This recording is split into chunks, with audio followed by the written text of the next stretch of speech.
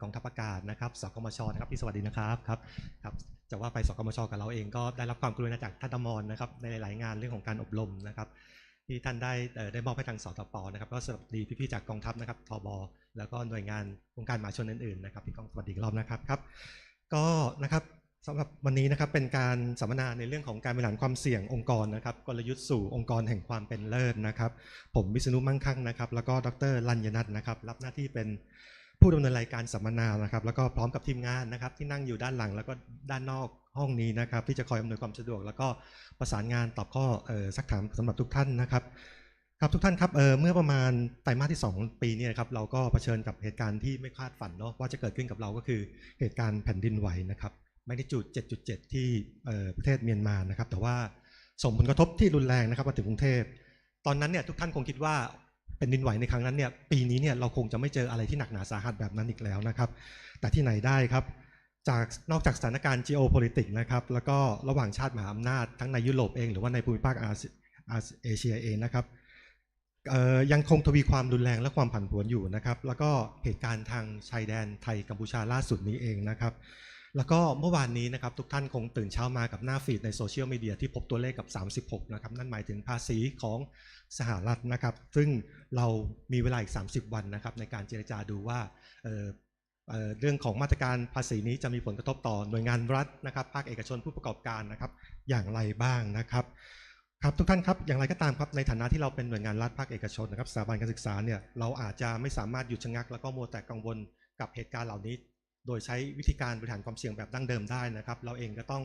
ดำรงขีดความสามารถในการแข่งขันนะครับเพื่อให้องค์กรของเราเนี่ยสามารถเติบโตในเซกเตอร์ต่างๆที่ทุกท่านดูแลอยู่นะครับทั้งในประเทศแล้วก็ในระดับสากลนะครับซึ่งในวันนี้ครับสถาบันเทคโนโลยีป้องกันประเทศนะครับแล้วก็สถาบันERMAนะครับได้ร่วมกันจากประเทศสิงคโปร์นะครับได้ร่วมกันจัดสัมมนานะครับที่จะช่วยให้ทุกท่านนะครับสามารถนำข้อมูลนะครับเชิงประยุกต์นะครับเพื่อจะยกระดับกลไกแนวคิดนะครับแล้วเครื่องมือในการบริหารความเสี่ยงในรูปแบบของ Risk Management 4.0 นะครับเดี๋ยวจะมาดูกันว่า Risk Management 1.0 นั่นคืออะไรแล้วปัจจุบันเรากำลังจะก้าวไปสู่ยุค 4.0 นั้นมันจะดีกับเราอย่างไรนะครับโดยรูปแบบการเพื่อที่ให้องค์กรของพวกเราครับสามารถเติบโตแล้วก็เผชิญกับความท้าทายในความเสี่ยงในปัจจุบันได้นะครับรูปแบบการนำเสนอครับเป็นอินโฟกราฟิกนะครับที่ทันสมัยครับการบรรยายเป็นภาษาอังกฤษนะครับแต่ว่าเชื่อว่าภาษาความเสี่ยงเนี่ยมันเป็นภาษากลางภาษาสากลนะครับทุกท่านเนี่ยมีความเข้าใจเป็นพื้นฐานดีอยู่แล้วนะครับโดยวิทยากรของเรานะครับมีความรู้มีประสบการณ์นะครับที่บรรยายมาแล้วในหลายประเทศในภูมิภาคอาเซียนนะครับให้กับเซกเตอร์สำคัญในสิงคโปร์มาเลอินโดนีเซียนะครับซึ่งมีประสบการณ์ที่เรียกว่าสามารถนำมาถ่ายทอดทำให้เรื่องความเสี่ยงเป็นเรื่องที่น่าสนใจและจะกลายเป็นจากเดิมเนี่ยเราจะตื่นตระหนกกับเรื่องของความเสี่ยงเราจะระมัดระวังแต่ปัจจุบันในอนาคตเนี่ยครับหากเราได้รับฟังอันนี้แล้วเนี่ยเราจะรู้ว่าเครื่องมือความเสี่ยงสามารถใช้ในการพยากรณ์นะครับเป็นเครื่องมือในการพยากรณ์และวางแผนองค์กรให้ท่านสามารถเติบโตนะครับหาจุดบวกที่จะทำให้องค์กรของท่านเนี่ยสร้างขีดความสามารถในการแข่งขันท่ามกลางความท้าทายของสถานการณ์ในปัจจุบันได้นะครับก่อนที่จะเข้าสู่ขั้นตอนอย่างเป็นทางการนะครับขออนุญาตประชาสัมพันธ์นะครับว่า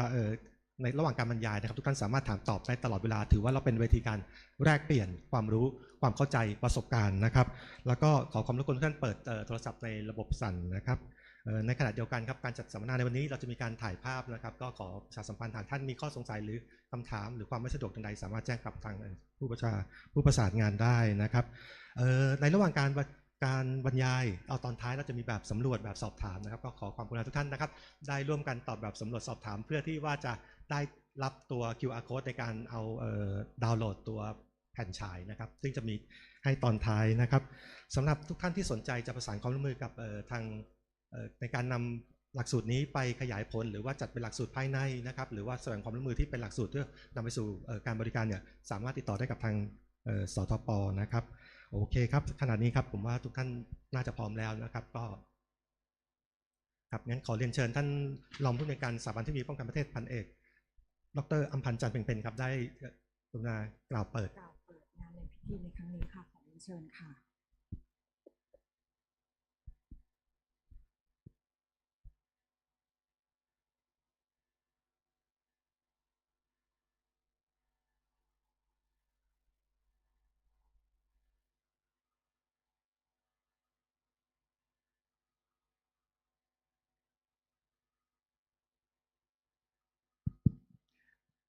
ท่านวิทยากรของบริษัทเออร์มานะครับผู้แทนของสถาบันการศึกษาทราบว่าวันนี้มาทั้งหมด6สถาบันนะครับผู้แทนองค์การมหาชนหน่วยงานภาครัฐแล้วก็เหล่าทัพนะครับแล้วก็ท่านผู้เข้าร่วมประชุมสัมมนาทุกท่านนะครับวันนี้นะครับท่านผู้อำนวยการคือท่านพลเอกดร.ชลัด อุ่มสำริดได้กรุณามอบหมายให้ผมเป็นผู้แทนในการมาเปิดการสัมมนาเครือข่ายหลักสูตรการบริหารความเสี่ยงองค์กรนะครับกับผมในนามของสถาบันเทคโนโลยีป้องกันประเทศหรือสทป.นะครับขอบพระคุณและยินดีต้อนรับทุกท่านเข้าสู่การสัมมนาเครือข่ายหลักสูตรการบริหารความเสี่ยงขององค์กรนะครับยุทธศาสตร์สำคัญเพื่อเสริมสร้างความเป็นเลิศในภาครัฐในวันนี้ครับการบริหารความเสี่ยงในระดับองค์กรหรือที่เรียกว่า Enterprise Risk Management หรือ ERM นะครับถือเป็นเครื่องมือสำคัญในการยกระดับศักยภาพการบริหารจัดการภาครัฐให้เท่ากันให้เท่าทันต่อการเปลี่ยนแปลงในสภาพแวดล้อมที่ท้าทายทางด้านเศรษฐกิจด้านเทคโนโลยีและภัยคุกคามสมัยใหม่ซึ่งกิจกรรมในวันนี้นะครับมีเป้าหมายเพื่อเปิดพื้นที่แลกเปลี่ยนองค์ความรู้ประสบการณ์และแนวทางปฏิบัติที่ดีในการพัฒนาหลักสูตรด้านการบริหารความเสี่ยงพร้อมทั้งส่งเสริมความร่วมมือระหว่างภาคส่วนต่างๆทั้งในประเทศและต่างประเทศครับสถาบันเองมีความมุ่งมั่นในการเป็นศูนย์กลางความรู้ด้านเทคโนโลยีป้องกันประเทศและการพัฒนาอุตสาหกรรมความมั่นคงโดยเฉพาะผ่านการพัฒนาหลักสูตรฝึกอบรมที่สอดรับกับบริบทของภาครัฐไทยนะครับซึ่งผมขออนุญาตเรียนที่ประชุมว่าหนึ่งในวัตถุประสงค์การจัดตั้งสถาบันนะครับมี5ข้อหนึ่งใน5ข้อนั้นนะครับก็คือเรื่องนี้ครับที่เราจะต้องเป็นศูนย์กลางในการดำเนินการเรื่องของเทคโนโลยีป้องกันประเทศครับซึ่งนะครับสถาบันเองนะครับมีความมุ่งมั่นเป็นศูนย์กลางที่ผมได้กล่าวไปนะครับโดยเฉพาะการพัฒนาหลักสูตรฝึกอบรมที่สอดรับกับบริบทภาครัฐไทยนะครับซึ่งสถาบันนะครับได้จัดทำบันทึกความเข้าใจร่วมกับสถาบันที่เรียกว่า Enterprise Risk Management Academy นะครับหรือเออร์มาที่ผู้บรรยายได้พูดสักครู่นะครับซึ่งเราหวังว่าเออร์มาเนี่ยจะช่วยยกระดับความเป็นมืออาชีพด้านความเสี่ยงให้กับบุคลากรอย่างยั่งยืนครับอีกครั้งครับผมขอบพระคุณทุกท่านนะครับที่ให้เกียรติเข้ามาร่วมสัมมนาในวันนี้และหวังเป็นอย่างยิ่งว่าการสัมมนาในครั้งนี้จะเป็นจุดเริ่มต้นของความร่วมมืออันเข้มแข็งนะครับและก่อให้เกิดผลลัพธ์ที่เป็นรูปธรรมต่อการพัฒนาภาครัฐของไทยครับวันนี้นะครับถึงเวลาอันสมควรแล้วผมขออนุญาตเปิดงานสัมมนาเครือข่ายหลักสูตรการบริหารความเสี่ยงองค์กรยุทธศาสตร์สำคัญเพื่อเสริมสร้างความเป็นเลิศในภาครัฐในวันนี้ครับขอบคุณครับค่ะขอบพระคุณนะคะท่านรองผู้อำนวยการสถาบันเทคโนโลยีป้องกันประเทศมากนะคะเดี๋ยวขออนุญาตให้ท่านรองขึ้นไปบนเวทีสักครู่นะคะเดี๋ยวจะมอบของที่ระลึกให้กับทางเออร์มาด้วยนะคะ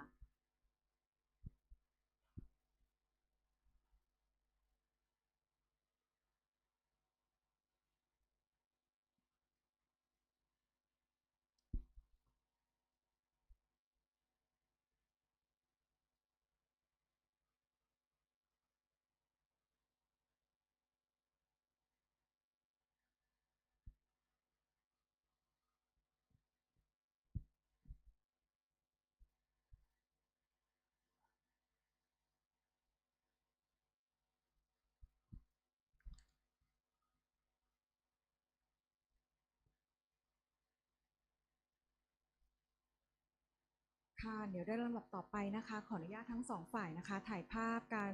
ลงนาม MOU ร่วมกันนะคะขอเรียนเบื้องต้นนะคะสืบเนื่องจากเมื่อเดือนมกราคมที่ผ่านมาค่ะเราได้จัดทำ MOU นะคะระหว่างสทป.กับ Enterprise Risk Management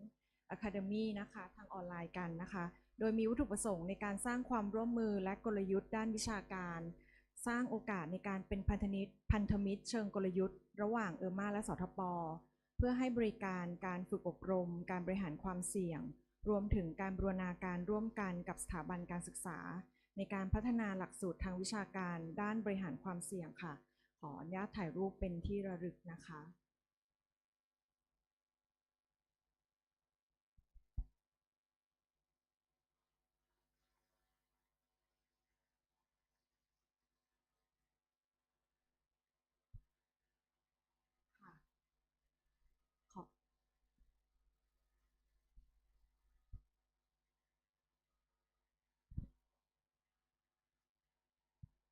ขอเรียนเชิญนาวาอากาศเอกดร.ชำนาญขุมทรัพย์ด้วยค่ะขึ้นไปเป็นสักขีพยาน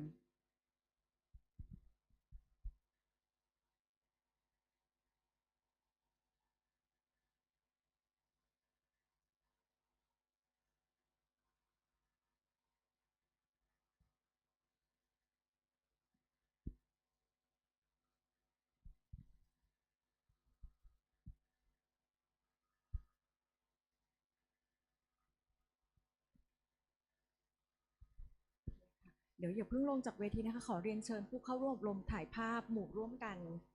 สัก1 รูปนะคะก่อนที่จะเริ่มการอบรมขอเรียนเชิญค่ะ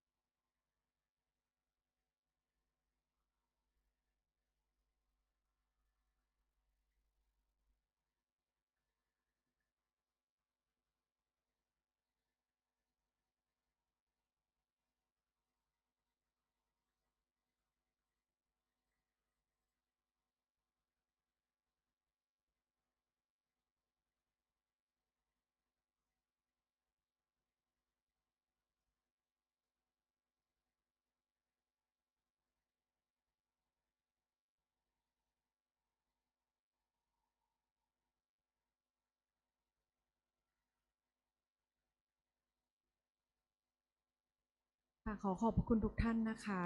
เดี๋ยวลำดับต่อไปเราก็จะเป็นการบรรยายเซสชันนะคะจะกำหนดการของวันนี้นะคะก็จะเป็นเซสชัน5เซสชันนะคะเดี๋ยวขอจะกล่าวเบื้องต้นนิดนึงนะคะว่าเซสชันแรกก็จะเป็นเรื่องของการเปิดมุมมองใหม่ด้านความเสี่ยงทำไมการบริหารความเสี่ยงขององค์กรจึงมีบทบาทมากขึ้นในปัจจุบันนะคะโดยทางมา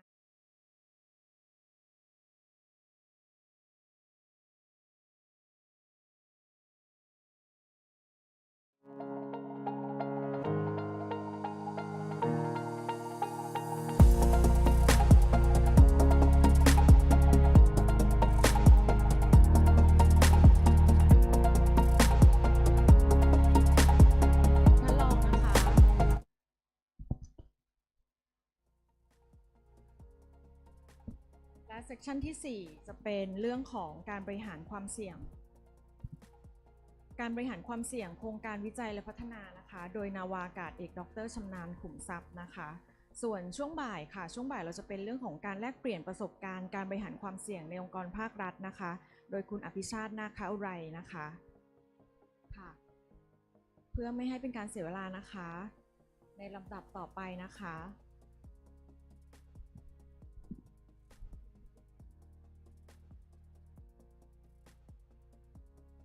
ลำดับต่อไปค่ะขอเป็นเปิดหัวข้อเรื่องเปิดมุมมองใหม่ด้านความเสี่ยงทำไมการบริหารความเสี่ยงองค์กรจึงมีบทบาทมากขึ้น Rethinking Risk Why ERM Matter More Than Ever นะคะโดยมานะคะ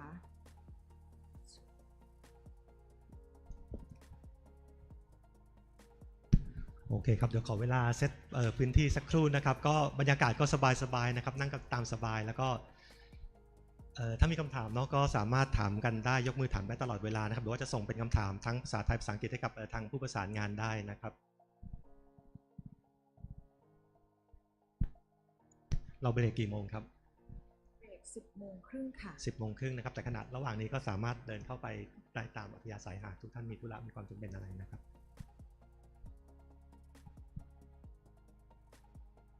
Ray may perhaps you can do a brief introduction or พี่โตจะ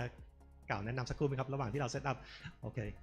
เดี๋ยวให้เรียนเชิญดร.ชำนาญช่วยเล่าถึงความเป็นมาแล้วกันนะครับว่าเรามาถึงสู่จุดความร่วมมือนี้ได้อย่างไรครับเชิญพี่โตครับพี่ครับผมขอบคุณมากครับความเป็นมานะครับเนื่องจากว่ามาเนี่ยนะครับนอกเหนือจากเขาจัด training courses ก็จะมีการจัดการประกวดนะครับหน่วยงานภาครัฐนะครับที่ใช้ความเสี่ยงเข้ามาบริหารจัดการนะครับเสร็จแล้วเนี่ยเมื่อปี 2024 นะครับคือปีที่แล้วเราได้มีโอกาสเข้าร่วมนะครับนำโครงการของสสป.เดี๋ยวผมจะพูดถึงในการบรรยายในเซสชั่นที่4นะครับนำผลงานของเราเนี่ยเข้าร่วมในการประกวดด้วยนะครับแล้วเราได้รางวัลมาด้วยนะครับเป็นเรื่องของการโครงการเริ่มเกี่ยวกับภาคประชาสังคมนะครับที่สถาบันเข้าไปมีส่วนร่วมแล้วเข้าไปช่วยเหลือไปรันงานในเชิงของประชาสังคมนะครับให้เราได้รางวัลหลังจากนั้นเราก็เลยมีการติดต่อประสานงานกับเริ่มมาเพื่อที่จะนำความรู้ความเสี่ยงนะครับมาถ่ายทอดเผยแพร่ให้หน่วยงานในภาครัฐและก็ภาคเอกชนของเรานะครับซึ่งก่อนหน้านี้เรามีการจัดการให้ความรู้ทางด้านการบริหารความเสี่ยงให้กับหน่วยงานให้กับผู้บริหารในระดับกลางและระดับสูงสปป.แล้วนะครับตอนนี้เราขยับไปยัง Public Sector หรือว่าหน่วยงานภาครัฐอย่างก่อนนะครับแต่ว่าเนื่องจากว่าการจัดการครั้งนี้เนี่ยเป็นงบประมาณของทางแล้วก็เป็นงบประมาณจำกัดเราก็เลยใช้วิธีการเชิญนะครับผู้ที่เกี่ยวข้องผู้ที่คิดว่าน่าจะขยับขยายงานต่อไปได้ต่อไปนี้เราคงจะขยับไปยัง private sector ในบ้านเราเป็นการพูดคุยกับทางสมาคมอุตสาหกรรมเพื่อการพัฒนาประเทศไว้แล้วน่าจะมีโอกาสในการดำเนินการผมก็หวังเป็นอย่างยิ่งว่าเมื่อเนื้อหาและสาระสำคัญต่างๆที่มันตรงกับสิ่งที่ภารกิจที่ท่านดำเนินการนะครับเราสามารถที่จะพูดคุยกันต่อเนื่องได้ในเรื่องของการเผยแพร่และก็ implement การบริหารจัดการความเสี่ยงนะครับครับผมก็เชิญคุณพี่โตครับ I think the stage is yours ครับ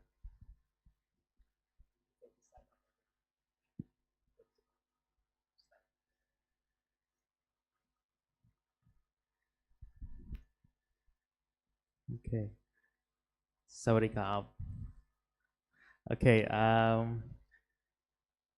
Thank you so much for DTI to invite us, ERM Academy, for this kind of the collaborations. I'm really excited, and also I'm really honored to have the collaborations with Defense Technology Institute. So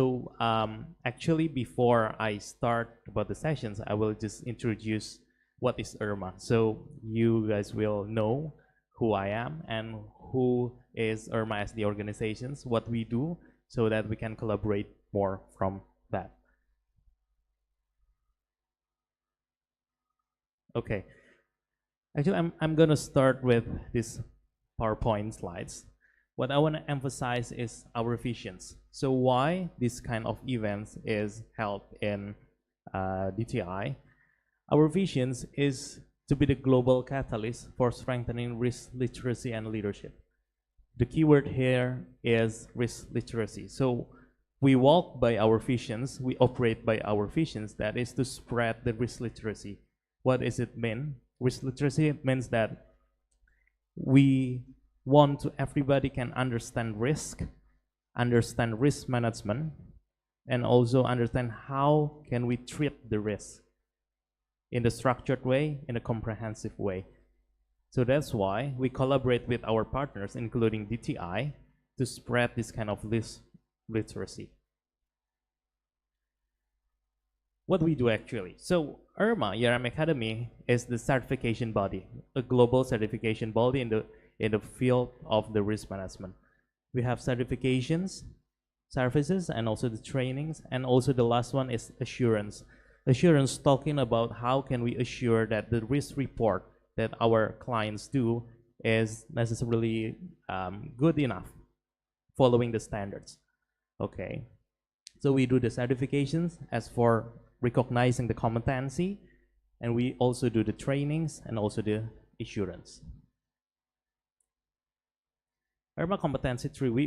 we walk by this kind of faith, let's say like that. Every single courses, every single events that we do, it is rooted in ISO 31000 and also best practice. Based on this route, we develop the practical and applied risk management, foundational, and also we also provide the quantitative and technical risk approaches like the risk assessment techniques and so on. It is as the trunk here. And we move forward into the branches. What do we believe is when you talk about risk management, it's really specific. Sometimes it talks about AI, sometimes it talks about ESG and sustainability. So we move forward from the ISO 31000 as the generic standards, we move forward to something that is specific. That's why we always talk to our partners, talk to our audiences, that this is what is how we operate the ERM Academy. IRMA as a capability building partner, we have this is kind of the training we have, like the fundamental, implementation, masterclass, and advanced directorship program. And also this is the most recent of our training program that we really encourage ESG training. Because when we talk about risk 4.0, we talk about how can we embed the ESG with the risk management part. That's how we define risk 4.0. Just a short, this is the certification pathway, starting from the undergraduate until the CRG. This is the top of our certifications. That is called the Certified Enterprise Risk Governance. And after that, we have the branches again. This is the Certified Risk Specialist ESG. We combine the ERM with the ESG. Later on, I will just provide you with the sustainable ERM framework, that IRMA has developed it for encouraging the risk 4.0. Okay, IRMA certification pathway, we're starting from the CRE. This is Certified Risk Essentials, going up to the Associate Professional, Certified Professional, until the CRE. The most different part here is we talk about the foundational until the advanced, and also we combine the framework mastery with the real world experience. So here we're not only talking about the academic side, but also the practical side. Okay, so for the audience coming from the university, I think this is kind of the relevant for you, and also for the best practices in some organizations, especially for the public sectors, I think this is also can be relevant for you. We have the IRMA Boardroom Excellence Series just at a glance. So we provide risk leaders, especially in the board level or senior level of the management, to have this kind of the IRMA Boardroom Excellence Series, starting from understanding ERM from the foundational until they have the advanced directorship program, how to lead in the risk management, risk-based thinking, risk-based decision making, and so on. This is the last slides actually from the IRMA. So we do have the flagship events. This is why this kind of collaborations IRMA with DTI starting from. We are starting from the ASEAN Risk Award. So we are encouraging the risk community here through, we have the Risk Beyond, the International ERM Conference that is annually held, and also ASEAN Risk Award. Actually, we are encouraging the organizations across the ASEAN regions to join us in the ASEAN Risk Award for building the better community of the risk management.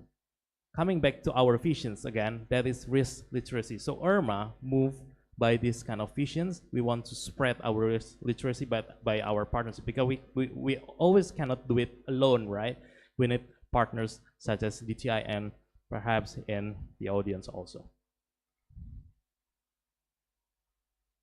Okay, so that is just the short introductions of ERM Academy. I want to start now with our first sessions. Actually, I believe here, a lot of risk experts here, right? So what I want to do here is just sharing my thoughts, sharing my experience, and sharing what IRMA do, okay? So let's make this less formal and become the interactive sessions. If you want to ask anything, please just raise your hand and ask during the sessions. So it's going to be like an interactive sessions. I'm going to start with the questions. What is risk? The topic of the session 1 is rethink risk. Rethink risk. So the basic definition of risk. Some of us will think that risk is always the negative part. That's the part that I want to change first. Basically, the definitions of the risk based on ISO 31000, it is the effect of uncertainty on the objectives. So the effect itself, it should be neutral. It means can be positive and also negative. Okay, we have to think risk as something positive, that is opportunity, and also negative as a threat. That's the one thing that we should believe. And also, risk is something that is uncertain. For you think that is risk is something that is certain that is happened, I think we should rethink about it. Because risk is something that is uncertain. We predict the future. We have to know the foresight. That is risk management talks about. And how can we predict the future? It is towards the tools, towards the methodologies that we will going much deeper in the later sessions. Okay. So risk is the effect of the uncertainty. The effect can be positive and also can be negative on our objectives. If we cannot define clearly the objectives, let's say our KPI, our visions, our missions, so risk management is going to be useless. Okay, because we are moving for the objectives. We have to clearly define our objectives so that we know what kind of the things that can delay us, can they hinder us from achieving the objectives. That is the main definitions of the risk. Okay, I have a diagram here. Risk versus problem. Through our trainings, through our seminars, we always talk about this. How can we differentiate the risk and the problem? As we see here, we have the time horizons, past, present, and the futures. Usually, the most common, let's say the most common challenge when changing the risk perceptions is we sometimes think risk is something that is occurred, something that has happened. No, it isn't. If you face something that has happened and it is happening right now, it is the problem. We are talking about this one. Based on our past decisions, we facing the problem. Okay. If we are talking about the problem, it talks about the incident response. I've talked with Dr. Chamnan talking about the flood here in Thailand. That is the problem, right? So what we should do is getting a really strong incident response, not a really strong risk management. So that's how we differ the problem. But when we talk about risk here, we're talking about the future, the foresight again. Okay, we are this, let's say we are this here, so we can see the future. By having the decisions or activity or control or mitigations at the present, so we know how to act in the future if the risk happen. If the risk happen. Okay, so the risk is not happened yet. This is the basic concept of the risk versus problem. Now I want to talk about objective risk and uncertainty. This is really, really important, and also I'm really interested with this kind of diagram. We are in the current conditions,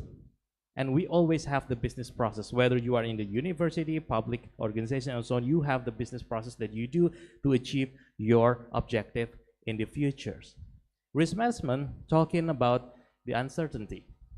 The bubbles here, a lot of bubbles here, talking about the uncertainty.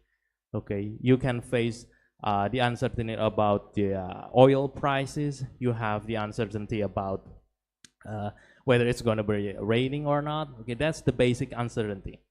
But how can we relate this kind of uncertainty into our organizations? That is we call the risk. This this rounded line talks about scoping. How can we scope all the uncertainty in the world into our business process that we call as a risk? And again, we have to identify the positive risk here and also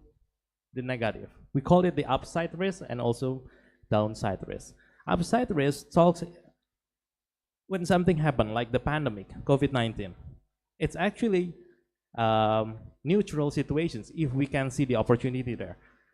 The really easy examples is how can you sell the mask? When you are there selling the mask, it's going to be, the pandemic is, it is your opportunity for having a high leap about your business, right? So that's what we are talking about, the upside risk. So every single time you see about the event, you should have the thinking process of see the upside and also downside risk, and we can measure it by having the likelihood and also consequence. Likelihood talking about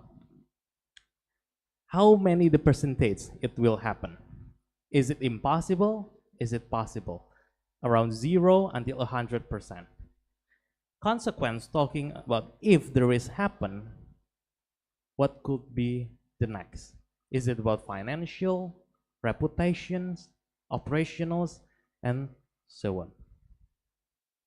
Okay, this is the relations between objective risk and also the uncertainty here. Okay. Now I want to bring you into the rethink risk sessions. We have the lens here. Usually we see risk management is actually as only the fire alarm that is reactive.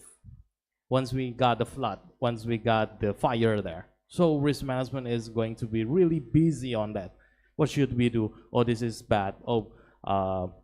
what's the next actions? But we have to see that risk management is actually a lens. So we are talking about the strategic lens here. Imagine that risk management is only the tools, is only the methodology for you to see more clear what's going to happen in the future. Okay, because when we are talking about this kind of concept, we are talking about risk culture. We cannot fight risk. We cannot fight the future if we don't have any risk culture, that everybody is a risk manager. Everybody should understand the risk. Everybody should know what to do towards the risk. Everybody must to know what is the benefits of using risk management as a tools, as a lens, as the methodology. Again, we have treated risk as a fire alarm, but actually the future asks us to treat it as a lens, as a tools, and also the methodology. Rethink, don't repeat. Rethink, don't repeat. Well, we are talking about upside, downside risk. We are talking about the strategic lens. Okay, we are talking about likelihood and consequence. We have to exactly know what is risks that we are facing. Don't repeat here means that how many of you have the risk register, risk report every single year, but you just collect it, okay? And also your superior, your supervisor just sign on it, and without see actually what is happening towards that risk report. Okay, please, let's show. Okay.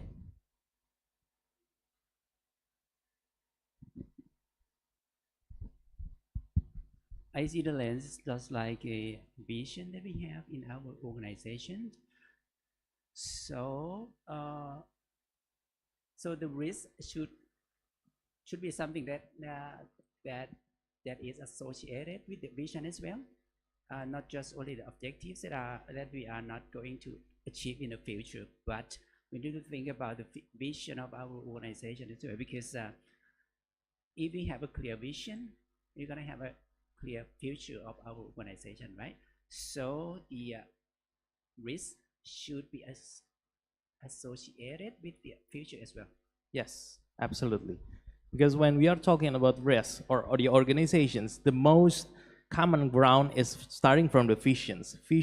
missions, objectives, KPI, and so on. Risk talking about from the KPI side. If you are talking in the sections, department, you always have the KPIs. But the KPI itself, it is rooted from the visions, right? It is rooted, let's say the KPI starting from the objectives, starting from the missions until the visions. Talking about risk management, it's always talking about cascading down, okay? Cascading down the objectives starting, let's say, from the national level urgency into your sections. Cascading down the objective and also escalating up the risk. This is the keyword. Cascading down the objectives, it means that your objectives in the sections level, your objectives in the department level should be really relevant for the visions, cascading down the objectives. But vice versa, when we are talking about risk, it should be escalated up from the bottom up because we are talking about the operational risk level. It will be really relevant for the strategic risk, okay? So it should be escalated up, but it is not to sum up. It is escalated up, but not to sum up. For example, if you have 1,000 risks in the section level, it doesn't mean if your directorate have, let's say, 15 sections, it's going to be like 15,000 risks. The strategic, like, it is not like that. So that's how risk management can talk about escalating up the risk. Later on, I will talk about it. So the risk should be originated from the bottom up, right? So risk should not be identified by the people on top of the pyramid. No, actually, every single hierarchy should identify its own risk. The strategic level has its own risk. The section level has its own risk. My point is, if you are in the strategic level, please don't bother any operational risk below you because your risk is actually not about talking to be operational. But the risk in the operational can be the causes of your risk because you are the supervisor. So at the end of the day, every organization in every section should have the risk register for its own level. Strategic level have a strategic risk. When we're talking about the section level, you have the operational level. Department have the department risk itself. Okay. I'm going to show you the diagram later on, okay, about the objectives hierarchy there to see how it relates for us. Okay, come again, this one, okay? Rethink, don't repeat. Again, risk culture. Risk management, the most common challenge in the risk management is risk management is useless. Risk management is totally useless. Why? Because if there is nothing happen, you just running out your budget, giving out your budget to do the control, the mitigations, it's also useless. This is going to be really useful if, only if, the negative things happen in the future, right? So you know, let's say the insurance. Insurance is one of the most common risk management, right? Let's say it's just the medical insurance. If you don't get sick, perhaps you think that, why should I pay the insurance? Okay, it's better for us to save on my bank account, okay, because I don't sick. Why do I have to pay the premium? But once you get sick, you got hospitalized, you know exactly why the insurance happens. That is the most challenging things about risk management because we cannot see the benefits unless it is actually happen. That is the shift of our mindset there, okay? Because again, we are using it as the strategic lens, okay? So rethink, don't repeat. Don't use risk management as only the repetitive administrative process, risk report, something like that. But we need to relook into that. We need to audit the risk management practices there. That's the key point here. Okay, next part is, this is really interesting for me. We have to shift, let's say this is the concept, from risk 1.4, 1.0 until the risk 4.0. Okay. As we see, starting in the 20th century, it talks only about safety, hazard. Imagine that you live like perhaps 20, 30 years ago when everybody riding motorcycles, they don't really need the helmet, okay? It's only just safety for them. we shift this into the compliance and financial control. We have some regulations that they just do risk management as for their compliance, always only protecting the value, not creating the value. Always protecting the value, not creating the value. That is about the age of the compliance and financial controls. Move on into the risk 3.0, that is strategic and enterprise risk management. This is really popular currently because perhaps you as the audience have implemented this one. It seems that this is really good, right? So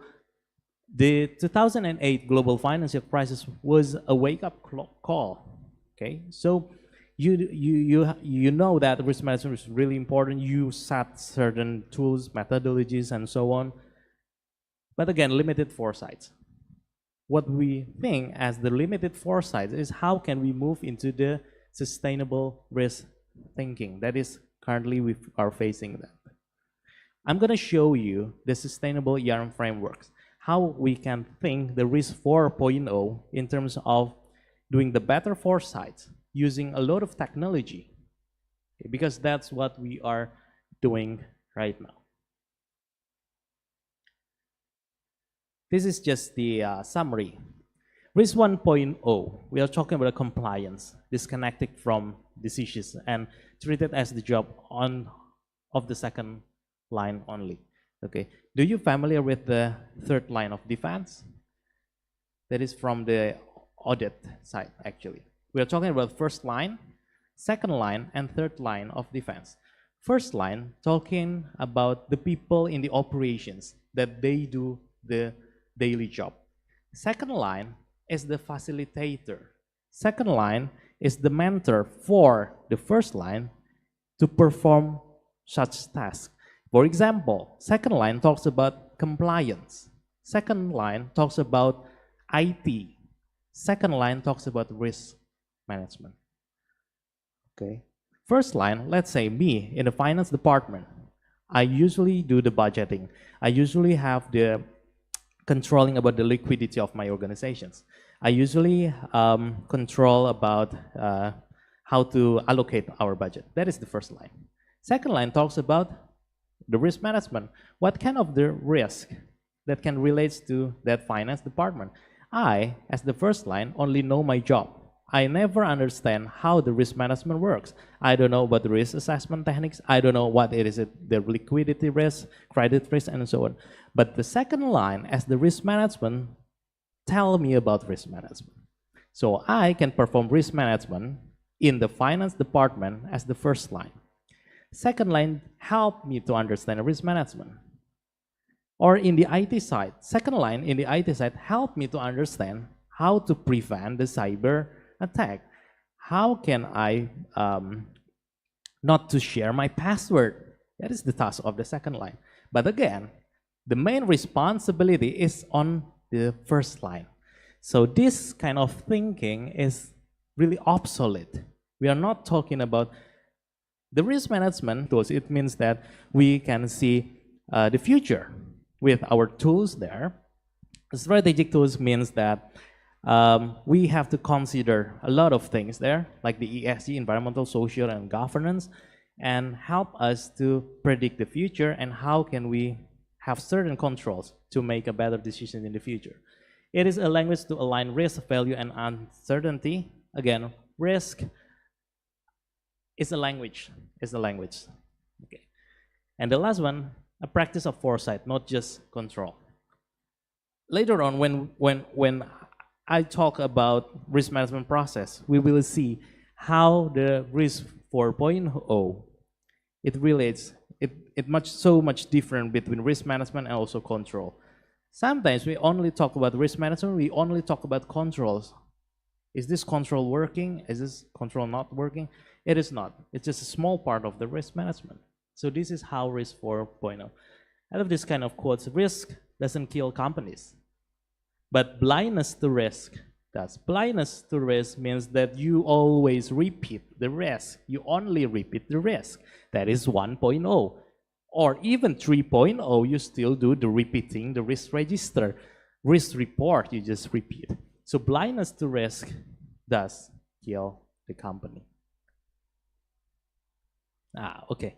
This is the latest recent framework that ERM Academy have. We're talking about risk 4.0. We call it the sustainable ERM framework. What is it talk about? When you're talking ISO 31000, perhaps you have familiar with that principles, framework, and also the process there. But when we are moving into 4.0, we have to consider the ESG, that is environmental, social, and governance. Here in the sustainable ERM framework, we are combining the ISO 31000 with the ESG. So how can we relate this? We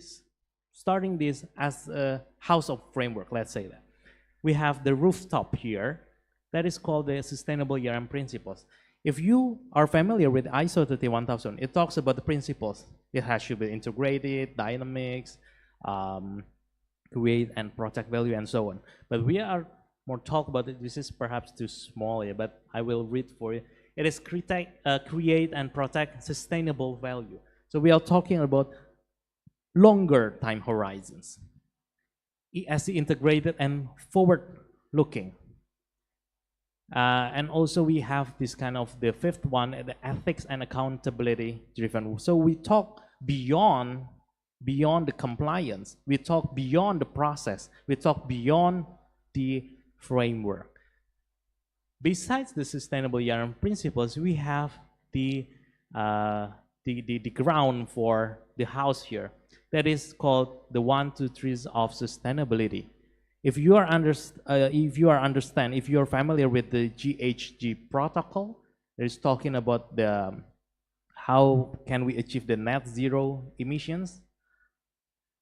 We are talking about scope 1, scope 2, scope 3. The critical point here is when you do the risk assessment, you have to always consider about your supply chain. You're considering how can you relate with your customer, your supplier, your stakeholders, shareholders, and so on, so that you have the starting from cradle to the cradle. I mean that you can have this sustainability there when you're talking about ERM framework. Here in the core, actually we are talking about ISO 31000 process, but we always have to have the ESG considerations. What is ESG considerations? That every single of ERM process, we need to know how it impacts our environment, social, and how can we do in the governance part. Okay, I will not talk much deeper about this, but the main point is from the risk 4.0 thinker, you have to position yourself when you see the environmental, social, and governance. Are you just the observer on those trends?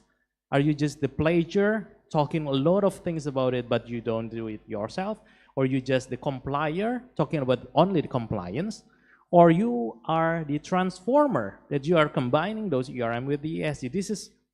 4.0 talks about, because every single point of the sustainability responsiveness will determine whether you wanna, how can you perform the risk management process there. Okay, so again, this is the sustainable ERM framework, risk 4.0.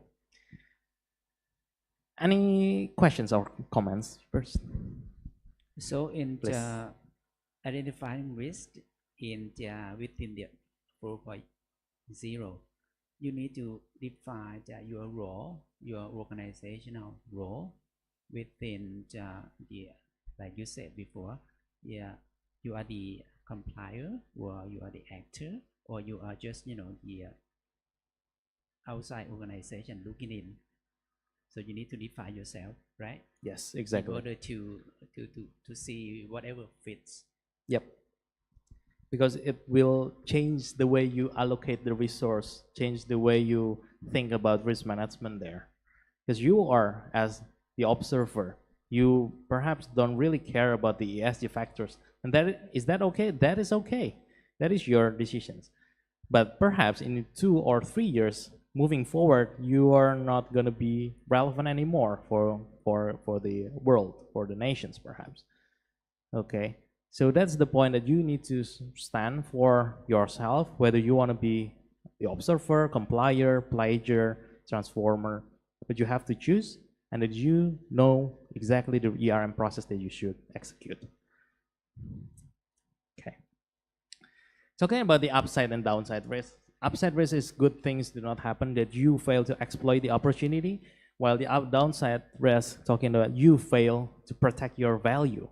This is the really common understandings, but about the upside risk,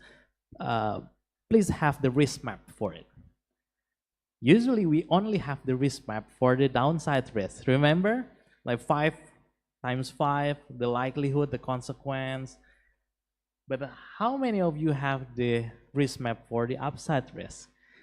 It will determine how far you want to pursue your opportunity. It talks about later on in the risk appetite. So actually,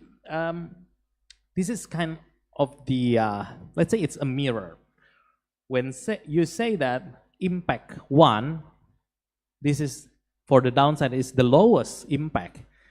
But when you are making the risk map in the upside risk, impact 1, it means the highest. Okay, the highest risk that hinders you, that prevents you to achieving the opportunity. Okay, please reconsider that, to have the risk map,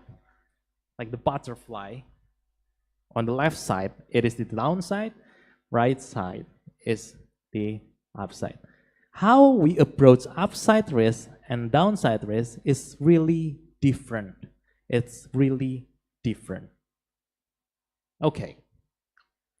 Next question is, what are your top risks? You have to determine what are your top risks. Okay. I believe that you all know, oh, this is my top risk, cybersecurity. This is my top risk is reputational, operationals, or safety, and so on. But you have to rethink about it. Is that still relevant for you? Is that really your top risk? Because talking about top risk is not only the level that is higher than your risk appetite, right? But how, again, the supply chain. We're talking about supply chain. We're top risk. How can it relate to your stakeholders, shareholders, your suppliers, your customers, your clients? In the public sectors, how it can relate to the people under your authority. So what I want to talk about, what are your top risks, is please rethink again what your top risk and how can it relate to another. One point here is sometimes we think about top risk that is the highest level of the risk. No, it isn't. But we have to think how systemic it is. We have to consider about the supply chain again.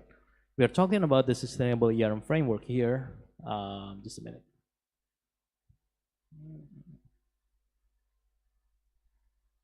This is kind of small, but scope 3, see that when you are doing the risk management, when you are doing the business, when you are doing your operationals, you have to consider every single supply chain that you have, starting from, again, the customer, the supplier, and so on. So just 3 points to remember. I just want to wrap up. That is, first, risk is not just a threat, it's a strategic lens. We're talking about upside, downside, it's just tools and methodologies. The second one, ERM fails when it's a silo. It succeeds when it's a language. That is the risk culture. Okay. Fails when it's a silo. Remember about, again, the scope, again, the supply chain. ERM will not work if you don't consider your partners, or even you don't consider other departments, because actually in the organizations, risk is always interconnected and is always interrelated. The finance department, if they cannot manage the budgeting risk, perhaps from the operational, they don't have any budget for the maintenance part because the failure of their finance, or even in the legal don't perform their risk management really well, so that they can damage all, let's say, the fines for the finance departments. Risk is interconnected, so you have to integrate it. How to integrate? Many things to do. It's a culture, it's the methodology, it is the technology. And the last one is your risk culture is your real control system. I'm sorry, it's a bullshit. It's a bullshit to have risk management without risk culture. It's only on the paper. It's only on the, you have 1,000 pages of the risk policy, But if you ask one of your member, what is risk actually? I don't know. That's the failure of the year. Please, Dr. Cham. Point number 2 is Yeah. very intriguing. Mhm. I see that if you cannot talk to people,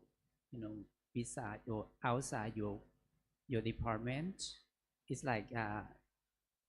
you don't have a language to talk to them. You cannot communicate with the other people outside your domain. So if the organization just has the how do I put it? Has like a silo kind of hierarchy way of running their business. Mhm. The organization seems to be failing at the end of the day because they cannot communicate, right? So you say language like you can communicate with other people Exactly. outside your department. Is that right? No matter what language they are using, I mean, no matter what kind of communication they are doing, but they are communicating with one another, they would be like avoiding the risk at the end of the day. Is that right? Yeah. Point number 2. Okay, talking about the language, I'm gonna take some kind of the analogy. Let's say, I come from the Indonesia. Let's say, okay, I can speak Bahasa Indonesia, right? But I cannot speak Thai. But you are originally from Thai, so you can speak Thai. If I communicate with my Bahasa, you cannot understand. And if you communicate with Thai, I cannot understand. That's when we talk about finance department, you are in the HR, when you're talking about your objectives, and my objectives, it's not related. Let's say risk management is the English. That is the common ground that everybody should understand so that we can communicate based on that risk management. Because talking about risk management, if the HR know what is risk management and the finance talks about what risk management is, we know our role. I am the risk owner, but you are the control owner. You have to perform something that helps me, but also I will perform something to help other departments. So that is the common ground of language. So if I put the language as the vision, we share our common value. That is the vision. We have the same vision. We talk the same language, Yeah. right? Within the organization, we have the same language, the same vision. We share the common ground of the common value. So we moving forward toward that vision. Yep. That's the same language we are talking about now. Yeah. Right? Yeah. But visions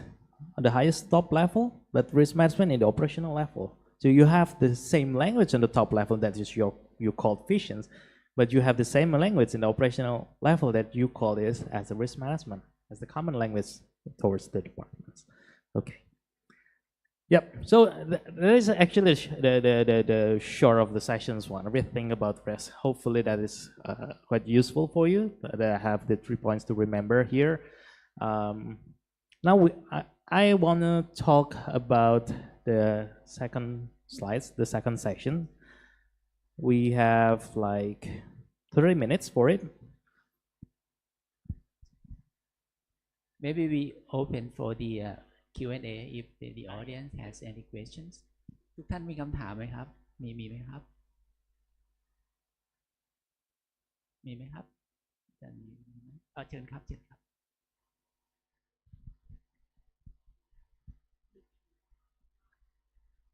มันมีความแตกต่างกันว่าถ้า repeat สมมติว่าเรามี risk เดิมที่ยังไม่สามารถที่จะจัดการได้เนี่ยค่ะเราก็สามารถที่จะ repeat ได้หรือไม่หรือว่าเราต้อง rethink ก็คือเราต้องคิดเราต้องหา risk ใหม่ She was wondering about the rethink and repeat. Should you get back and talk about that more? อะไรนะผมก็ลืม Could you please describe more about the rethink and repeat? If we still have the same risk in the next cycle of fiscal year, so we can identify the same risk as the previous year? Is it rethink or repeat? Is it the same thing? Okay, okay. Thank you so much. Yeah, this is what actually I found in most companies when I have the consultations with them. Let's say this kind of keywords. Every single year we do the risk register, right? So the next year we always have the risk assessment process based on the last year. It doesn't matter actually rethink or repeat, but actually you have to reassess it again. That's the most important thing. So when you are doing from the previous year, I have this kind of risk, top risk like the cyber or the reputational and so on. You cannot just put it again in the next. But the main thing is you need to reassess. So you cannot just copy and paste it. So you'd better have the reassessment. I know it's a really tough process, but that is the best way to do the risk management. A lot of organizations, they just copy and paste, and even the leaders just sign for it. And when we ask, so what is your top risk? They said so much different with the risk register. Okay, so yeah, again, you should rethink about it. I mean, rethink is reassess. You have to reevaluate, not just copy and paste about the repeating, because every organization is really easy to repeat. I think that's the answer. Thank you. I think if you repeat, the same risk still happen, right? Because you copy and paste, but you are not successful in managing the risks. That's why you repeat the same risks or you copy and paste. But if you rethink, it implies that you actually manage the risk and you move forward to another risk because you don't repeat the same. The history doesn't repeat itself ever again, right? Because you move forward to another kind of risk. It's like implying that you have solved the problem, the risk, and then you move forward to another risk, right? Yeah, but I would say that it is the only part of it, because when you think that it is solved, it doesn't mean that you don't re-look again into that risk. So let's say this year you say that the reputational risk, you have it below your risk appetite. So the next year I just copy your reputational risk into my register and I don't re-look to it. No, it isn't, right? You have to still re-look to that, how it moves the exposure. But you are correct that we are rethinking about risk that we can move forward from that. Okay, let's say we have the same objectives. So this year we have to achieve again the revenue and so on. So we have the common risk, but the context is changing. Even though your objective is still the same, right? So you have to look again your capacity, your capability, and even if all the same, you have to relook about your risk appetite. Perhaps it's too low for you, or perhaps it's too high for you, so that you can grab more opportunity for it. So again, it talks about again relook in every risk that you have, both in the strategic level, operational level, sections level, and so on. Well, it's like it doesn't mean that you won't have the same risk, but you need to think of it or to look into it from another perspective. Yes, right? exactly. And resolve it with another solution, not just repeat the same Yes. thing. Yes. Yep. Thank you. Thank you. Is there any kind of questions again? Please. สวัสดีค่ะ Very cow. I'm from Environmental Science Department. Oh, okay. So I think I'm familiar with risk assessment for environment, but for organization, no, I don't know much. So before further ado, I would like to make sure that I'm gonna understand it correctly. Used to with SWOT analysis. SWOT analysis. SWOT analysis is the strategic planning tool. But what is the difference with risk analysis for organization? Could you explain? Okay, Okay. but risk analysis, risk assessment is a tool or is a process? Oh, okay. It's interesting. Thank you. Okay. I would say that risk management is a tool for its process, because when we are talking about risk management, we are talking about the process, but it is tool for you as the environment to assess which one of the event that could damage the, let's say, the environmental, or which we talk about double materiality, how it impacts to the environment or it impacts to your organizations. Again, when we are talking about the SWOT analysis, I think it's a tool, right? But when we are talking about ERM, the SWOT analysis is only the input for it. So we are talking about the process of risk management. We are starting from the scope, context, and criteria. There is scoping. You need to understand that is the SWOT analysis. But beyond that, you have to enter the next phase, that is risk assessment. You have to identify risk, analyze risk, evaluate risk, whether you want to go for it or not. And then you close with the risk treatment there. Okay, so talking about the environment, so you have the objectives. You have to define your clearly objectives, right? Starting from the scope, you know what is your objective. Context, you know the SWOT analysis. And starting from that, how can you achieve that objective? That is using the risk management process, risk management frameworks. So again, back to your questions, I think risk management is just another tools like the SWOT analysis, but it's much deeper because you have to predict the future, know what to do, and know to prevent something happen. Okay, hopefully it answers your question. Thank you so much. Thank you. Okay, before we move to the next sessions, is there anything you want to discuss? Yes, please, sir.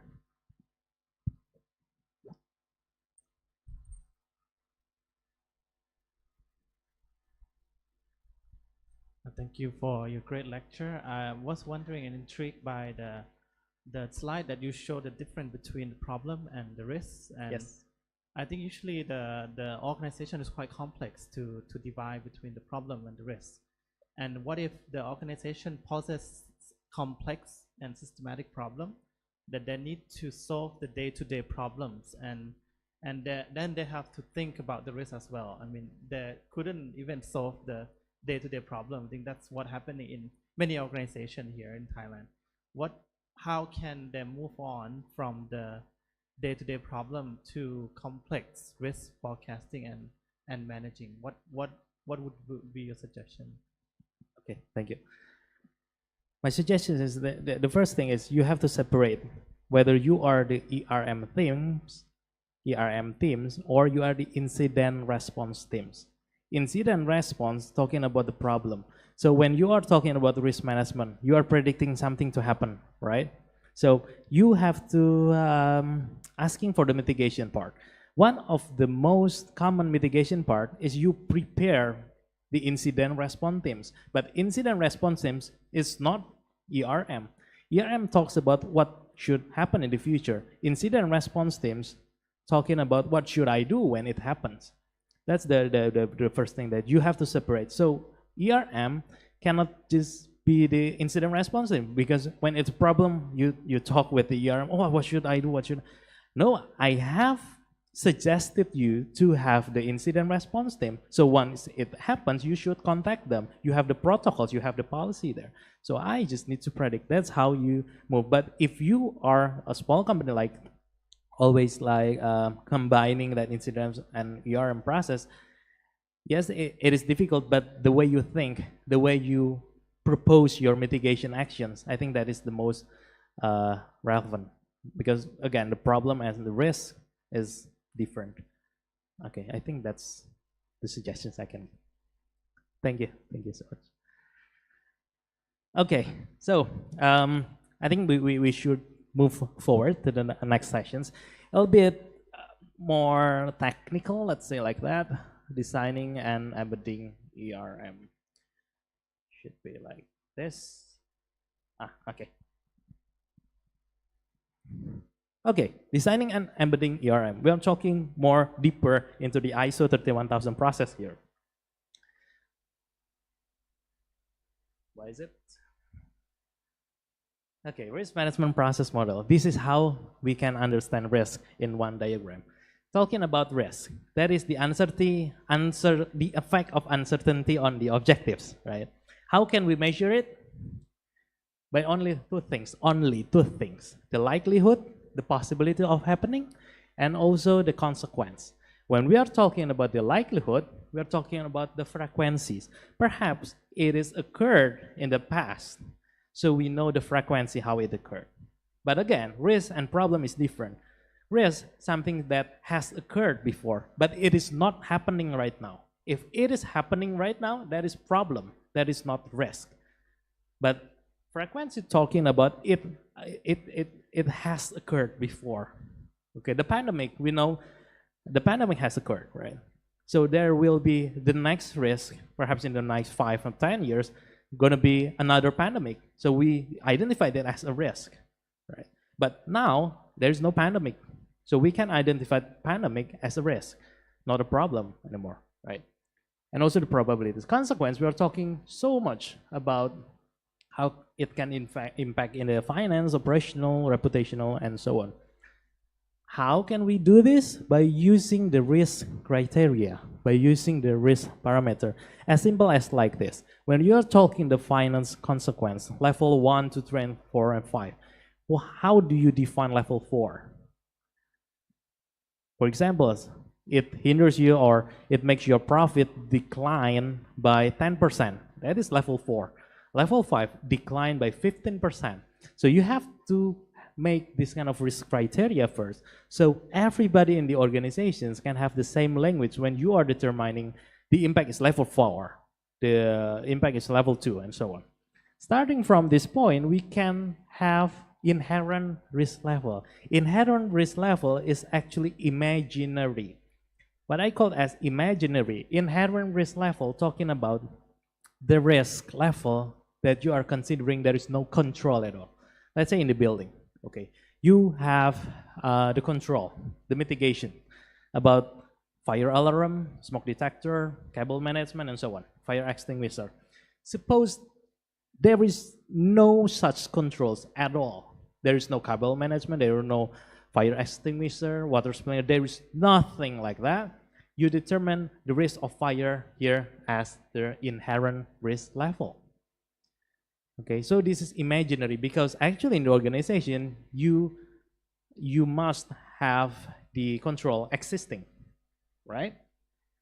So based on that thinking process, inherent risk become the residual or current risk because you are considering now the control. You see here there are cable management,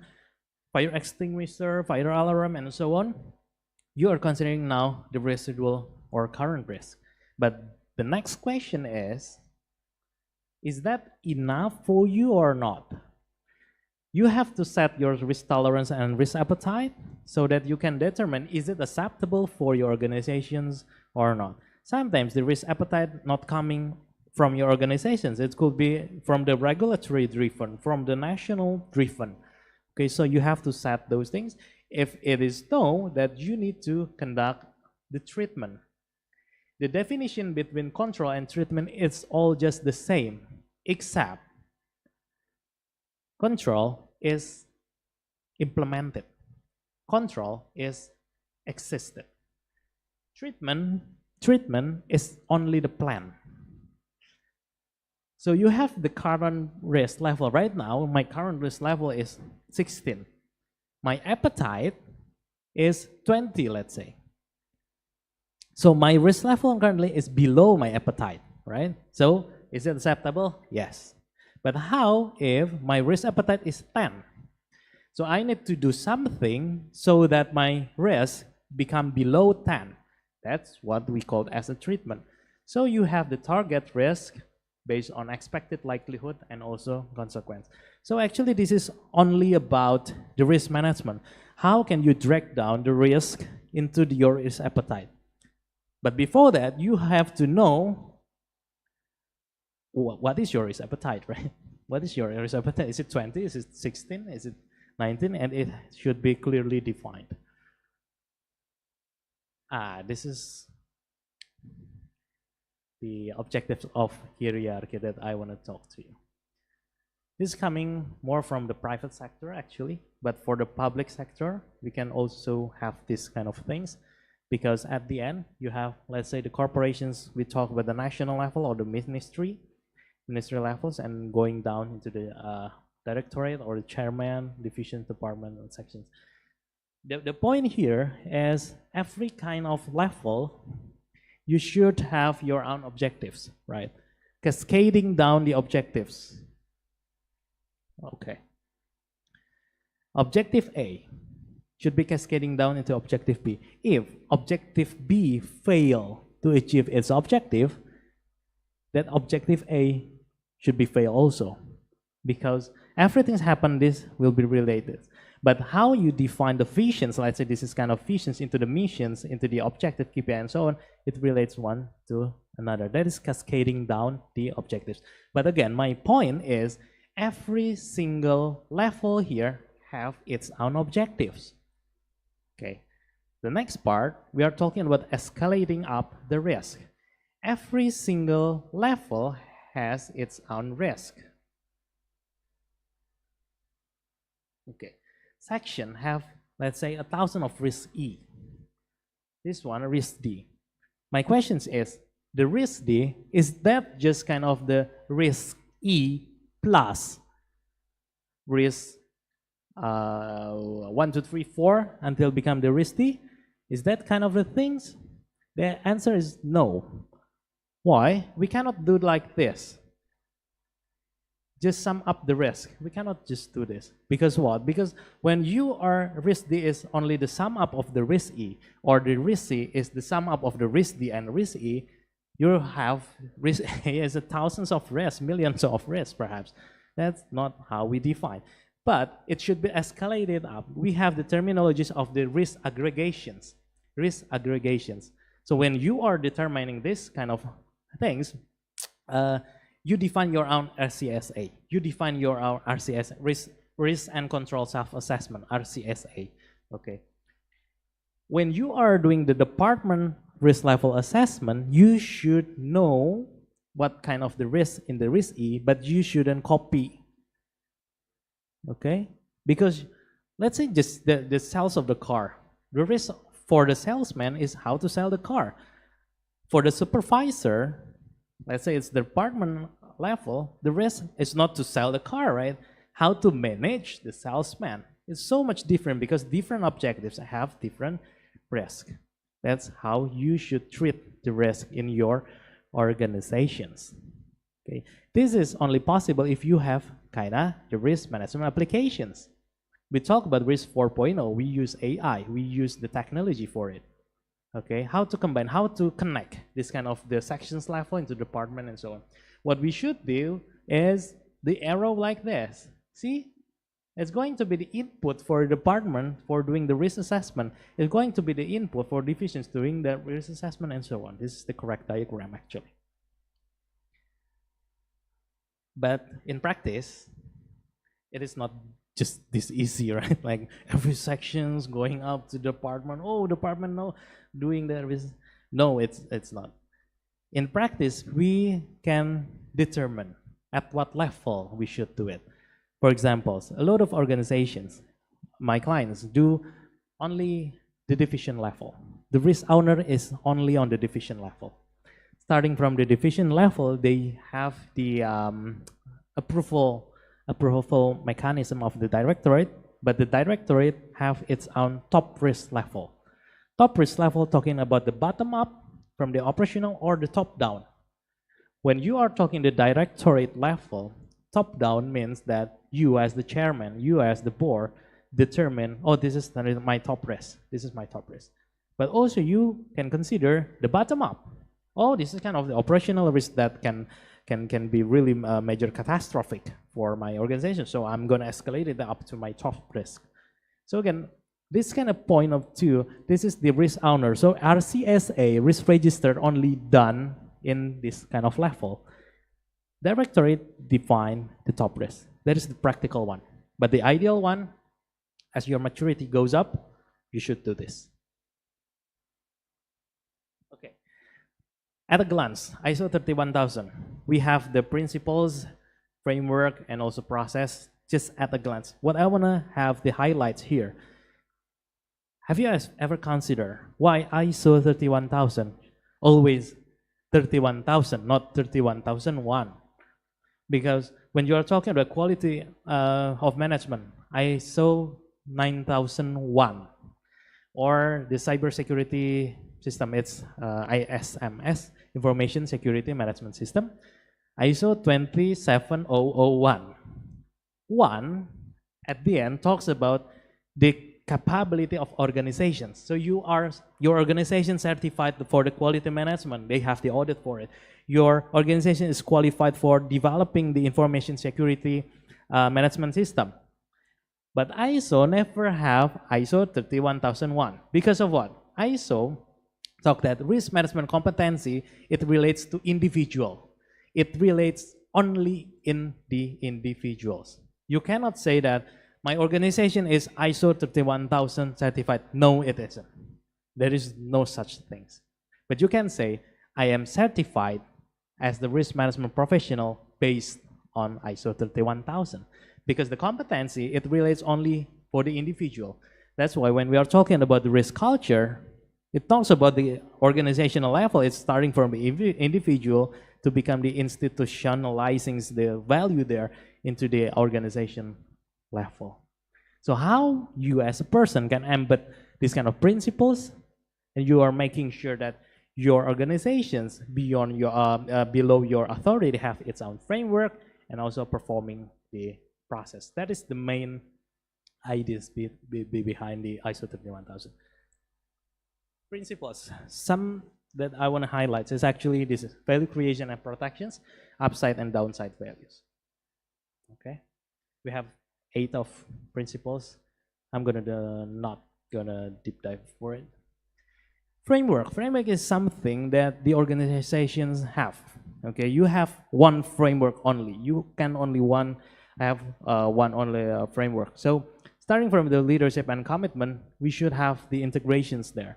The main point here is that you should have designing your ERM. How can you pursue your objectives towards your ERM? You should have the allocations of the resources. You have to know what kind of risk that you want to handle, the risk category,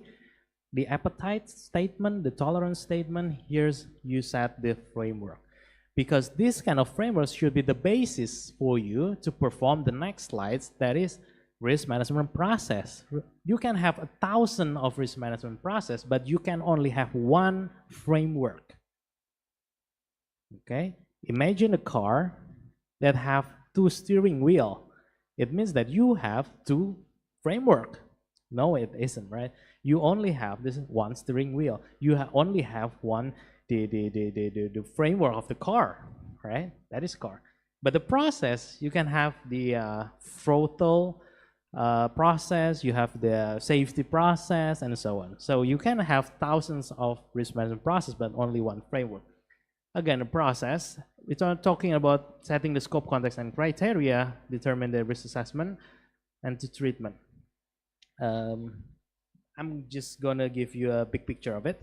When you're talking about risk management, please consider the scope. Where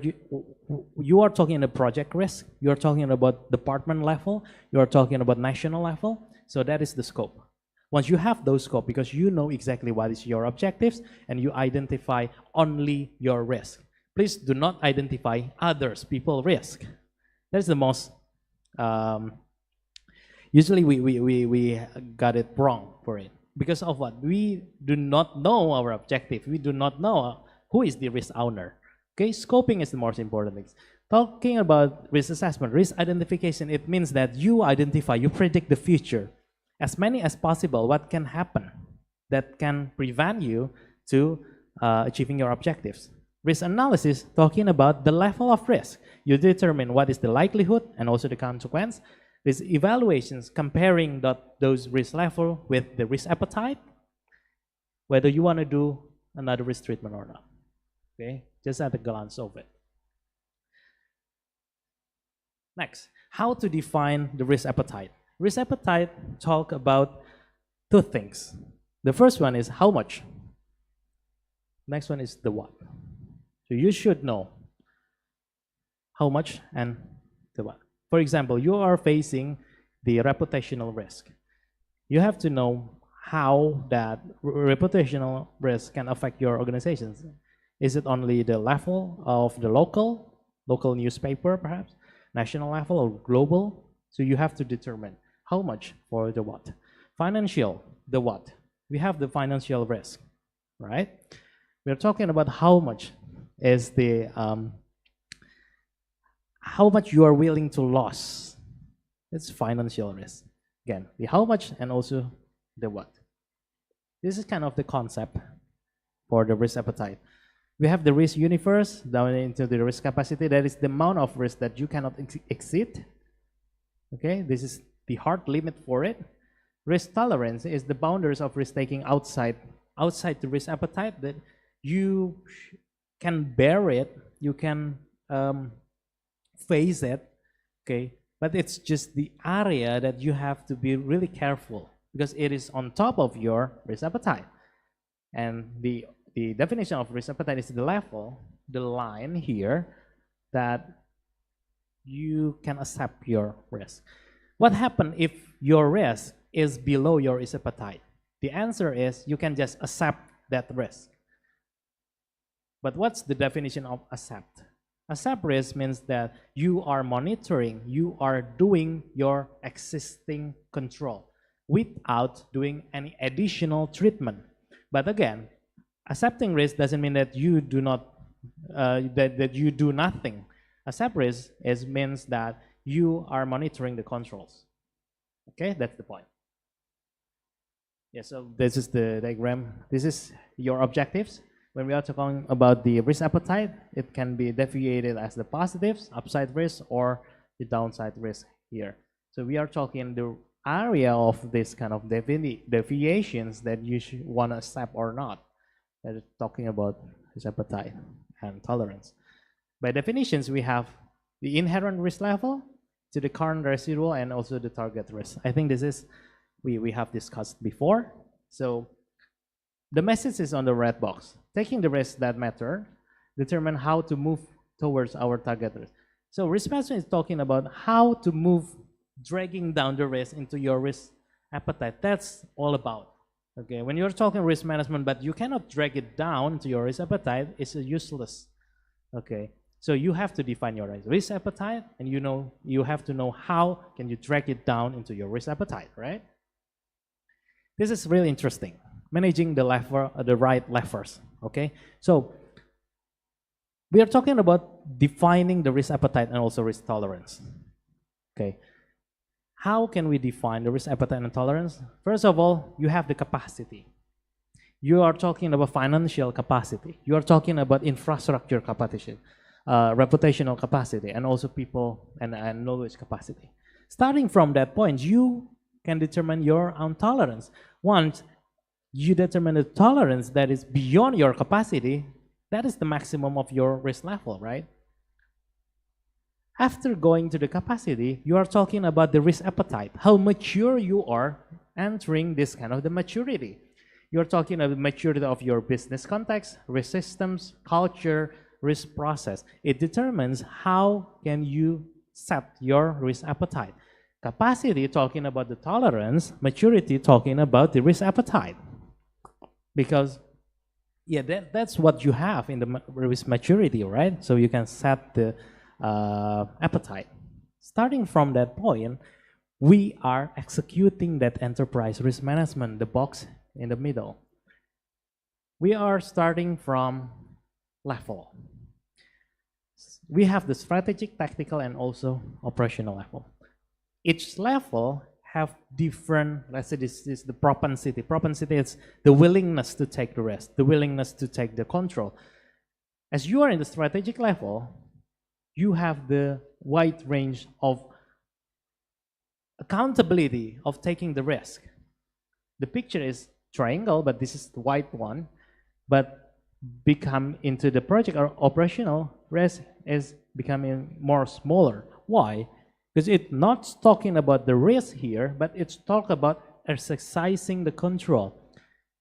From the operational, you have 1,000 of controls that you have to manage, right? To handling the risk up from that, the strategy. So risk-taking behavior is delegations like the strategic into the operational, but you are talking about the control. This is how I differ from the risk management and also the control. Okay, we are not only talking about the control, right? We are talking the risk owner, and we also talking about the control owner here. Control should be escalated, and risk-taking behavior should be delegations like from strategic into the project one. The measurement, how can we measure it? Is it effective or not? This can we have stakeholder value, risk metrics, and control metrics. Again, risk metrics and control metrics is so much that different. Okay, risk management, it's not all about the control. It's just a small part of it. Okay, just the last few part of slides. I want to emphasize some things. Talking about risk governance. This is the audit perspectives, first line, second line, and also third line. We have determined the risk appetite. We have determined the risk tolerance, right? How can we embed it into our organizations? Risk governance framework always talking about we have the first line, that is departments that doing their daily operations. We have the second lines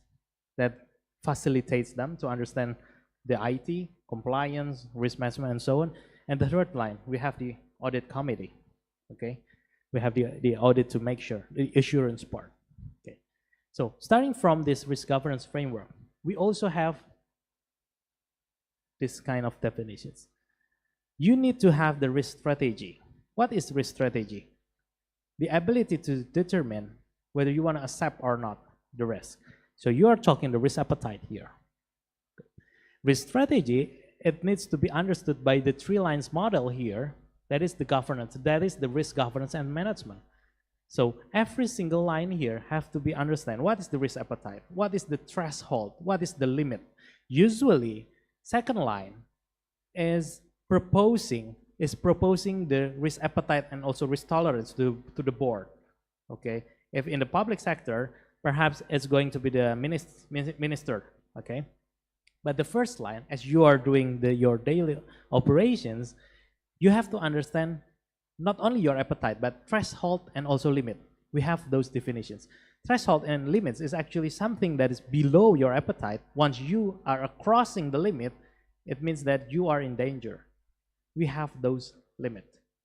We sometimes call it as the key risk indicator. Once you have crossed that key risk indicator, the risk is going to be happen and you have to bear the impact. Okay, so you need to cascading down the risk appetite into the three lines model, so you got the value creation or risk taking. The alignment should be in the risk capacity, appetite, and also the risk budget from this kind of frameworks. Okay, so back again. Yeah, this is the risk governance framework. Please. I have a Dr. question. Risk appetite is that it defines. It tells you that you should stick to your own business. Is that right? Sorry, come again. You mind your own business. You don't have to look beyond your responsibility. Is that your risk appetite is meaning? Is that right? Does it mean? No, actually, risk appetite talks your capacity, whether the current risk is able to be handled or not. If it is below your capacity, it means that if it's happened, it's going to impact nothing on your organization. You can bear it.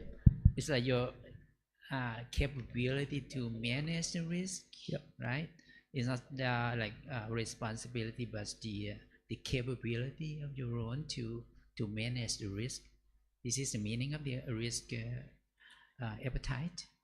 Not necessarily the capability to manage risk, but capability to bear the impact. Okay, just your like appetite for eating. Okay, you can have the appetite for eating 2 plates of pad thai, perhaps, yeah, 2 plates of pad thai. That's what I want to have. If there are 3 plates on the table, I only can take 2. So you eat the amount that you can eat, not that too much Yeah, eating. not right? too much. That is excessive risk-taking behavior. Excessive risk-taking behavior. Because you are taking something that beyond your appetite. You ate 3 full of pad thai, but your appetite is only 2. But how if there is only 1 pad thai? You can eat those 1 full plate of pad thai, and perhaps you can pursue other opportunity. Please give me another 1 plate of pad thai. So that's how you can pursue the opportunity based on your risk appetite there. Okay, thank you. So,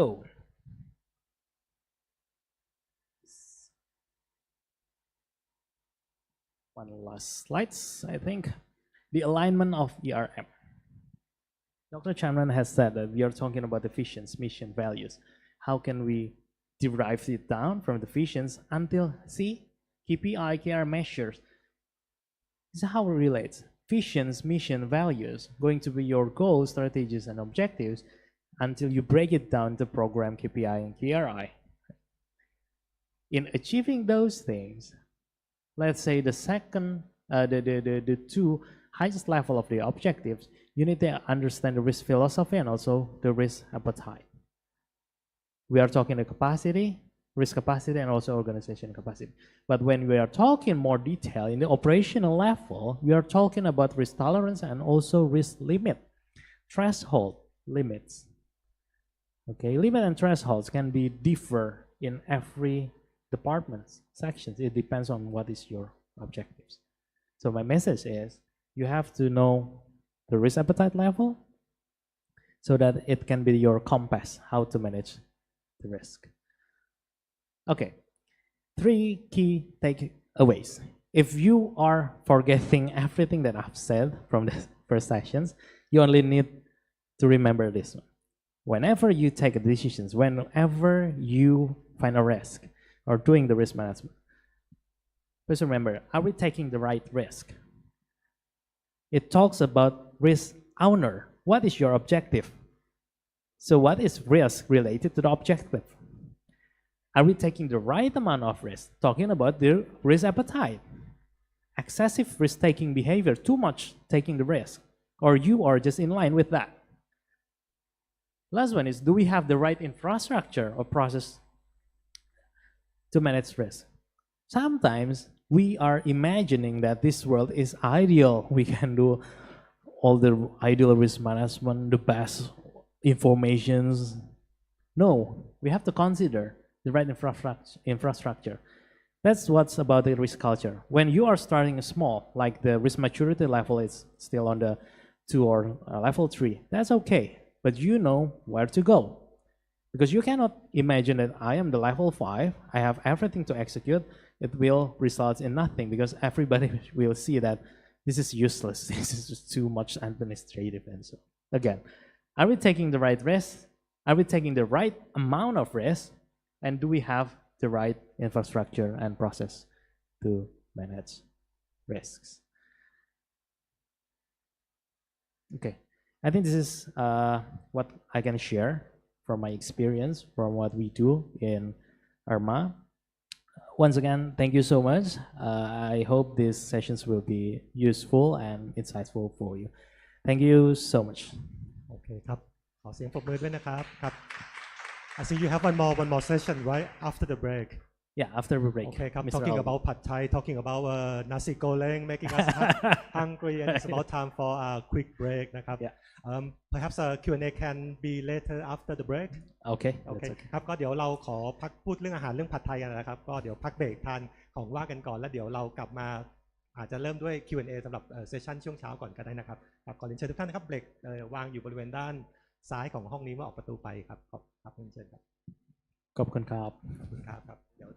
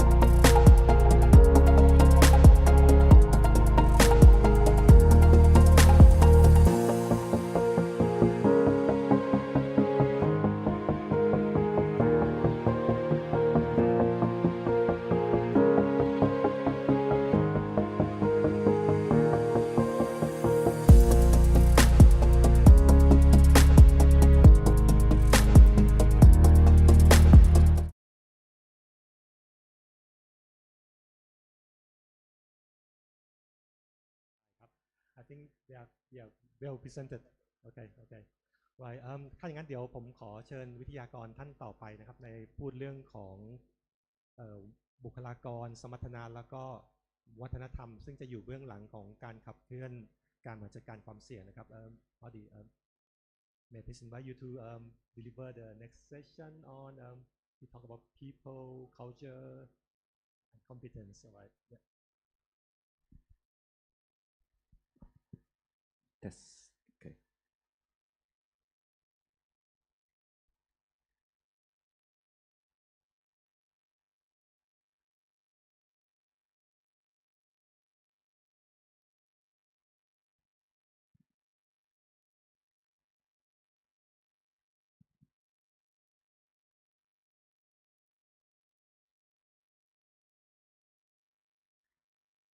Okay, good afternoon, everybody. My name is Aldi. That's ALDI, pronounced Aldi, right? I'm the executive director of IRMA. We headquartered in Singapore, and then it is just a privilege to stand here before you to deliver this one. So I'll get an hour to talk about people, to talk about culture, and talk about competence and how we strengthen the ERM capability of your organizations. So I like the particular word of strengthening because you guys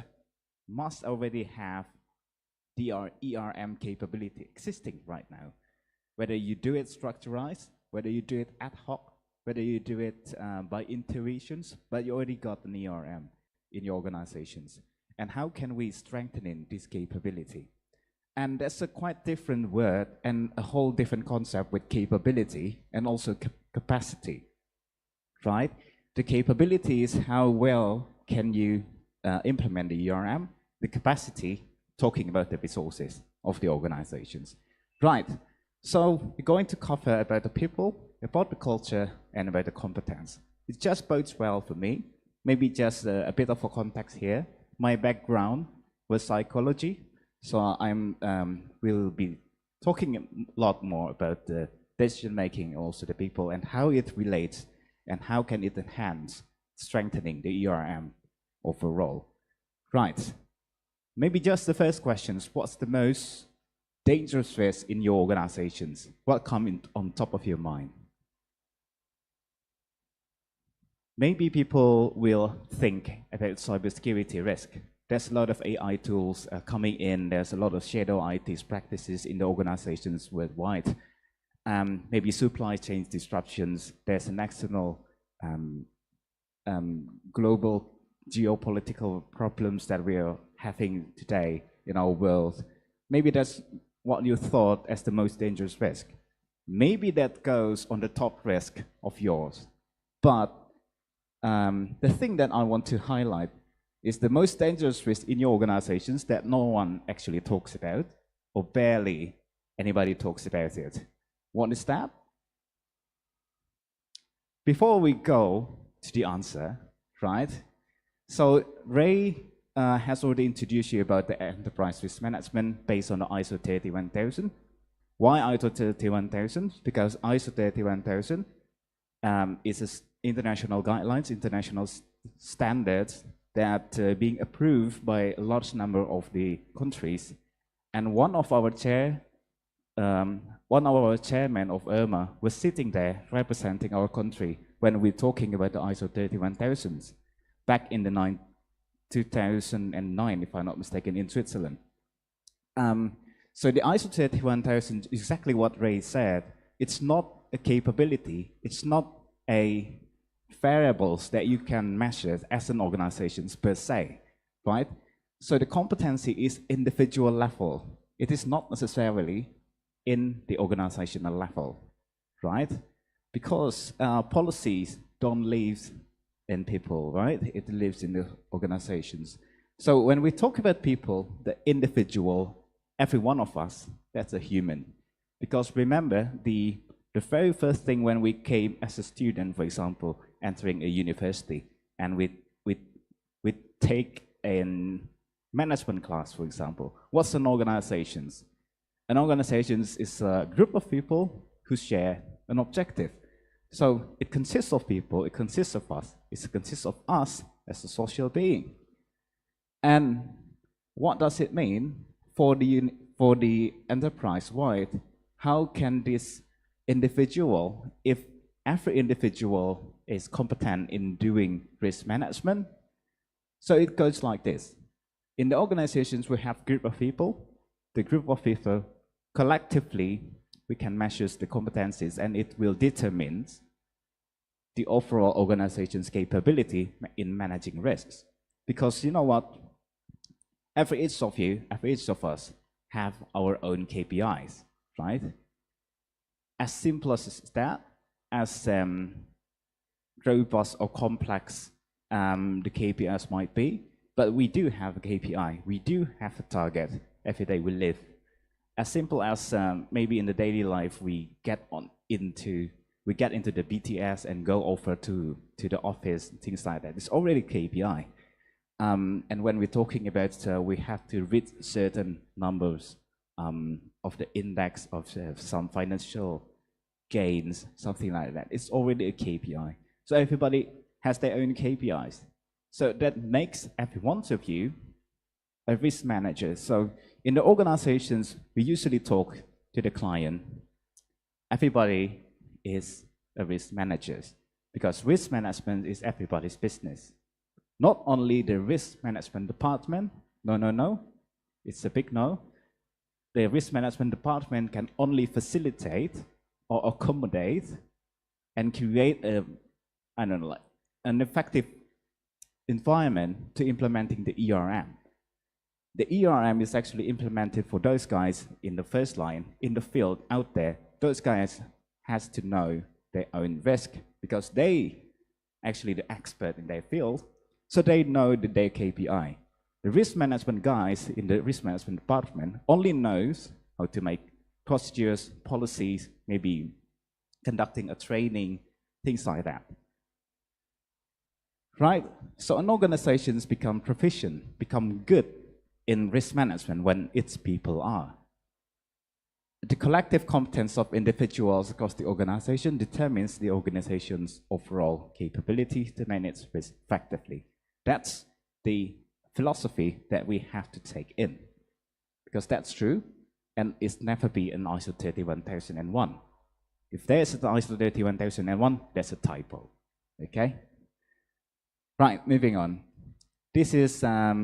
relates to my first questions. What's the most dangerous risk that no one or barely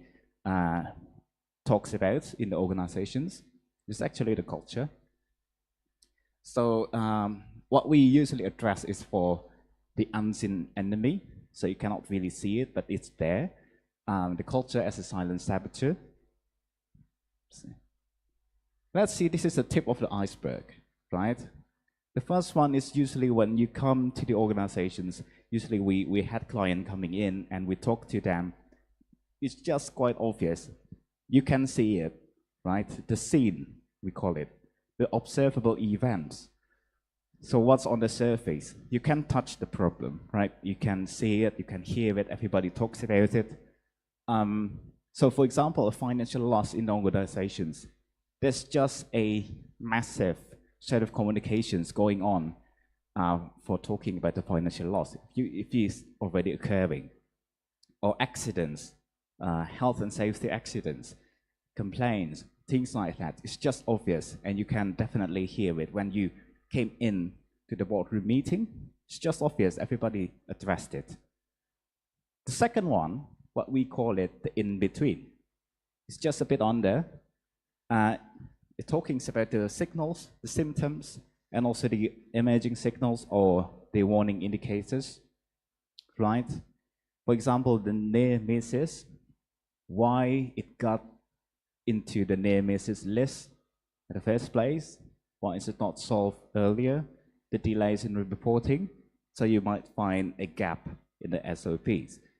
and etc. There's a lot of, well, when you came in, you observe something, and you definitely know what's something wrong, and then you sense it. Why is it wrong? Why this company couldn't get enough financial gain, for example? So you sense about something. But the unseen enemy, is what lies beneath it. And we usually call it the hidden vulnerabilities, right? So you're susceptible for something that you're not really seen. Sometimes we ignore it, right? For example, the toxic culture. When we're talking about implementing risk management, everybody have to know about risk.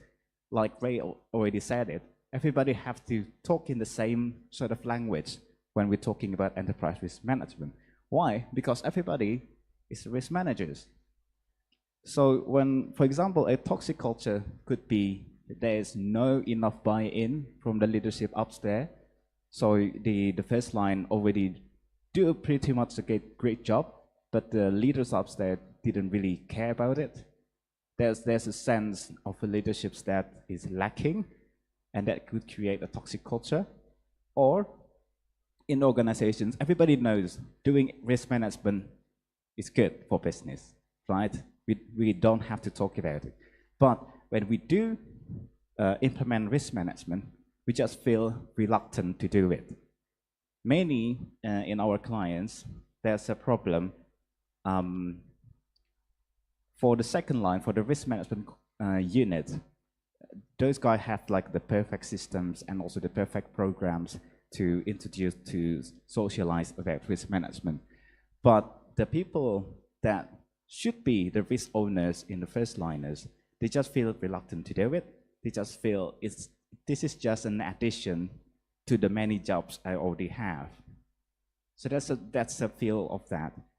And everybody asking the second line, everybody blaming to each other, why don't you do good risk management enough? So the bad performance of yours becoming my source of risk,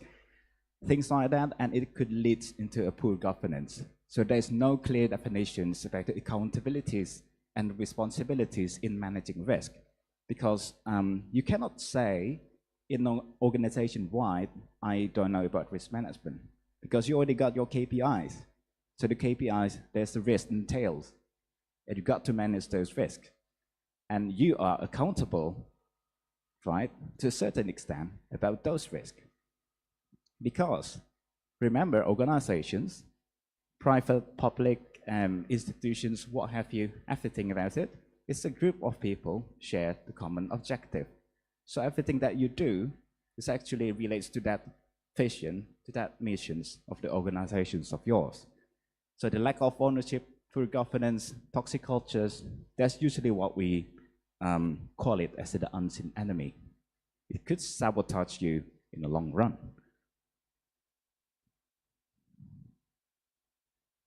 Okay, now this is just a basic of risk, like really, really basics. I believe you guys maybe already know about it. So this is just the bits and bobs, about the characteristic of risk. There's the causes, why the risk happens, and then the risk itself is not happened yet, but you sort of sense of it, you identify it, you calculate it about it, and then if the risk event happens, so there's going to be an impact, right? That's what we usually call it outcomes. Remember, risk is actually neutral. The one that not neutral is the effect. So risk is the effect of uncertainty on objectives. The risk itself is neutral. The effect could be upward or downward, right? Upside or downside. So, for example, the outcomes can be upside. So you want the risk event happens. That's what we usually call it the KPIs, because you guys come into the office every day working hard for your life is actually for reaching a specific target or goals. There's actually already an upside risk. But usually what we're being told to do is how to mitigate the downside risks, right? And again, Ray already mentioned about it. Talking about risk, we talked about controls. Controls is actually something that we already considered that could prevent the risk from happening, or if it does happen, so you know something to do, and it already existed. So that's one is control, and it's only 2 dimensions, 2 variables to measure risk. Consequences, it does happen, or what's the impact, how severe is it, and the likelihood. The likelihood is what's the occurrence of it, the probability, the frequencies. We can look at the historical data, for example, and it just talk about this. So that's the basic of risk. It's just basically definitely talking about the controls and how can we add on from that controls, and it's just 2 dimensions, consequence and likelihood. But you have to do it across the organizations. Ray already introduced you to ISO 31000. So there's 3 key elements. There's a principles, there's a framework, and also there's a process. Principles is something you live by, right? For example, my principles of living is I don't want to do bad stuff to people, for example. That's just the way I live in. I wake up every day and go into bed. I try to not doing bad harm to people.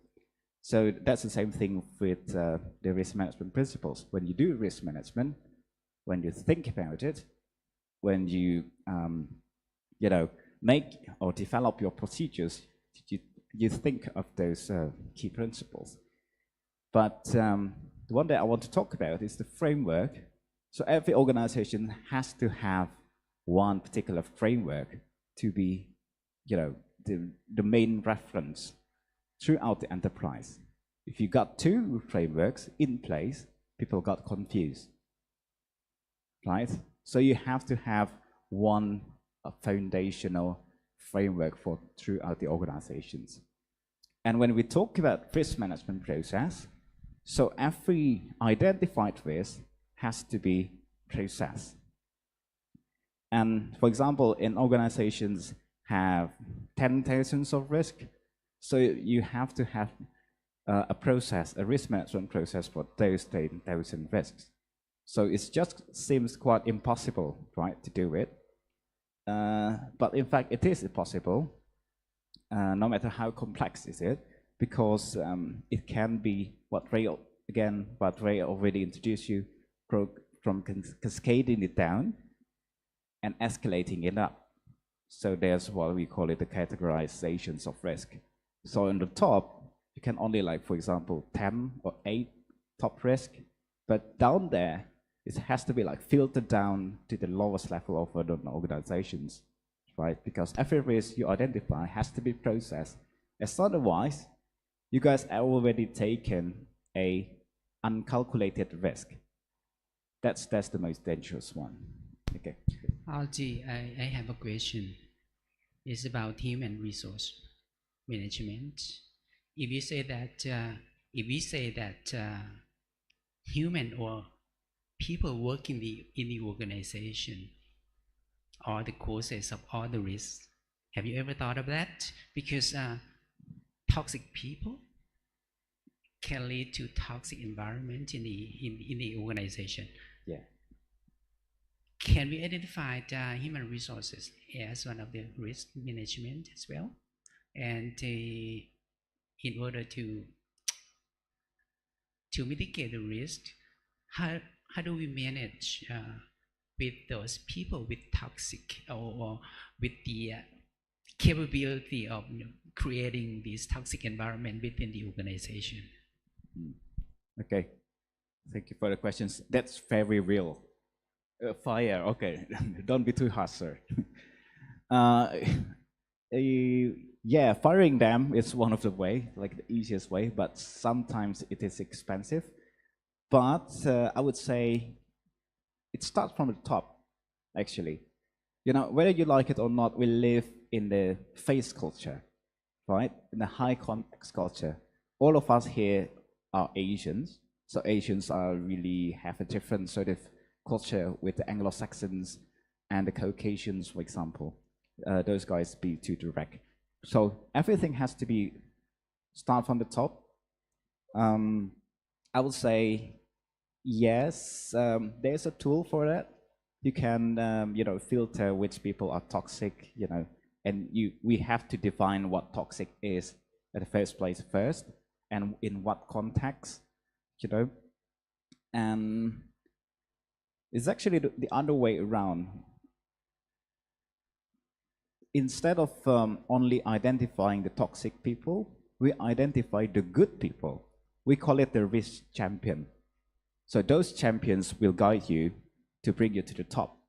I will talk about it later, like how many numbers of people, of a group of people, out of a group of people, how many risk champion. This is based on the research you need to bring up your culture. Okay, let's move on a bit. Right, so this is about organizational learning. Because, well, I studied psychology, that's a very, very micro science, right? We talk about the individuals, the patterns of society, you know, the social psychology sort of things.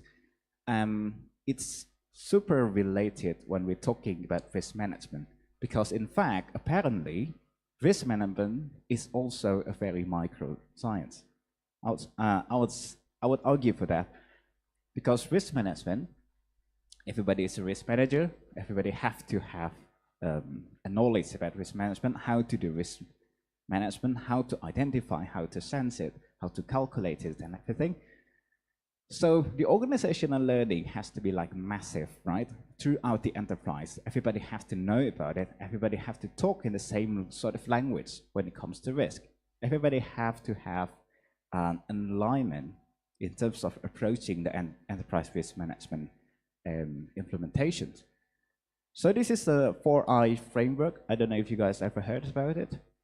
Firstly published by Dr. Kosan. It's a bit old. It's from 1990s, but it's still relevant. It's keep evolving every day. So the 4I, I is actually the letter I.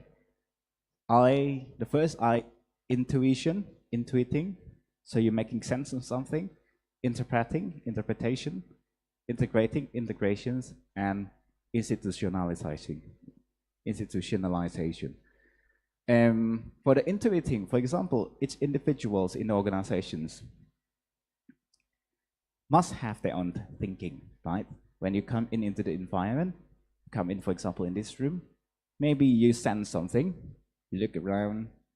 and then you sense something, you got some intuitions. Maybe the procedures might be wrong, right? Maybe the leader's not completely right, or the other way around. This leader is really, really good. I like it. I like the policies, everything perfect. That's the intuitions that you got when you got a stimulus into your brain, right? It's just natural. That's what humans do. That's one individual. If you guys have thousands of employees, for example, in the organizations, so you already got thousands of intuitions. So what to do with those intuitions? Naturally, people will just talk to each other. We are here social being, right? We have a good, well-functioning brain, and we have to talk to people, because as otherwise, maybe there's another category for psychology disorder. But when a group of people, for example, I enter a company, and then I read some policies, some procedures, and then this just came into my intuitions. I thought that maybe this is not particularly right. And then I came to, for example, Dr. Chamnan, what do you think? And Dr. Chamnan might reply to me, I think that's already good, but the only wrong part is in this particular part. So when we're comparing, when we talk to each other, comparing the intuitions, there is insights, the insights in our brain are shared and communicated, usually with the team member, right, with your peer. And right after it began interpreted, usually the teams will escalate it up, you know, talk to the supervisor or superiors, and then it begins integrating. So the risk understanding becomes a collective awareness within the organizations. That's how the individuals move into a group sort of forward process, right? Because each team, each department, for example, we have a coordinated meetings. So we're thinking about that, what's good, what's wrong, and everything's about it. And after once it becomes, for example, we we brought into a board meeting, for example, or board briefing, and we just make it their attentions about our output of the integration process. And those guys already, okay, I think that's good. So let's, make an amendments or make an additions or make some revamps towards the existing one. So that's when the intuition's becoming the institution. That's the process of institutionalizing. It talks about how it became a formal policies. So institutionalization is basically what's doing routine becoming formal. Usually it's translated into SOPs, procedures, things like that. So once a formal policy or standards within the organizations being established, being enforced, people will again start talking about it, right? Because one of the key principles of risk management is being dynamic. It just never stops, right? Just like our brain, it just never stops. One day it will stop, but while we hear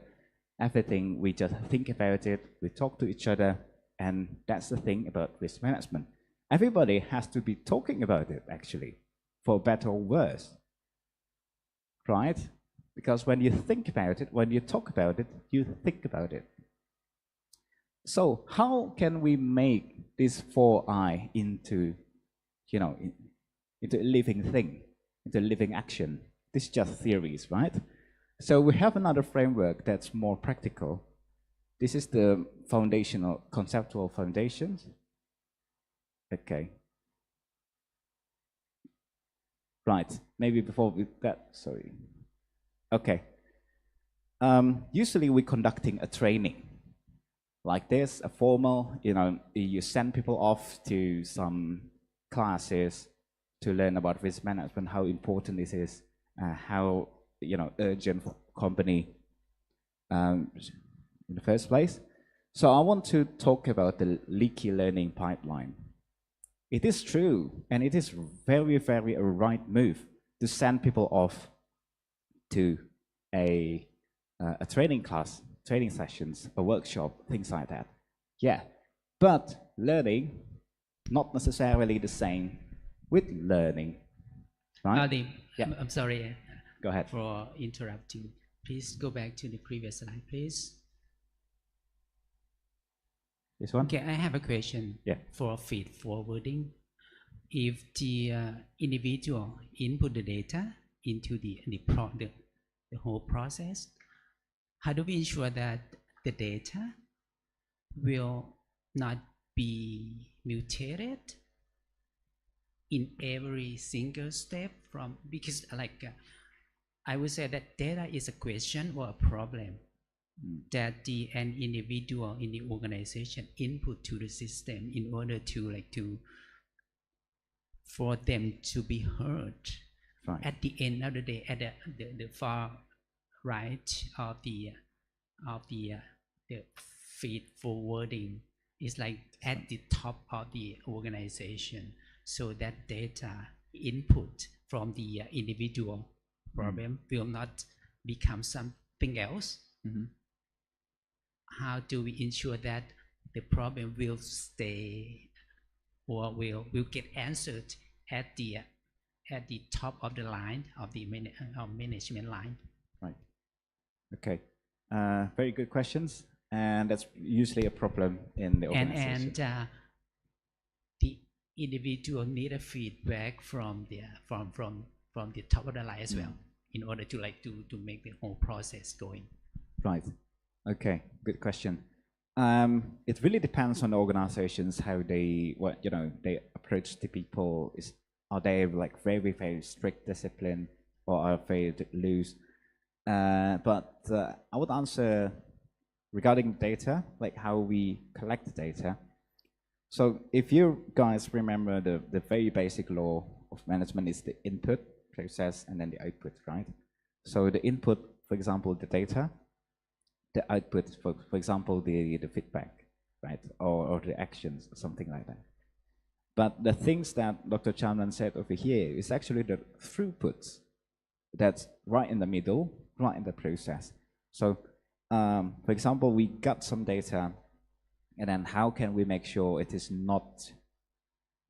modified in the favor of the boss, for example, right? Because usually what they do is they modify, they don't want to lose face in public.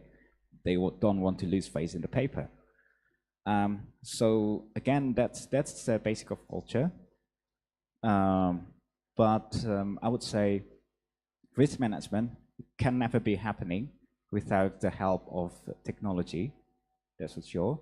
And how can we make sure the data go up to the top, and how can we make sure the feedback go down to the lowest level? Can we help also with the infrastructure and also the technology in place in organizations? So really, there should be like a commitment from the top, of course,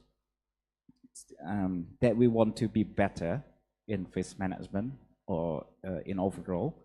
So they have to have a channel, right, for this sort of data, for this sort of people. Usually in our client, we would suggest them to have a risk champion pool. So those risk champions can be your agent. We call it the agent of change. The agents of change should be not only the first line, not only the second line. It has to be like representing all the organizations. So this risk champion has to bring up to the top. But if the top keep messing up with the data, it's just a story for another day. But that's usually what happens.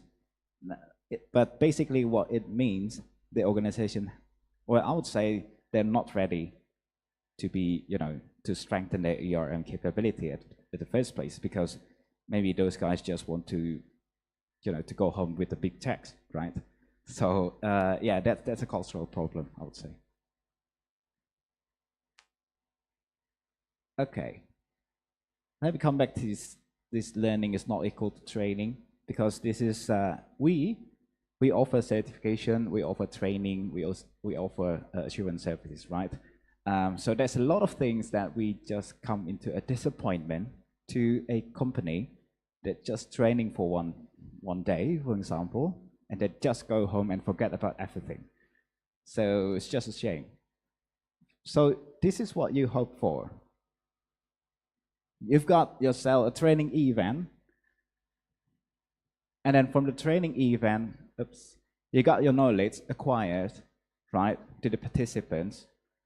and then you might expect some change of behavior in assessing risk, because you got yourself equipped with the new knowledge. So you have to be better in assessing the risk.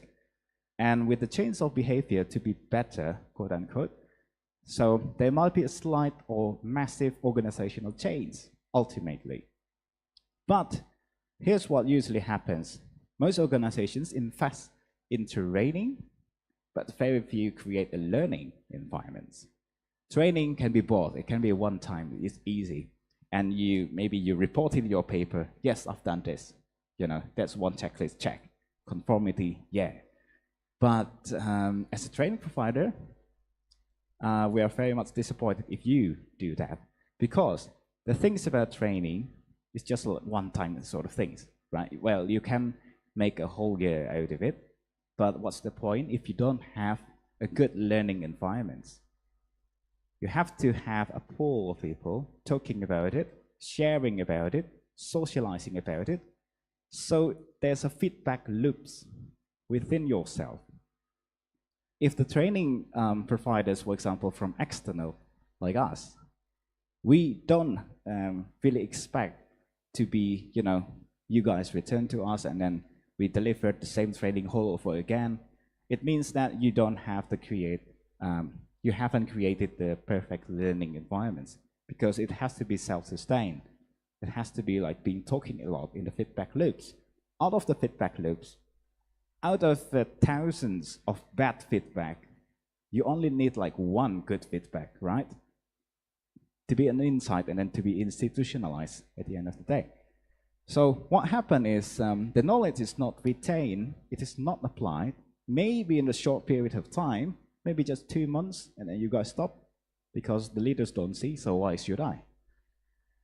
The behavior is quite the same, not reinforced, not shared across the teams. So the risk lessons just get stuck in silos. You cannot manage it silos. Well, you can, in fact, manage it in silos. That's a traditional risk management. But when we talk about the modern risk management, and that is the enterprise risk management, we try to integrate all of them. So we don't work in silos. We don't compete with other departments. Remember, in organizations, it's a group of people sharing a common objective. So we don't want this. One unit learns, the others don't, right? That's why the learning environment is really important for your people, for the culture, and also for the competence of your organizations. Right. So this one is to make these things a bit lively in terms of practical approaches. We call it the transformations.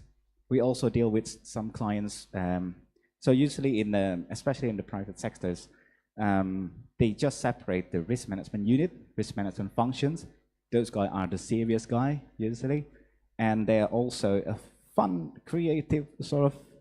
department. We usually call it the transformation department. Because risk management, if you do anything, just do it, all of it again. We don't rethink it, we just repeat it. That's wrong. So usually they're one dedicated department for transformation. So this is, we adapted from McKinsey & Co. So there's the heart of risk management, there's the art of risk management, and there's the science of risk management. What this tells you, basically the heart, we're talking about the people, we're talking about motivations, why people want to do it, why people don't want to do it, why people, if you ask for a risk assessment procedures, for example, give me the risk assessment report, and their face just, being ugly, right? Why is that? That's a cultural thing. And the art, talking about the capability, an individual capability that we take in collectively as an organizations, how they take and how they find their own accountability and the ownership of risk within the business process of theirs. And the science, this is the serious one, usually come out as a documents, right? The SOPs, the procedures of risk, and anything alike, the technology. Because risk management, when you really implement it, you got thousands of risks like per quarter, for example. Let's take it like 10 years back. So you got like millions of data, right? Because risk management have to be recorded, well communicated, well monitored,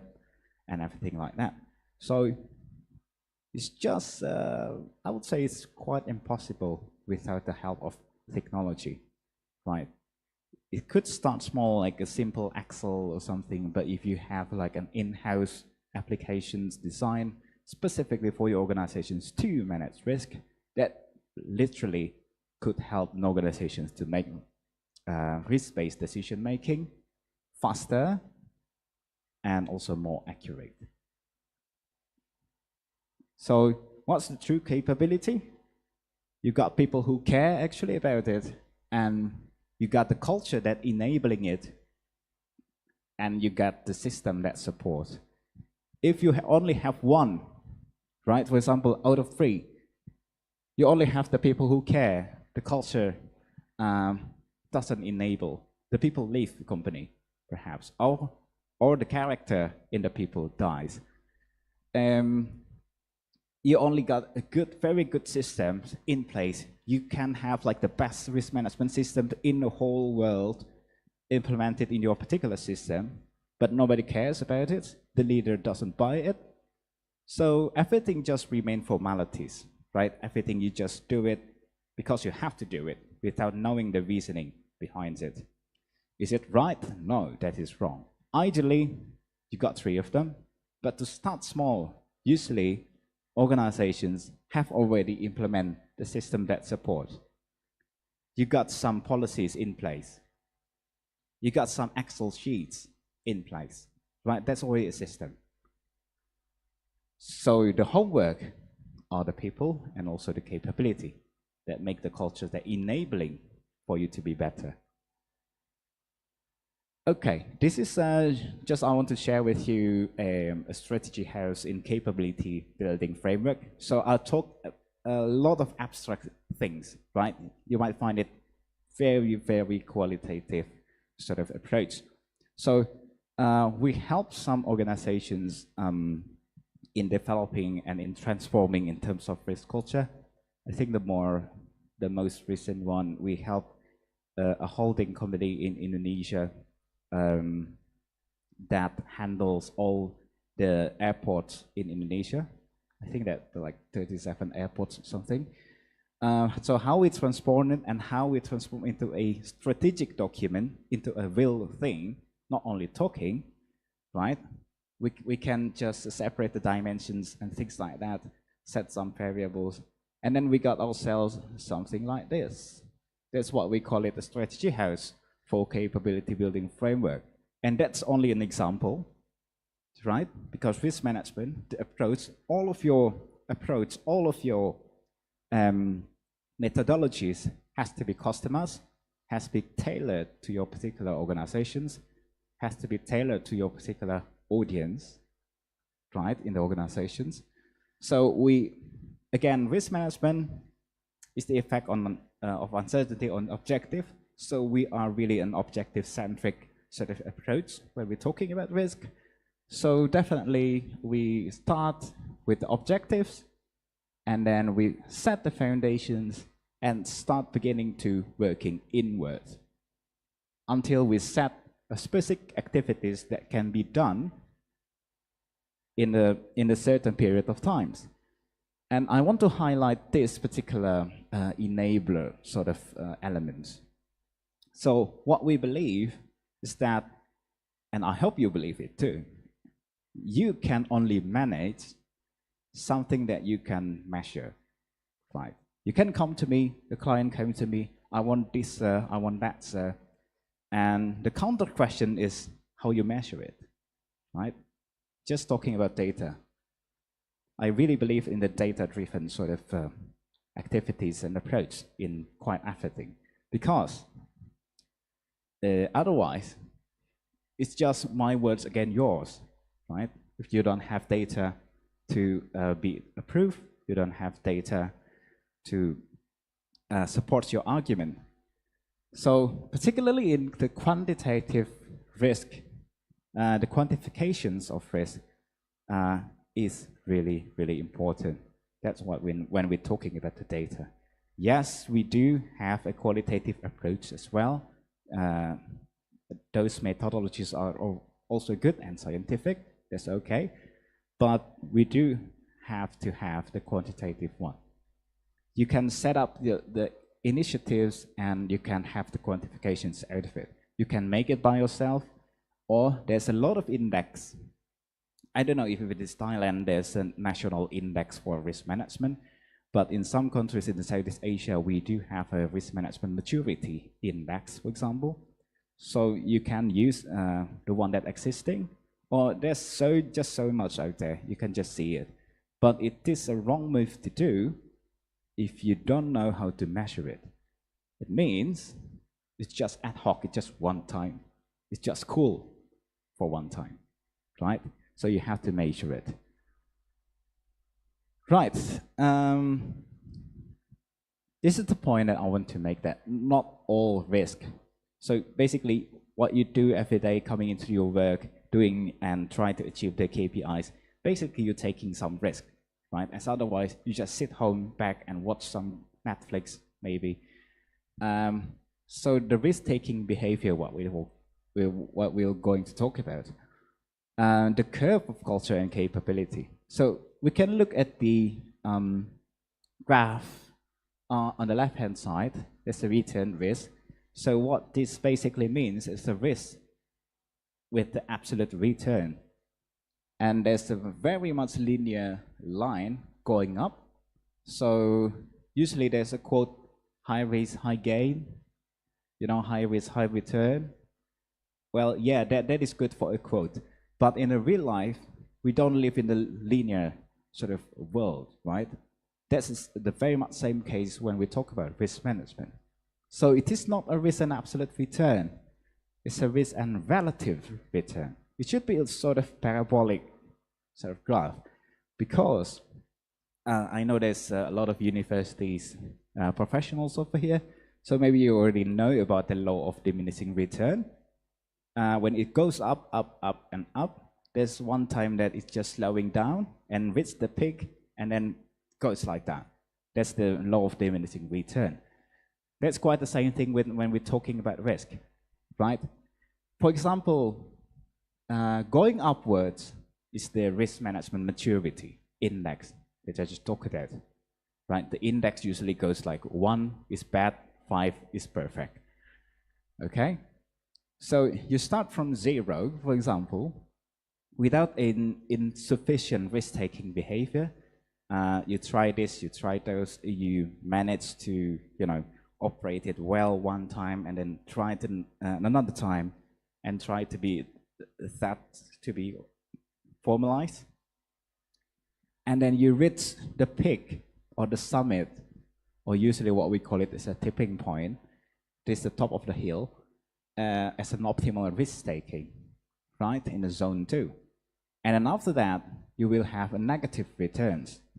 So it just goes up, diminishing returns. This is optimal returns and negative returns. That's when an excessive risk-taking behavior occur. Because in organizations, we humans have only limited resources, right? And organizations full of humans, so it is also limited. So when it is limited, you have limitations in terms of resources. That's when we talk about capacity. You cannot take the risk above your capacity, right? Instead of us, everything just go down the drain. So there's one particular time when you do risk management above your capacity and the returns just start to negative. So I'm going to tell you a case study that we've been helping a company. It's a state-owned enterprise doing a power supply, right, for the whole nation. About this. This is how the risk is never be linear. I think it goes around already like 3-4 years down to here. So for example, this one is 0, right? Nobody and no organization start with the absolute 0. No. Because at some point, you already implemented risk management, whether you like it or not, whether you are aware of it or not. Because risk management, you already have a sense of it, right? Whether it is ad hoc or everything, but never can be 0. But for the point of an argument, this is the starting point. Let's call it the absolute 0. So there's a line over there, and we do a gap analysis the first time, and then we determine, okay, this company, the peak point, the best that they do based on the historical data is 2.35, for example. And then after, you know, those guys reach the peak, and then slightly sloping down, and that's when we do the assessment of the maturity, which when we got a 2.25, for example. And then what happened is they do something, right? You can see the peak of there. They do something, and it just goes up again to another this parabolic shape. And then what we do is, okay, so this is the current state, and this is the target, right? So they have to have a system that is enabling enough for the organizations to go up to the top. The real one, they achieve 2.45. So yeah, it didn't go as planned, and that's quite okay, right? But it already got stronger than just before. And it just goes up again, and until infinity, right? Until you reach a certain peak, and then there will always be a problem in risk management, because risk management is dynamic. Risk management has to be implemented in the daily operations, in your day-to-day operational business activities. And it just goes up again. This dynamics, maybe there's a change in terms of the leadership structure. There's a change of personnel. There's a lot of things. So the capability of risk evolves in cycles, right? Risk management, it's iterative, right? Meaning it moves in cycles. It never ends, just as a never-ending loop. With each step we learn, we recalibrate it, we revisit it, we revamp it, and move toward greater resilience. And when you do have this sort of cycles formalized, that's when you have business resilience. Because risk management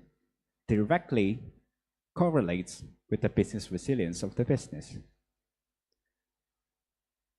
Okay. You can see over here, right? The hill and the slope.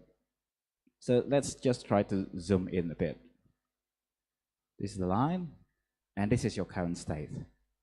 right? You are maybe, for example, 2.5, and then this is your current state, and then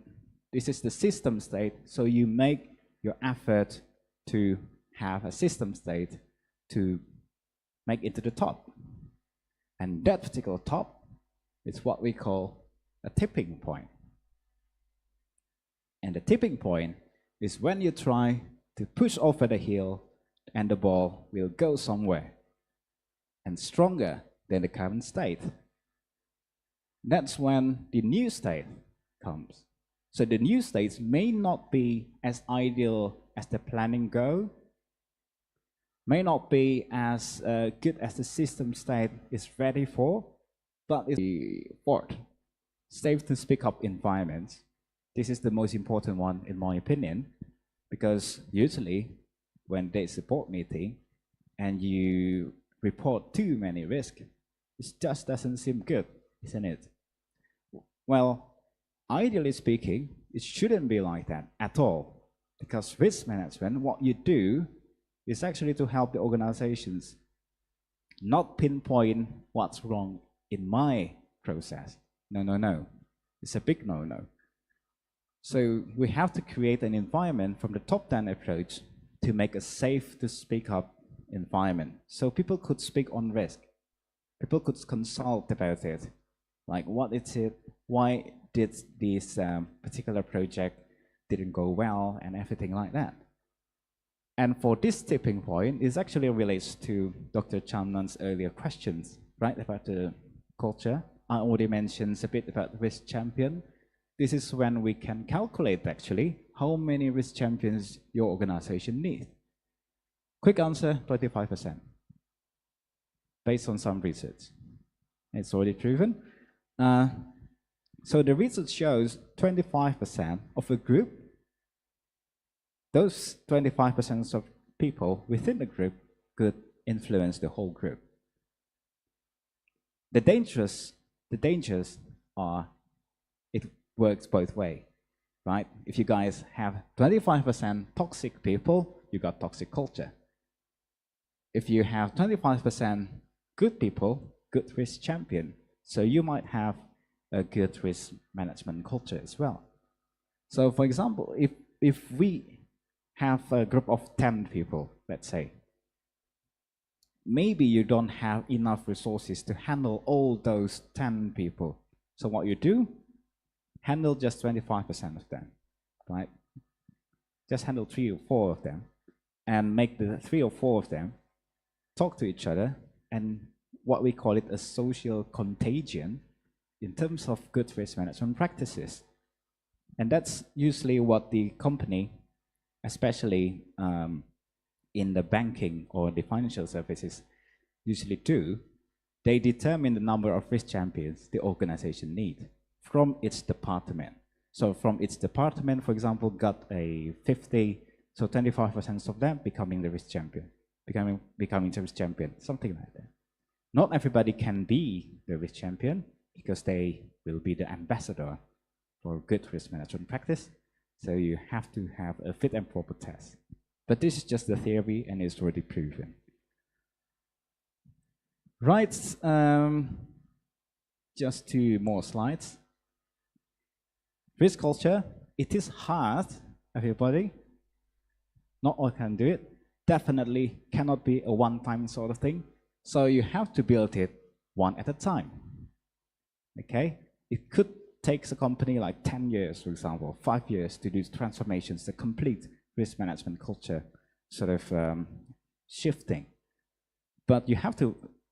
start somewhere, right?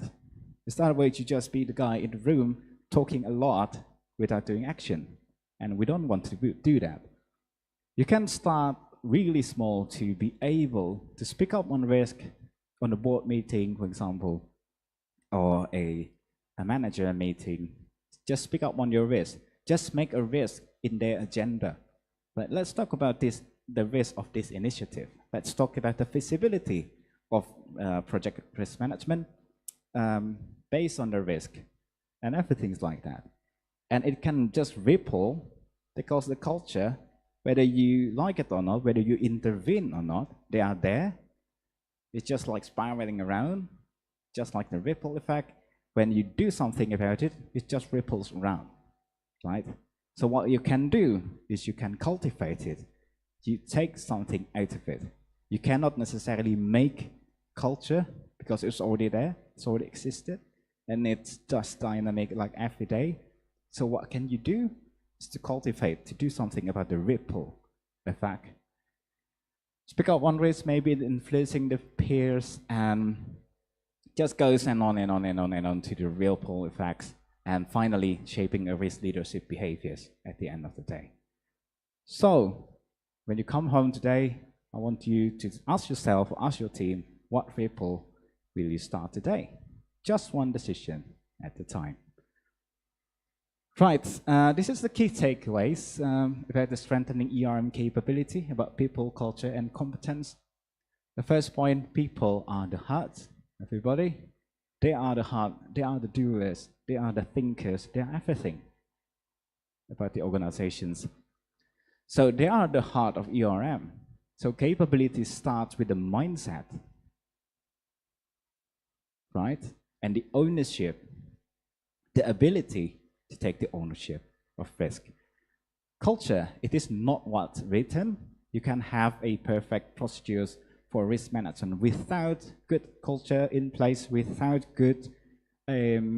leadership in place. Everything remain formalities. People will just nagging about it, right? And that's wrong. It is what's tolerated, what's reinforced, what's do right, what's do wrong in terms of norm. And culture, usually, every organization has its own peculiarities, has its own uniqueness, right? And the competence, yes, it is very much important to learn about the assessment technique. Yes, it is very much so for learning about the technical knowledge, but just don't stop there. There's a hard competencies over there, the technologies, skills, things like that. And we also have soft competencies in terms of risk management and acquire a behavioral change. And also to create a learning environment within the organization so people can know to channel about their suspicions, and they want to know what to do, things like that. And learning doesn't necessarily same with training. Insight must be shared, interpreted, and institutionalized throughout the organizations. You cannot do just training without a follow-up strategy or sort of stuff. So everybody just could attend the training and then forget all about it. It's just wrong. And reach 25% for the tipping point. Remember, just try small, try the 25% of risk champion within the organizations. Okay, I will close it down with the quotes, which I like. So ERM is never be and will ever be only a framework. It is a framework, but it just not only that, right? It is more of a way of thinking, a way of living, and a way you interact in your activities within the organizations. And you know what? It starts with you. It starts with all of us in the organizations to do so. Okay, so that's pretty much about what I want to share. Maybe I could take up some questions, if there's any. มีคำถามไหมครับเอาเป็นว่า perhaps we can keep the questions for the later part of the day. Can. Or you can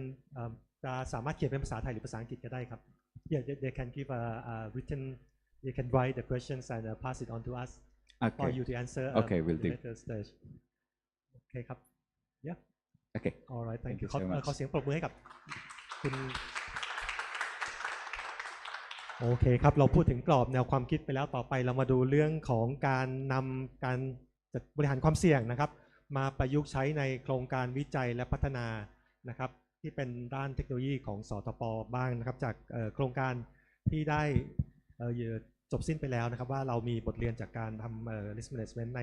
โครงการวิจัยและพัฒนาที่เป็นเทคโนโลยีของสทป.ได้อย่างไรนะครับเพราะว่าหลายๆท่านมาจากภาคส่วนที่เป็นสถาบันการศึกษา academia นะครับแล้วก็หน่วยงานวิจัยในกห.นะครับครับงั้นถ้าทุกท่านพร้อมแล้วนะครับเดี๋ยวขอเรียนเชิญดร.ชำนาญกลุ่มทรัพย์ครับ ขอบคุณครับผมครับขอบคุณคำแนะนำที่เป็นทางการนะครับผมอยากจะให้มิวเข้าเว็บของ ASEAN Risk Award นะครับผมจะได้แนะนำว่าเป็นยังไงนะครับผมจะได้ประชาสัมพันธ์ด้วย I'm going to take the audience to the ASEAN Risk Award in order for them to like to maybe next year they would like to join so that you can have like more institutions joining ASEAN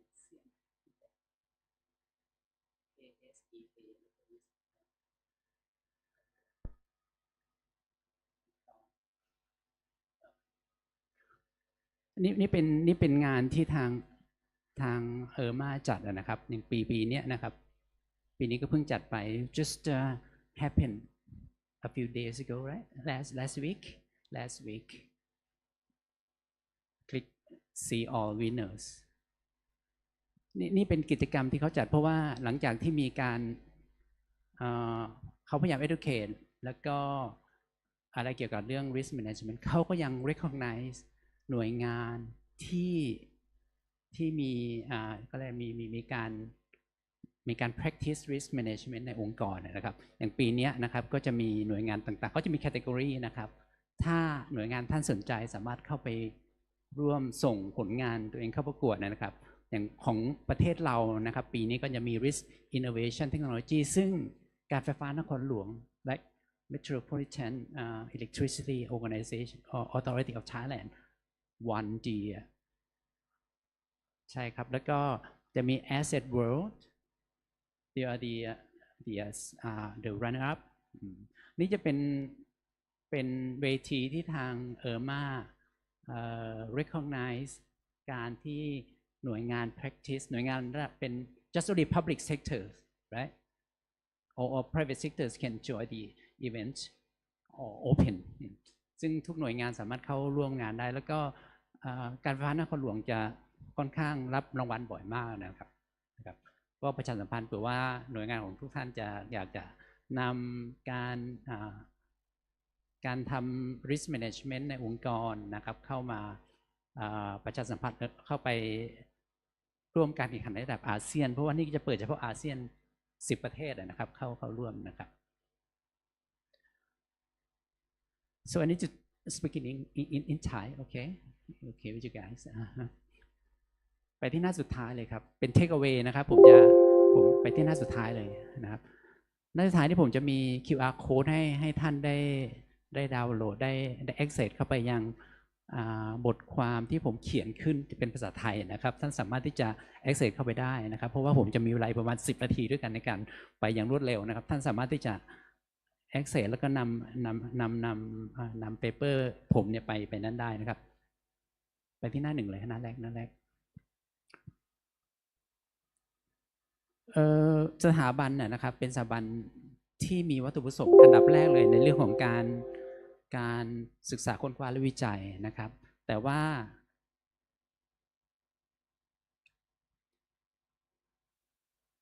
องค์กรเราจะมี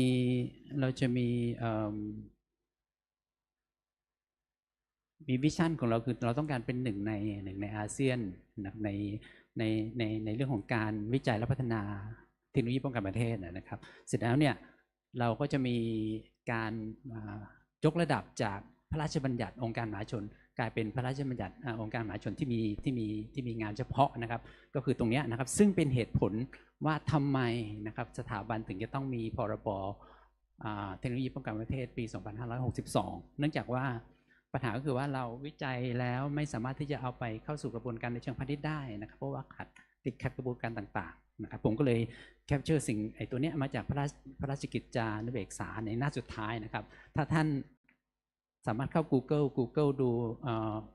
พรบเทคโนโลยีป้องกันประเทศจะอยู่หน้าสุดท้ายนะครับเป็นปัญหาสำคัญที่ทำให้สทป.จะต้องได้รับการยกระดับเป็นสถาบันองค์การมหาชนที่มีพรบของตัวเองนะครับ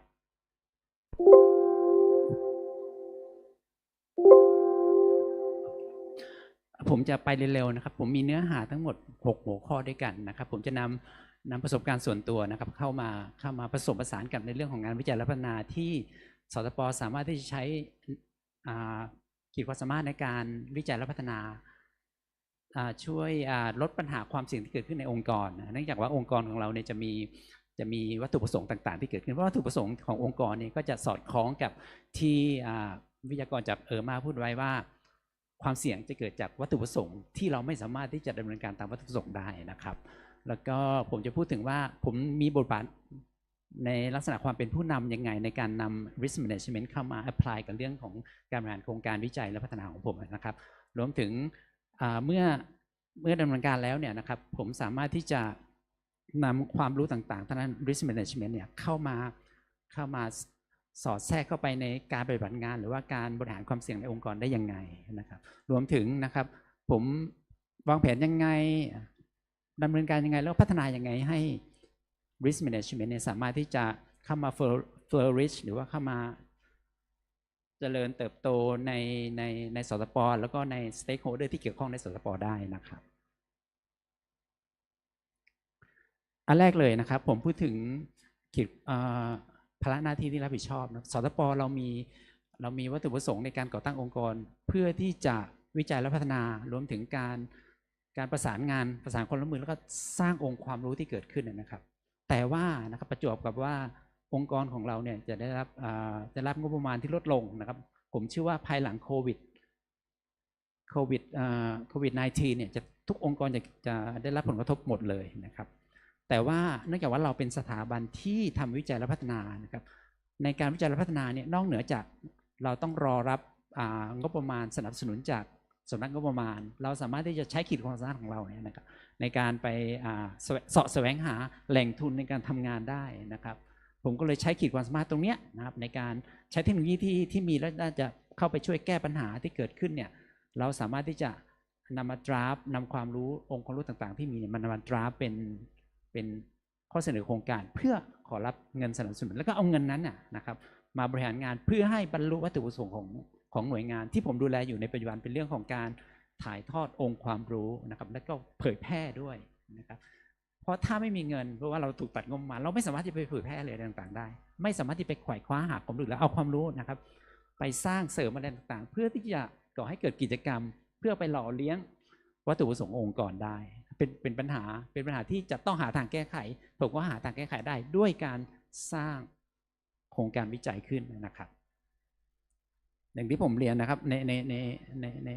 ในที่3ผมมีหน้าที่ตรงนี้ที่ต้องโปรโมทสนับสนุนแล้วก็ทำให้เกิดการเทรนนิ่งต่างๆนะครับจนกระทั่งเกิดเหตุการณ์ในวันนี้ขึ้นเรามีการเทรนเพราะว่านะครับเราใช้ขีดความสามารถในการสร้างโครงการแล้วก็ได้รับเงินสนับสนุนจากสภาวิจัยแห่งชาตินะซึ่งเป็นโครงการที่ผมดำเนินการอยู่แล้วก็ทำให้เกิดกิจกรรมต่างๆเกิดขึ้นมากมายสิ่งเหล่านี้ผมเคยดำเนินการร่วมกับท่านอาจารย์พรประภาแล้วนะครับเราเคยมีการทำงานร่วมกันแล้วก็มีการ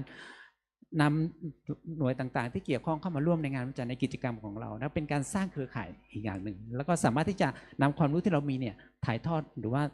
เผยแพร่ไปยังเครือข่ายของเราได้นะครับเป็นแนวทางที่ผมทำมาโดยตลอดด้วยแล้วก็อยากที่จะส่งเสริมถ้ ถ้าทุกท่านสามารถดำเนินการอย่างนี้ได้มันจะเป็นการทำให้ความรู้ไม่ได้อยู่เฉพาะในองค์กรของเราสามารถที่จะส่งไปยังเครือข่ายได้ซึ่งในบทความที่ผมเขียนนะครับผมจะมีการพูดถึงแล้วก็ยกตัวอย่างอะไรต่างๆด้วยนะถ้าท่านสามารถที่จะใช้เป็นเทคเอาไว้แล้วไปอ่านได้แล้วก็สามารถที่จะติดต่อประสานงานผมมาได้รวมถึงในเรื่องของการที่จะนำ risk management หรือว่า risk identification หรืออะไรต่างๆเนี่ยเข้าไปทำงานร่วมกันในองค์กรของท่านนะครับทางเราสามารถที่จะเชื่อมโยงไปยังมาในการทำตรงนั้นได้นะครับ leadership role อย่างที่ผมบอกนะครับเราเกิดปัญหาความเสี่ยงต่างๆในเรื่องของการตัดงบประมาณเพราะการตัดงบประมาณเนี่ยวัตถุประสงค์ขององค์กรของเราเนี่ยนะครับข้อแรกเลยคือการศึกษาวิจัยนะครับคือทำโปรเจกต์ต่างๆเพื่อสร้างต้นแบบส่งต่อไปให้หน่วยงานในกระทรวงกลาโหมในการทำงานเพราะฉะนั้นวัตถุประสงค์ข้อที่1เนี่ยจะยังคงไว้แล้วก็จะได้รับงบประมาณสนับสนุนอย่างต่อเนื่องนะถึงแม้จะลดลงแต่ก็จะถูกตัดนะครับวัตถุประสงค์ข้อที่2 3 4 5เมื่อเช้าตอนเปิดงานรองผอ.ท่านได้พูดถึงเรื่องวัตถุประสงค์องค์กรที่มี5ข้อนะครับพอผมจะดูข้อที่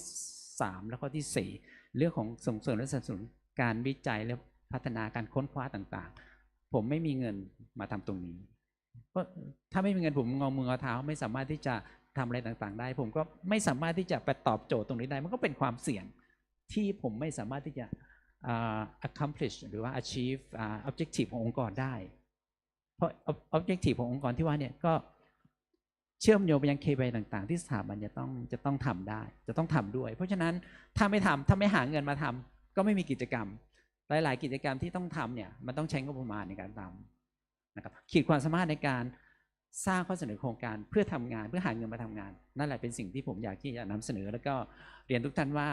ในองค์กรภายในประเทศของเราอย่างวช.หรืออะไรต่างๆเนี่ยเขาสามารถที่จะสนับสนุนงบประมาณในการทำงานได้นะครับในการที่ท่านจะอาจจะร่วมมือกันเองหรือว่าหน่วยงานของท่านเองที่มี problem ที่ต้องการ solve ในระดับองค์กรสามารถที่จะรับการสนับสนุนงบประมาณจากวช.ได้เช่นเดียวกันนะครับอย่างที่ผมเรียนนะครับงบประมาณเนี่ยอาจจะน้อยนิดอะไรก็แล้วแต่ว่าการใช้งบประมาณที่น้อยนิดให้เกิดประโยชน์ก็คือการสร้างเครือข่ายการทำหลักสูตรให้เกิดการเทรนได้เนี่ยมันก็จะทำให้ความรู้นะครับสามารถที่จะแพร่กระจายไปยังเอลิเมนต์ต่างๆใน public sector หรือว่าใน stakeholder ที่เกี่ยวข้องที่ท่านเกี่ยวข้องได้นะครับผมได้ดำเนินการแล้วดำเนินการสำเร็จแล้วด้วยนะครับเนื่องจากว่าผมไม่ได้ประเมินตนเองด้วยตนเองในการประเมินว่าสำเร็จหรือไม่ยังไงนะครับจะใช้เวทีนานาชาติในการประเมินเรามีการส่งผลงานของเราเข้าร่วมการประกวดต่างๆกับมาด้วยแล้วก็โครงการอื่นๆด้วยถ้าท่านกลับไปดูที่บทความที่ผมให้ไว้เนี่ยผมจะพูดถึง2-3 รางวัลด้วยกันในการที่องค์กรสามารถที่จะทำลักษณะเช่นนี้ที่ผมทำแล้วก็สามารถที่จะได้รับการอะไร internationally recognized by หน่วยงานที่อยู่ในระดับนานาชาติอย่างเช่นมาเป็นต้นนะครับ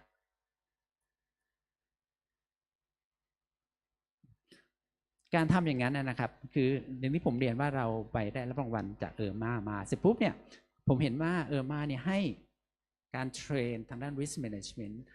องค์กรเราก็มีความเสี่ยงเหมือนกันองค์กรเราก็มีหน่วยงานที่ต้องดูแลเรื่องความเสี่ยงต้องจัดการความเสี่ยงเพราะฉะนั้นถ้าเราสามารถที่จะนำความรู้ที่มามีเนี่ยนะครับมาถ่ายทอดให้องค์กรของเราเองคนภายในของเราเองในระดับผู้บริหารระดับกลางหรือระดับสูง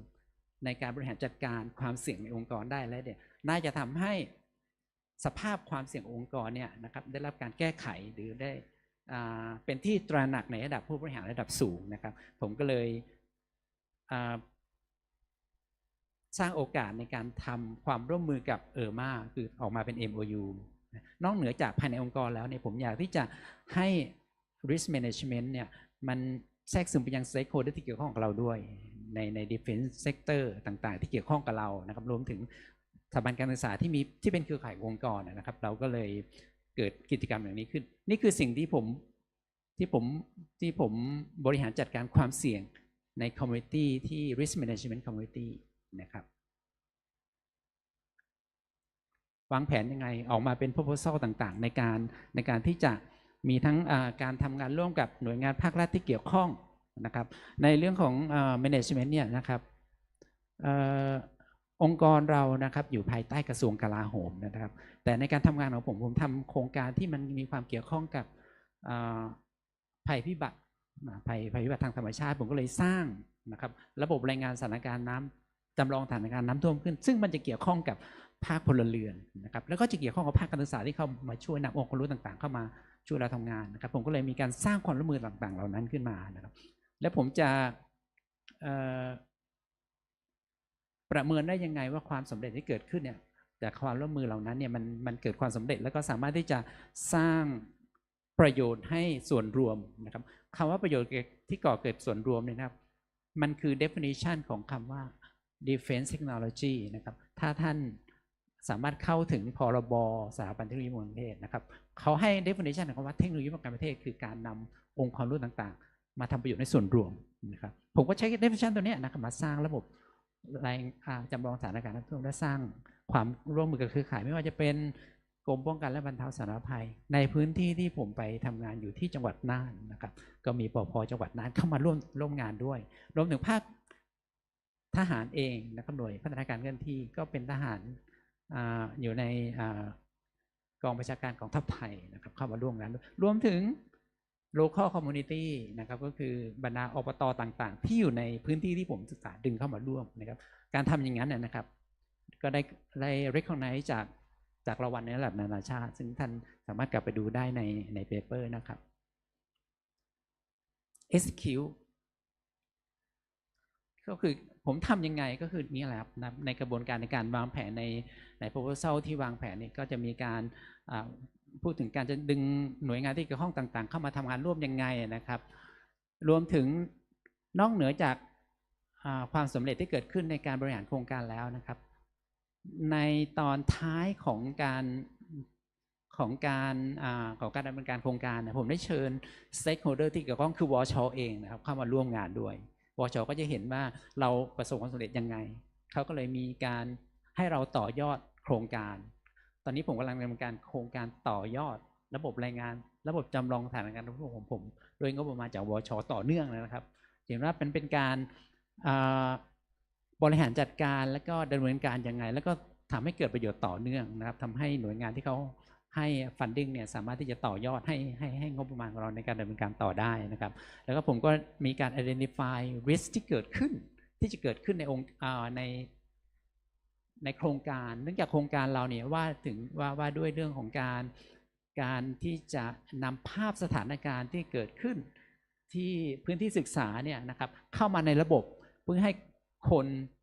ที่จะใช้ระบบเนี่ยสามารถรับรู้สถานการณ์ได้ในขณะเวลาจริงนะครับแต่ว่าการจะทำอย่างนั้นเนี่ยผมจะต้องมีการ access เข้ายังกล้อง CCTV ที่เกิดที่กรมป้องกันและบรรเทาสาธารณภัยต้องพูดเร็วเพราะว่าถูกเร่งตัวนี้เกิด5 minutes กรมป้องกันและบรรเทาสาธารณภัยไปติดตั้ง CCTV ไว้แล้วเราจะเข้าถึงยังไง CCTV เหล่านั้นเนี่ยมันจะเกิดปัญหาอะไรยังไงมันเป็นหนึ่งในobjective ที่ผมจะต้องนำภาพเหล่านั้นเนี่ยนะครับมาให้บริการผ่านระบบจำลองสถานการณ์น้ำท่วมก็เลย identify ว่าการ access เข้ายังกล้อง CCTV เหล่านั้นเป็นหนึ่งใน risk ที่ผมจะต้อง manage นะครับนั่นเป็นกระบวนการในการ execute ในโครงการวิจัยของผมนะครับครับผมพูดถึงเรื่องรางวัลต่างๆรางวัลนี้เป็นสิ่งยืนยันว่างานของเราในการให้บริการสาธารณะประสบความสำเร็จนอกเหนือจากทำระบบเพื่อใช้ในการป้องกันประเทศในเชิงของ defense ในเชิงของทางทหารเราสามารถที่จะนำเทคโนโลยีเหล่านั้นนะครับมาประยุกต์ใช้เพื่อให้เกิดประโยชน์ส่วนรวมได้นะเราก็เลยได้รางวัลเป็นเครื่องการันตีและทำให้เราเป็นที่ recognize ในเวทีนานาชาตินะครับนะผมก็สรุปนะครับว่าผมดำเนินการยังไงแล้วได้อะไรจากการดำเนินการเหล่านั้นนะครับแล้วก็ท้ายที่สุดนี้ก็คือว่านะครับในวันนี้นะครับเรามี stakeholder จากภายนอกคือพวกท่านนะครับเข้ามาร่วมงานในตอนบ่ายเนี่ยเราจะมีการให้โอกาสแล้วก็มีการสร้างโอกาสในการที่จะเชื่อมโยงองค์ความรู้จากมาในเรื่องEnterprise Risk Management กับท่านเราสามารถที่จะทำกิจกรรมร่วมกันได้เพราะว่านี่เป็นกิจกรรมที่เป็นภายใต้แผ พระราชบัญญัติเทคโนโลยีบนประเทศในการส่งเสริมและสนับสนุนการฝึกอบรม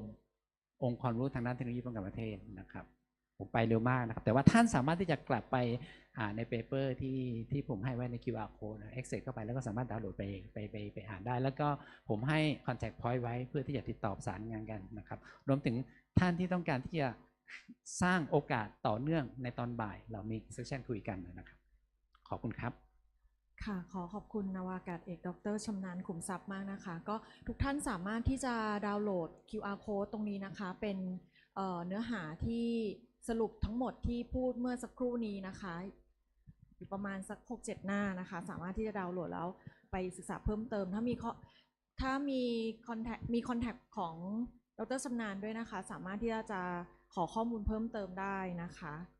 ค่ะก็เดี๋ยวก่อนที่เราจะไปทานข้าวนะคะเดี๋ยวขอแจ้งกำหนดการของช่วงบ่ายนิดนึงนะคะช่วงบ่ายค่ะจะเป็นเรื่องของการแลกเปลี่ยนประสบการณ์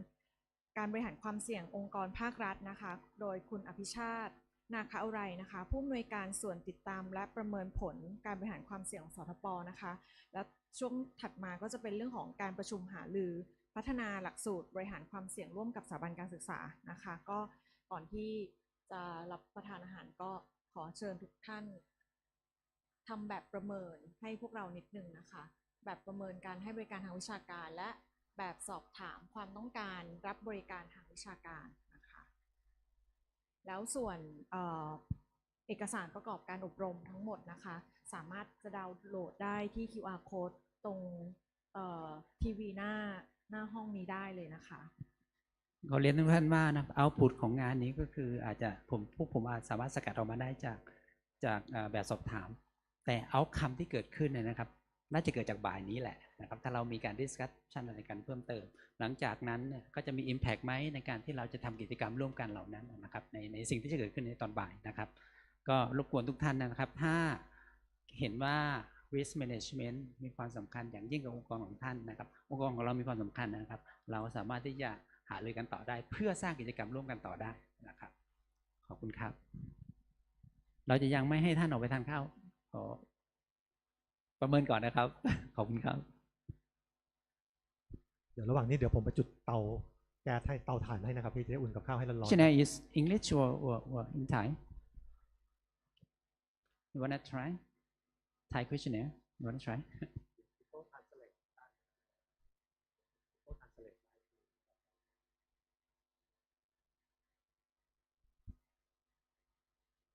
ไปดูไฟที่เตาถ่านกันนะพี่ว่าข้าวสุกยัง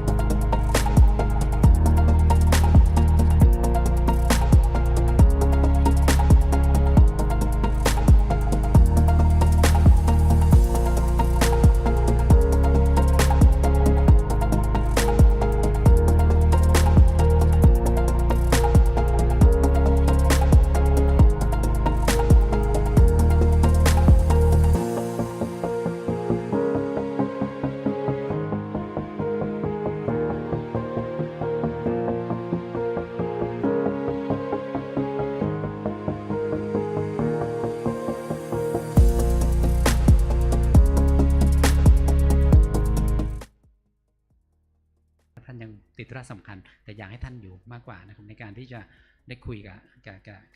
เราแล้วก็ว่านะครับ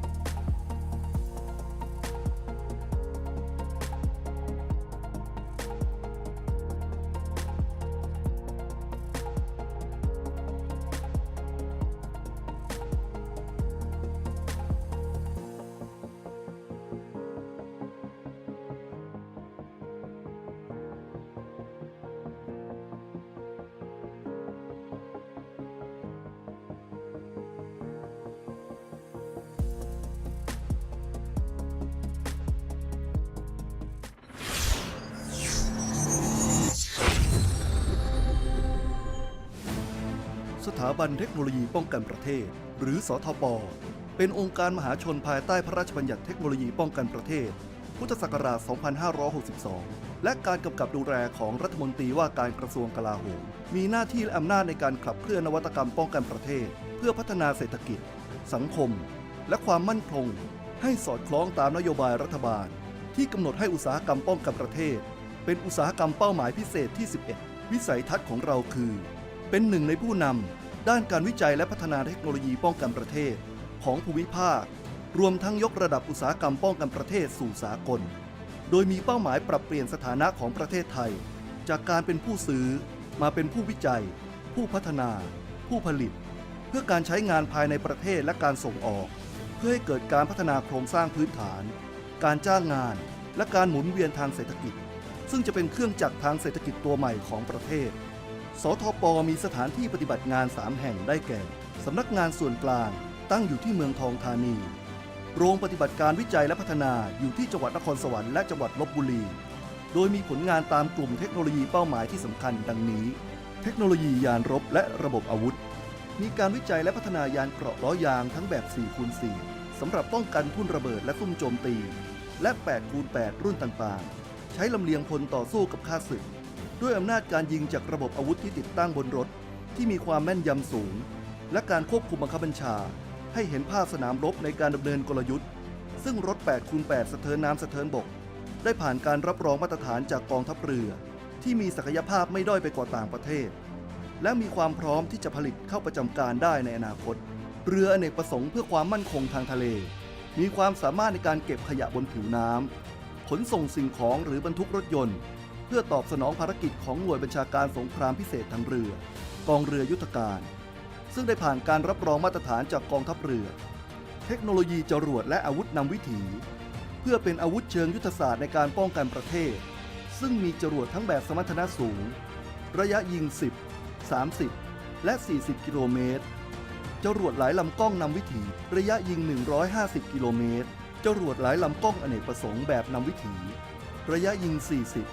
150 และ 300 กิโลเมตรตามความต้องการของหน่วยใช้และจรวดดัดแปลสภาพอากาศเพื่อช่วยในการปฏิบัติภารกิจของกรมฝนหลวงและการบินเกษตรเทคโนโลยีสารสนเทศไซเบอร์และการสื่อสารการวิจัยและพัฒนาเทคโนโลยีระบบสารสนเทศแบบรวมศูนย์และโปรแกรมประยุกต์สำหรับหน่วยงานด้านความมั่นคงสนับสนุนการแก้ไขปัญหาจังหวัดชายแดนภาคใต้ระบบตรวจสอบแผ่นป้ายทะเบียนยานพาหนะระบบการเฝ้าตรวจติดตามและแจ้งเหตุต่างๆสำหรับใช้งานกับโทรศัพท์มือถือสมาร์ทโฟนเพื่อช่วยในการตรวจสอบและลดการก่อเหตุลงได้รวมทั้งโครงการพัฒนาหลักสูตรการฝึกอบรมด้านไซเบอร์ซิเคียวริตี้เพื่อป้องกันและลดความเสี่ยงจากภัยคุกคามทางไซเบอร์เทคโนโลยีการจำลองยุทธและการฝึกเสมือนจริง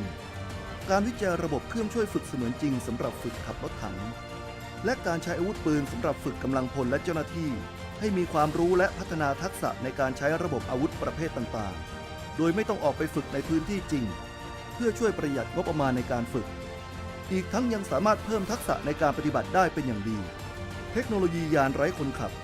ได้ทำการวิจัยและพัฒนาอากาศยานไร้คนขับประเภทต่างๆตามโรดแมพทั้ง6มิติเพื่อใช้ในการลาดตระเวนตรวจการและโจมตีรวมทั้งการใช้งานเชิงพาณิชย์โดยบูรณาการ UAV Ecosystem กับทุกภาคส่วนเพื่อพัฒนาบุคลากรสนธิระบบควบคุมการเคลื่อนที่และนำร่องทั้งในระยะไกลและแบบอัตโนมัติรวมทั้งระบบการตรวจจับค่าสถานะของยานไร้คนขับและได้จัดตั้งศูนย์ฝึกอบรมระบบอากาศยานไร้คนขับ DTI UTC ที่เป็นมาตรฐานสากลแห่งแรกในประเทศให้สามารถรองรับการใช้งานที่เติบโตอย่างรวดเร็วซึ่งจะทำให้ประเทศไทยสามารถผลิตนักบินอากาศยานไร้คนขับที่มีมาตรฐานและความเชี่ยวชาญทัดเทียมต่างชาติซึ่งจะช่วยทำให้เกษตรกรยุคใหม่นำเอาเทคโนโลยีไปใช้ทำการเกษตรได้อย่างปลอดภัยและมีประสิทธิภาพมากยิ่งขึ้นรวมทั้งแผนการจัดตั้งศูนย์ซ่อมบำรุงระบบอากาศยานไร้คนขับที่ได้มาตรฐานเพื่อสร้างการเติบโตให้แก่อุตสาหกรรมนี้อย่างเป็นระบบครบวงจรนอกจากนี้ยังได้วิจัยพัฒนายานภาคพื้นไร้คนขับดังนี้หุ่นยนต์ทางยุทธวิธีได้ส่งมอบให้กับกองทัพบกเพื่อนำไปทดสอบทดลองใช้งานและนำเข้าสู่กระบวนการรับรองมาตรฐานหุ่นยนต์ตรวจการขนาดพกพาหุ่นยนต์เก็บกู้วัตถุระเบิดขนาดเล็กทั้ง2รุ่นได้ผ่านการรับรองมาตรฐานจากกระทรวงกลาโหม พร้อมนำเข้าสู่สายการผลิตเพื่อเข้าประจำการไว้ใช้งานในกองทัพและหุ่นยนต์เก็บกู้วัตถุระเบิดขนาดกลางตลอดจนให้บริการซ่อมคืนสภาพหุ่นยนต์กาเดียนที่จัดหามาจากต่างประเทศเพื่อยืดอายุการใช้งานต่อไปและยังมีการวิจัยเทคโนโลยีเป้าหมายอีก3เรื่องที่มีแผนดำเนินการในอนาคตต่อไปได้แก่การวิจัยและพัฒนาเทคโนโลยีพลังงานเทคโนโลยีปัญญาประดิษฐ์และเทคโนโลยีอวกาศสำหรับงานวิจัยและพัฒนาที่อยู่ระหว่างดำเนินการตามความต้องการของผู้ใช้งานประกอบด้วยปืนใหญ่เบากระสุนวิถีโค้งขนาด105มิลลิเมตรรถสะพานเครื่องหนุนมั่นยุทโธปกรณ์2ทางใช้งานได้ทั้งทางทหารและการบรรเทาสาธารณภัยฝ่ายพลเรือนและโครงการพัฒนาเทคโนโลยีสารสนเทศและการสื่อสารด้านระบบความปลอดภัยสาธารณะ Public Safety เพื่อบริหารจัดการข้อมูลกล้องโทรทัศน์วงจรปิดพร้อมระบบวิเคราะห์ภาพอัจฉริยะการยกระดับมาตรฐานการดำเนินการด้านอุตสาหกรรมป้องกันประเทศของสทป.ได้ตรวจสอบและผ่านการรับรองมาตรฐาน ISO 9001 2015 มาตรฐาน ISO IEC 17020 2012 มาตรฐาน ISO IEC 27001 รวมทั้งจัดตั้งศูนย์ทดสอบมาตรฐานผลิตภัณฑ์อุตสาหกรรมความมั่นคงเพื่อการนำผลิตภัณฑ์อุตสาหกรรมความมั่นคงของไทยไปสู่สากลและการพัฒนาพื้นที่รองรับอุตสาหกรรมความมั่นคงนอกจากนี้สทป.ได้ดำเนินการตามพระราชบัญญัติเทคโนโลยีป้องกันประเทศพุทธศักราช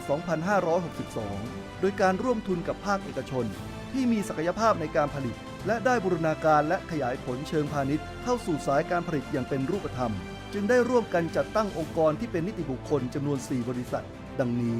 บริษัทไทยดีเฟนส์อินดัสทรีจำกัดผลิตภัณฑ์ยานเกาะล้อยางแบบ 4x4 บริษัทแอโรเทคโนโลยีอินดัสทรีจำกัดผลิตภัณฑ์อากาศยานไร้คนขับขนาดกลางบริษัทอุตสาหกรรมผลิตอาวุธจำกัดผลิตภัณฑ์อาวุธปืนเล็กยาวและปืนพกบริษัท Advanced Defense Technology and Innovation จำกัดผลิตภัณฑ์ยานเกราะล้อยางแบบ 8x8 โดยสทป.อยู่ในระหว่างการส่งเสริมทั้ง 4 บริษัทให้มีการผลิตและการนำไปใช้ในเหล่าทัพตามนโยบายของกระทรวงกลาโหมที่ต้องการให้มีการนำยุทโธปกรณ์ที่ผลิตได้ในประเทศไปประจำการและบรรจุอยู่ในอัตราการจัดยุทโธปกรณ์ของเหล่าทัพเพื่อลดภาระการจัดหายุทโธปกรณ์จากต่างประเทศสถาบันเทคโนโลยีป้องกันประเทศพร้อมที่จะร่วมมือส่งเสริมสนับสนุนหน่วยงานภาครัฐภาคเอกชนทั้งในประเทศและต่างประเทศที่สนใจหรือมีขีดความสามารถและศักยภาพเข้ามาลงทุน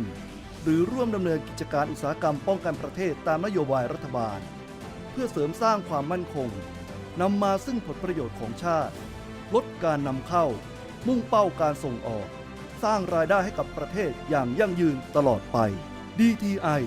คิดเพื่อชาติทำเพื่อคุณ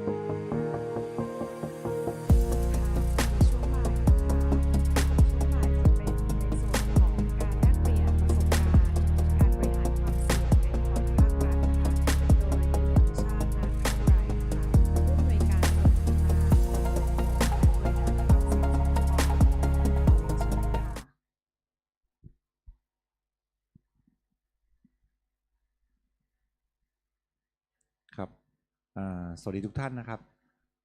วันนี้ผมอย่างที่พิธีกรได้แนะนำนะครับก็คือ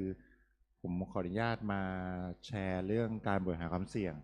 นะครับในองค์กรภาครัฐโดยเฉพาะบทบาทของสทป.นะครับหรือสถาบันเทคโนโลยีป้องกันประเทศนะครับว่าเรามีกลไกมีขั้นตอนการดำเนินงานยังไงซึ่งต้องขออนุญาตดำเนินว่าซึ่งผมว่าหลายๆท่านในที่นี้นะครับก็คงดำเนินการหรือว่าทำงานภายใต้กรอบนี้อยู่แล้วนะครับโดยเนื่องด้วยสทป.นะครับก็เป็นหน่วยงานของรัฐนะครับเป็นหน่วยงานของรัฐประเภทหนึ่งนะครับก็คือมีสถานะเป็นองค์การมหาชนเพราะฉะนั้นสุดท้ายแล้วยังไงยังต้องดำเนินการตามกฎหมายระเบียบนะครับซึ่งเกี่ยวข้องอยู่นะครับโดยเฉพาะในเรื่องของพระราชบัญญัติวินัยการคลังภาครัฐนะครับพ.ศ. 2561ซึ่ง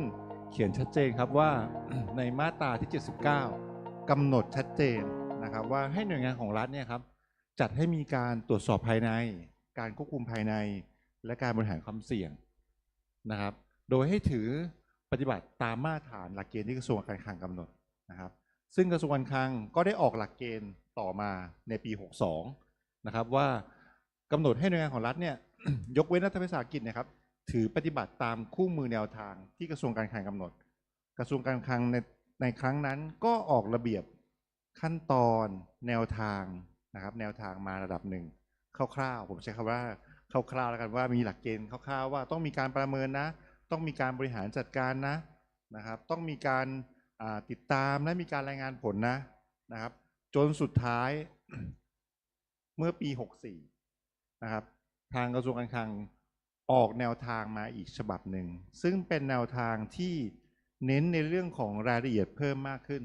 นะครับเพิ่มมากขึ้นเพื่อให้หน่วยงานของรัฐมีแนวทางการปฏิบัติที่ชัดเจนมากยิ่งขึ้นนะครับเพราะด้วยฉบับก่อนเนี่ยอาจจะรายละเอียดหลักเกณฑ์วิธีการเงื่อนไขการกำหนดหรือว่าแนวทางต่างๆเนี่ยอาจจะยังไม่ชัดเจนนะครับซึ่งกระบวนการบริหารความเสี่ยงที่สำคัญที่กระทรวงการคลังกำหนดนะครับจะประกอบไปด้วยอย่างน้อย7ขั้นตอนไม่ว่าจะเป็นการวิเคราะห์องค์กรนะครับต้องมีการวิเคราะห์องค์กรต้องมีการกำหนดนโยบายเรื่องการบริหารความเสี่ยงว่าหน่วยงานของรัฐต้องกำหนดนโยบายว่าจะบริหารความเสี่ยงอย่างไรเกณฑ์ที่ยอมรับได้เป็นอย่างไรมีการระบุความเสี่ยงไหมมีการประเมินความเสี่ยงไหมมีการตอบสนองบริหารความเสี่ยงไหมรวมทั้งการติดตามทบทวนและรายงานผลนะครับอันนี้คือกฎกติกามารยาทที่กระทรวงการคลังออกมาเพิ่มขึ้นซึ่งทุกหน่วยงานของรัฐต้องดำเนินการนะครับต้องดำเนินการรวมถึงมาตรฐานอื่นที่เกี่ยวข้องนะครับเราคงปฏิเสธไม่ได้ว่าเราคงไม่ทำตามหลักเกณฑ์ของกระทรวงการคลังอย่างเดียวแน่ๆเราต้องมองไปถึงในภาพของที่ได้รับการรับรองมาตรฐานมาแล้วไม่ว่าจะเป็นตัว ISO 31001นะครับตัวโคโซ ERM นะครับซึ่งหลักการผมว่าช่วงเช้านะครับก็วิทยากรก็ได้มีการบรรยายและกล่าวถึงไปบ้างแล้วหลักการดังกล่าวซึ่งในฐานะที่อันนี้ขออนุญาตมองในภาพของสทป.นะครับเป็นหน่วยงานของรัฐเพราะฉะนั้นสทป.จะนำหลักเกณฑ์ของกระทรวงการคลังเข้ามานำตัวโคโซแล้วก็ไอโซเนี่ยเข้ามานะครับมาเพื่ออะไรมาเพื่อปรับให้เข้ากับบริบทขององค์กรของเรานะครับซึ่งผมเชื่อว่าหลายๆหน่วยงานก็จะมีบริบทของแต่ละองค์กรของหน่วยงานของตนเองจะมี culture มีวัฒนธรรมมีการดำเนินงานมีแผนปฏิบัติงานมีกระบวนการบริหารความเสี่ยงที่อาจจะแตกต่างกันบ้างนะครับในรายละเอียดนะครับตัวอย่างขออนุญาตเข้าเรื่องเลยเพื่อไม่เป็นการเสียเวลาตัวอย่างของสทป.ครับอันนี้ผมยกตัวอย่างมาตั้งแต่ปี 61 จนถึงแค่ปี 68 ช่วงแค่ 8 ปีหลังๆประเด็นความเสี่ยงของสทป.นะครับเราก็มีการพัฒนาขึ้นมีการปรับมาตรการขึ้นมีการปรับกระบวนการมากขึ้นนะครับตั้งให้เป็น question สงสัยว่าทำไมประเด็นความเสี่ยงมันมีทั้งเพิ่มขึ้นและลดลงและก็เท่าเดิมนะครับสังเกตนะครับปี 61 นะครับตอนต้นปีงบประมาณเรากำหนดความเสี่ยงไว้9ประเด็นนะครับพอสุดท้ายระหว่างปีงบประมาณมันมีเหตุการณ์มีกลไกเพราะฉะนั้นความเสี่ยงสามารถเพิ่มขึ้นได้ระหว่างปีสามารถเพิ่มขึ้นได้นะครับ เพราะหากเรามีการทบทวนแล้วว่าเราเริ่มมีปัจจัยเสี่ยงเรามีสถานการณ์ความเสี่ยงเรามีเหตุการณ์ความเสี่ยงเพราะฉะนั้นจำนวนความเสี่ยงประเด็นความเสี่ยงอาจจะเพิ่มขึ้นมาก็ได้นะครับรวมทั้งทำไมบางปีประเด็นความเสี่ยงที่ตั้งไว้5ประเด็น4ประเด็น3ประเด็นบางปีลดบางปีไม่ลดนะครับมันก็คือขึ้นอยู่กับการบริหารจัดการขึ้นอยู่กับการปฏิบัติงานความเสี่ยงไม่จำเป็นว่าตั้งไว้ตอนต้นปีจะสำเร็จแล้วก็ความเสี่ยงลดลงได้ทุกกรณีไปนะครับมันคือต้องเรียนว่ามันเป็นไปได้หมดการบริหารความเสี่ยงมาจากแผนบริหารความเสี่ยงถ้าคุณทำแผนบริหารความเสี่ยงไว้ตอนต้นปีดีมีการกำหนดกลยุทธ์มีการกำหนดแผนปฏิบัติงานชัดเจนบางครั้งไอ้สิ่งที่เรากำหนดไว้ตอนต้นปีครับมันอาจจะไม่สามารถทำให้ความเสี่ยงนั้นลดลงก็ได้อาจจะความเสี่ยงยังคงอยู่หรืออาจจะลดลงแต่อยู่ในเกณฑ์ที่ยังยอมรับไม่ได้ก็ได้นะเพราะฉะนั้นแต่ละสถานการณ์เป็นไปได้หมดนะครับส่วนในปี2568ครับในส่วนของสรป.มีประเด็นความเสี่ยง2ประเด็นความเสี่ยงนะครับซึ่งผมใส่ตัวอักษรสีแดงไว้เราตั้งเป้าไว้ว่าตอนสิ้นปีเราจะลดลงให้ได้เหลือ1ประเด็นความเสี่ยงนะครับโปรดสังเกตดีๆนะครับว่าประเด็นความเสี่ยงไม่ได้หมดไปเพราะบางเรื่องครับประเด็นความเสี่ยงบางเรื่องมันมาจากเหตุการณ์มันมาจากสถานการณ์ซึ่งบางครั้งมันไม่สามารถแก้ให้จบได้ในปีเดียวนะครับมันไม่สามารถแก้ให้จบได้ในปีเดียวเพียงแต่ว่าเรารู้ความเสี่ยงในอนาคตแล้วเราดำเนินการแล้วเราจัดการกับมันแล้วความเสี่ยงมันอาจจะลดลงอยู่ในเกณฑ์ที่เรายอมรับได้แต่มันยังอยู่ในเกณฑ์ที่ยังไม่สามารถที่จะปรับลดระดับความเสี่ยงได้อันนี้เป็นตัวอย่างหนึ่งนะครับสตป.ครับก็ยึดตามหลักเลยว่ากระทรวงการคลังกำหนดมายังไงตัวไอโซมายังไงตัวโคโซกำหนดไว้ยังไงเราปรับให้เข้ากับตัว culture และการทำงานของสถาบันมากที่สุดนะครับเราดูอะไรบ้างเราดูความเสี่ยงที่ปีที่ผ่านมาเป็นยังไงมีความเสี่ยงอะไรลงเหลืออยู่บ้างไหมนะครับเราก็ดูปีที่แล้วมี3เรื่องเราบริหารจัดการไปแล้ว2เรื่องยังคงเหลืออยู่1เรื่องเพราะฉะนั้นเราก็ยกประเด็นนั้นมาต่อนะครับเรามีการทบทวนแผนปฏิบัติงานประจำปีเรามีการพิจารณาในเรื่องของแผนงานและแผนเงินทั้งในระยะสั้นและระยะยาวนะครับอันนี้คือสิ่งสำคัญคือเราต้องทบทวนตัวเองนะครับทบทวนตัวเองว่าเรามีแผนงานอะไรบ้างนะครับเรามีความเสี่ยงอะไรบ้างแล้วเรามองไปข้างหน้าว่าเราจะเจอความเสี่ยงอะไรบ้างนะครับเรามีการวิเคราะห์ SWOT เรามีการดูมาตรฐานกระทรวงการคลังเพราะยังไงสุดท้ายเราเป็นหน่วยงานของรัฐเราก็จะต้องอิงกระทรวงการคลังเป็นหลักเราดูประเด็นการควบคุมภายในขององค์กรว่ามีปัญหาจากการดำเนินงานภายในองค์กรไหมมีความเสี่ยงใหม่ๆ emergency risk เข้ามาบ้างหรือเปล่านะครับรวมทั้งที่สำคัญคือเราต้องกำหนดKRI นะครับเกณฑ์ชี้วัดความเสี่ยงนะครับเกณฑ์ที่ยอมรับได้นะครับอันนี้คือสิ่งสำคัญแล้วก็มีการทบทวนคู่มือแบบฟอร์มการรายงานเพื่อให้มันครบถ้วนและถูกต้องตามกฎกติกามารยาทนะครับแต่ประเด็นสำคัญครับประเด็นสำคัญในการความประเมินความเสี่ยงที่ประเด็นสำคัญนะครับเราจะมั่นใจได้อย่างไรว่ามีประเด็นความเสี่ยงไหนที่เรายังพิจารณาได้ไม่ครบถ้วนถูกต้องหรือเปล่านะครับประเด็นความเสี่ยงมาจากอะไรมาจากกำหนดเหตุการณ์มาจากสถานการณ์ว่าหน่วยงานจะต้องเจออะไรปัจจุบันหน่วยงานเจออะไรและในอนาคตหน่วยงานต้องเจออะไรมีอะไรเข้ามาเปลี่ยนแปลงเข้ามากระทบนะครับหรือแม้กระทั่งการวิเคราะห์องค์กรข้อแรกเลยนะครับวิเคราะห์ข้อแรกเลยหน่วยงานด้านกลยุทธ์ขององค์กรหน่วยงานด้านแผนงานมีการวิเคราะห์องค์กรได้ครบถ้วนถูกต้องหรือเปล่านะครับอันนี้เป็นสิ่งสำคัญนะครับว่าเขาได้วิเคราะห์ครบถ้วนหรือเปล่าเราต้องตามไปดูแล้วก็ประสานงานกับเขาอย่างใกล้ชิดเพื่อให้ได้ข้อมูลที่มันครบถ้วนนะครับความคาดหวังล่ะเราได้เคยมองไหมว่า stakeholder ของเราเนี่ยต้องการอะไรจากเรานะครับมีความคาดหวังอะไรจากเราไม่ว่าจะเป็นทั้งหน่วยงานที่เกี่ยวข้องกับเราโดยตรงหรือหน่วยงานที่อาจจะเป็นภายนอกที่อาจจะไม่เกี่ยวข้องหรือแม้กระทั่งประชาชนมีผลกระทบต่อองค์กรเราไหมมีกระทบต่อความเสี่ยงของเราไหมการดำเนินงานของเราไหมเราได้มีการถ่ายโอนความเสี่ยงไปไหม นะครับ เรามีระบุปัญหาแล้วเรารู้แล้วความเสี่ยงเกิดจากอะไรแล้วเรารู้ไหมว่าใครต้องเป็นคนจัดการความเสี่ยงนั้นนะครับอย่างเช่นตัวอย่างของสรปมีความเสี่ยงในเรื่องของการหารายได้คำถามเรารู้ไหมว่าใครต้องเป็นคนทำนะครับเราต้องมีการกำหนดผู้รับผิดชอบให้ชัดเจนนะครับปัจจัยภายนอกล่ะสถานการณ์ปัจจุบันเราได้คิดกันบ้างหรือเปล่าเราได้ทบทวนอยู่ตลอดไหมเหมือนตอนนี้ครับเราตั้งต้นปี68มาแล้วผมเชื่อว่าทุกคนน่าจะติดตามสถานการณ์ทางโซเชียลค่อนข้างแรงมากไม่ว่าจะเป็นสงครามตอนนี้โอ้โหเปิดหลายที่มากต้องยอมแล้วเปิดหลายที่มากเรามีส่วนเกี่ยวข้องไหมการทำงานของเราวงจรในไซเคิลของการทำงานของเราเนี่ยต้องไปเกี่ยวข้องกับปัจจัยพวกนั้นไหมหรืออย่างง่ายๆใกล้ตัวสงครามที่เกิดขึ้นหรืออาจจะไม่ใช่สงครามแล้วกันผมใช้ว่าประเด็นทางการเมืองประเด็นข้อพิพาทระหว่างชายแดนเราต้องเกี่ยวข้องไหมจะส่งผลกระทบต่อเราไหมแน่ๆละจังหวัดตรงบริเวณริมชายแดนเขามีผลกระทบแน่นอนนะครับมีผลกระทบแน่นอนเราต้องกลับมามองตัวเราเองว่าแล้วเราล่ะมีผลกระทบหรือเปล่าเราต้องไปมีส่วนในเรื่องของการทำงานในช่วงนั้นหรือเปล่านะครับหรือสุดท้ายแล้วเกิด worst case อันนี้เป็นสิ่งที่เราไม่อยากให้เกิดขึ้นนะครับถ้ามันเกิดสงครามขึ้นมาจริงๆเกิดไทยต้องเข้าร่วมสงครามขึ้นมาจริงๆหรือต้องเปิดประเด็นสงครามมาจริงๆมันไม่ใช่ว่าไม่เคยเกิดนะครับมันเคยเกิดขึ้นมาแล้วที่ผ่านมามันเคยเกิดขึ้นมาแล้วแล้วคิดว่าถ้ามันเกิดขึ้นหน่วยงานของเราจะได้รับผลกระทบไหมการทำงานเราจะมีปัญหาไหมนะครับอันนั้นคือสิ่งที่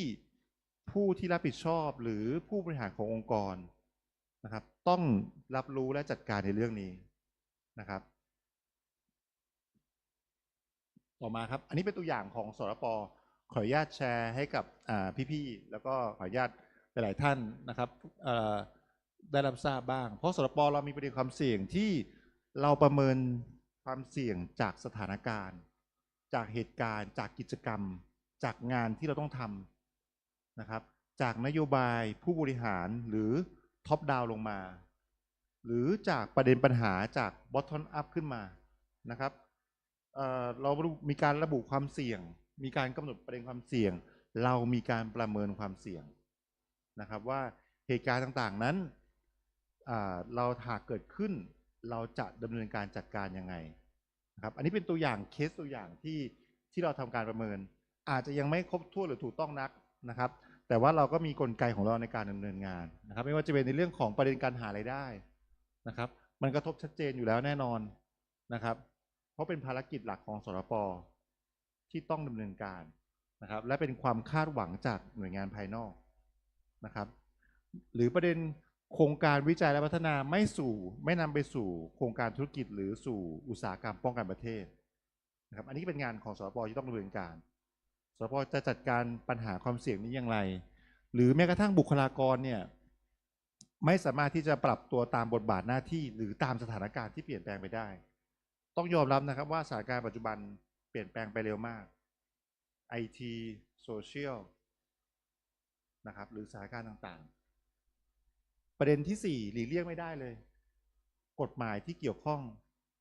หน่วยงานของท่านหรือหน่วยงานของผมเองเจอกฎระเบียบเจอข้อบังคับอะไรบ้างไหมทำงานไปโอเคเรามีอำนาจหน้าที่แล้วมีกฎหมายตัวไหนไหมที่เราต้องทำอีกเราได้รู้เราได้มีการทบทวนตัวเองบ้างไหมหรือแม้กระทั่งมองง่ายๆครับทุกวันนี้ก็มีกฎหมายเพิ่มขึ้นมาหลายฉบับมากเราได้ทำได้ครบถ้วนถูกต้องแล้วหรือยังอย่างเช่นเอาง่ายๆเลยกฎหมาย PDPA เราได้ทำครบถ้วนแล้วหรือเปล่านะครับอันนี้เป็นตัวอย่างหนึ่งการให้บริการภาครัฐผมเชื่อว่าหลายๆท่านเนี่ยมาจากหน่วยงานภาครัฐเป็นส่วนใหญ่ได้ดำเนินการในเรื่องนี้แล้วหรือยังครบถ้วนแล้วหรือยังนะครับแม้กระทั่งปัญหาภายในหน่วยงานในด้านที่5เรื่องการควบคุมพัสดุเพราะเนื่องด้วยสรป.เป็นหน่วยงานโครงการวิจัยทำโปรเจกต์ทำโปรเจกต์ด้านการวิจัยและพัฒนาคำถามว่ามันต้องมีพัสดุครุภัณฑ์โครงการวิจัยเต็มไปหมดเลยบางครั้งวัสดุอุปกรณ์นั้นใช้แล้วหมดไปแล้วบุ๊กกิ้งยังไงแล้วจะบันทึกทะเบียนยังไงทรัพย์สินวิจัยอะไรอย่างนี้เป็นยังไงนะครับหรือแม้กระทั่งการปรับโครงสร้างผมเชื่อว่าการปรับโครงสร้างเนี่ย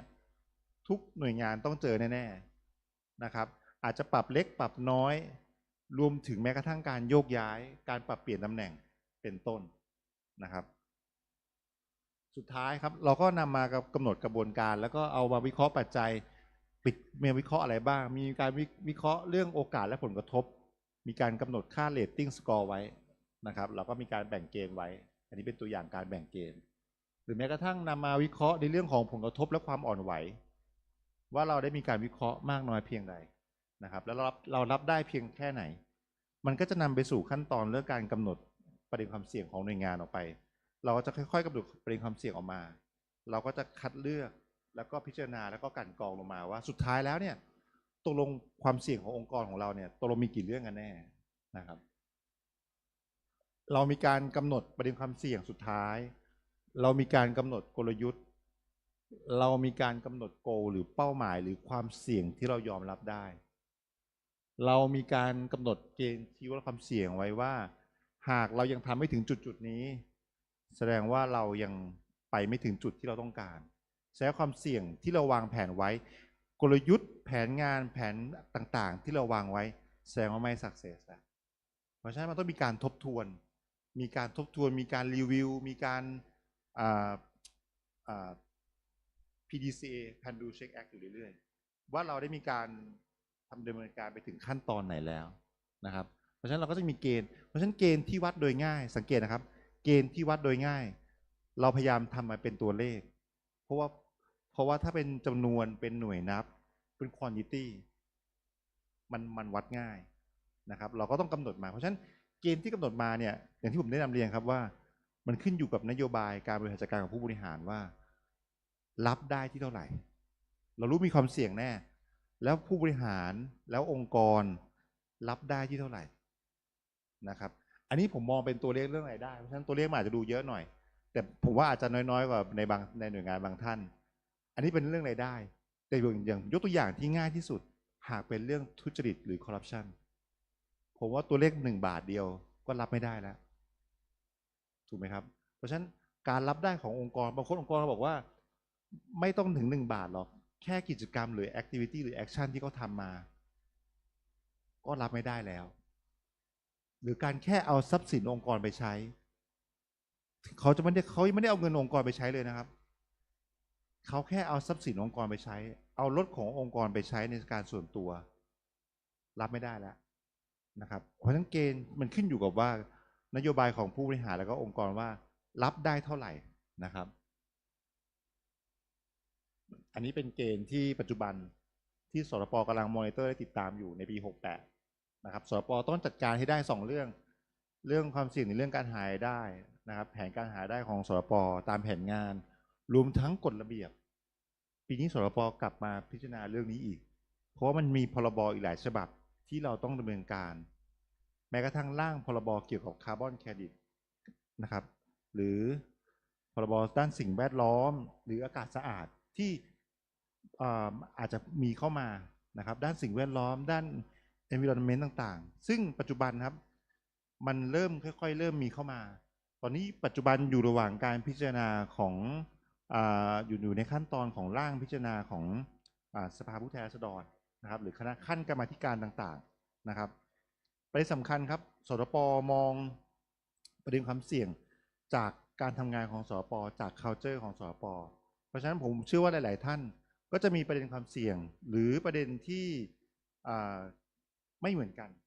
ต้องเรียนอย่างนี้ไม่เหมือนกันแต่ละองค์กรมีความเสี่ยงไม่เหมือนกันแต่มันก็จะมีแนวทางการปฏิบัติขั้นตอนการทำงานผมเชื่อว่าคล้ายๆกันนะครับครับในขั้นต้นขอบคุณมากครับ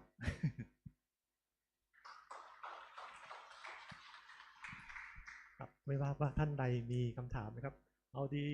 เว้ยขออนุญาตนะครับมีสองท่านเลยนะครับเดี๋ยวขออนุญาตเป็นท่านสุภาพสตรีท่านนี้ก่อนนะครับค่ะขอสอบถามเป็นความรู้อะค่ะสไลด์หน้าที่10ที่เป็นตารางอะค่ะมันจะมีเป้าหมาย goal แล้วก็ KRI อะค่ะครับขอจะรบกวนขอท่านวิทยากรช่วยอธิบายให้ความรู้ความต่างของ2 ช่องนี้อะค่ะเพราะว่า มันค่อนข้างจะใกล้เคียงกันแล้วเราจะสับสนเวลาเราจะทำช่องขวาสุดเนี่ย KRI เนี่ยค่ะ ครับ แล้วทีนี้ถ้าคำถามแรกนะคะขออธิบายความต่างสองอันนี้ให้เห็นภาพชัดขึ้นเวลาเอาไปทำงานนะคะแล้วก็คำถามที่สองเวลาเราประเมินผลเนี่ยเราเทียบผลเราปลายปีกับช่องไหนคะเป้าหมายใช่ไหมคะหรือว่า KRI ขอบคุณค่ะ ขออนุญาตตอบแชร์กันในเรื่องนี้ก็คือว่าตอบข้อ2ก่อนดีกว่า เราเทียบผลจากอันไหนในการประเมินลดระดับความเสี่ยงลงเราเทียบผลจากโกหรือระดับความเสี่ยงที่เรายอมรับได้ครับความเสี่ยงที่เรากำหนดไว้เป็นความเสี่ยงสูงผมยกตัวอย่างนะครับความเสี่ยงสูงหรือสูงมากก็ตามการที่ความเสี่ยงนั้นจะเสี่ยงสูงหรือสูงมากจะลดระดับลงให้อยู่ที่ปานกลางหรือน้อยหรือยอมรับได้เพราะฉะนั้นเกณฑ์ที่เรามาวัดก็คือตัวเลขช่องโกเนี่ยครับจะเป็นช่องโกเนี่ยครับเอาเป็นตัววัดว่าหากสรปนะครับอันนี้ยกตัวอย่างเคสของสรปแล้วกันนะครับว่าสรปต้องหารายได้หรือมีแนวทางในการหารายได้เนี่ย400 ล้านบาทเพราะฉะนั้นถ้าถึงเกณฑ์ตัวนี้เมื่อไหร่ความเสี่ยงตัวนี้ครับตอบง่ายๆคือว่าจะลดระดับลงตัวนี้จะเป็นตัวมอนิเตอร์ว่าความเสี่ยงของสรปลดลงหรือยังสังเกตนะครับเราจะมีการแบ่งเกณฑ์400 ล้านออกเป็น2 ส่วนแรกคือรายได้ของสปกับรายได้ของบริษัทร่วมทุนนะครับบริษัทของสปเนี่ยมีการดำเนินกิจการในเรื่องของบริษัทร่วมทุนซึ่งเป็นไปตามอำนาจหน้าที่ของพระราชบัญญัติของสปเองแต่ว่าให้สามารถดำเนินการได้นะครับเพราะฉะนั้นเกณฑ์ที่เรากำหนดไว้ก็คือว่าในส่วนสปเองเราต้องหารายได้ให้ได้50 ล้านนะบริษัทร่วมทุนต้อง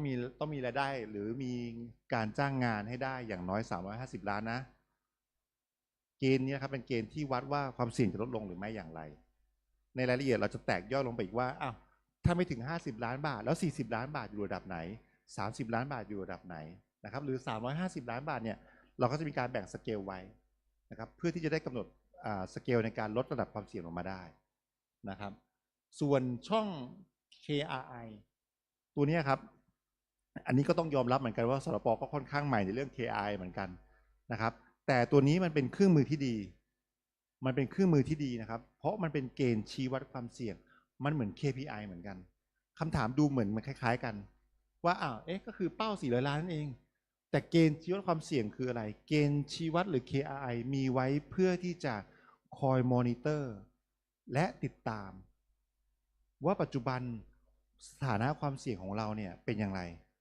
สังเกตนะครับผมจะกำหนดไว้ว่ารายได้จากการให้บริการหรือเนี่ยตัวนี้ครับเพิ่มขึ้นก็คือตัว50 ล้านนะครับเพราะฉะนั้นรายได้ตัวนี้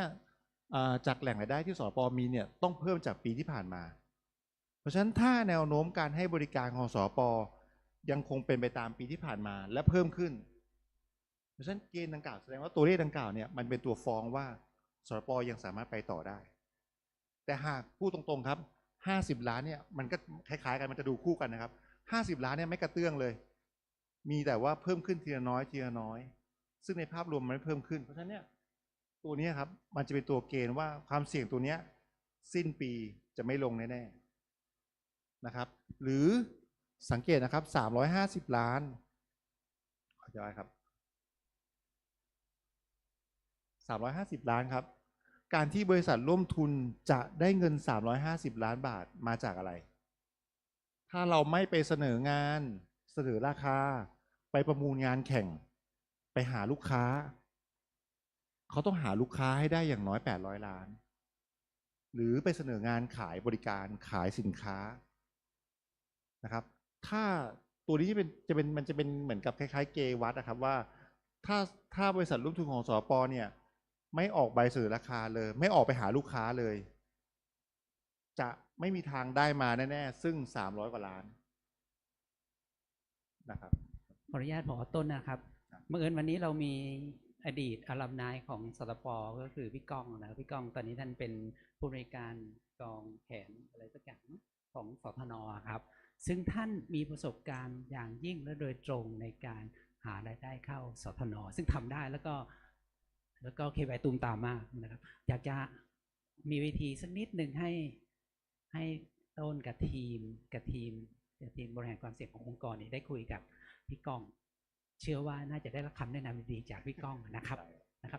ขออนุญาตพี่ก้องนะครับอยากให้คุยกับน้องๆหน่อยเนาะหลังจากนี้อาจจะเป็นหรืออาจจะให้คำแนะนำตอนนี้เลยไหมขออนุญาตท่านที่จะถามคนต่อไปนะครับขออนุญาตแป๊บหนึ่งครับ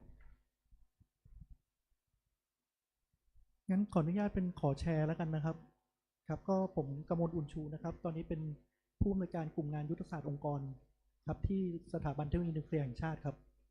ก็จะดูทั้งด้าน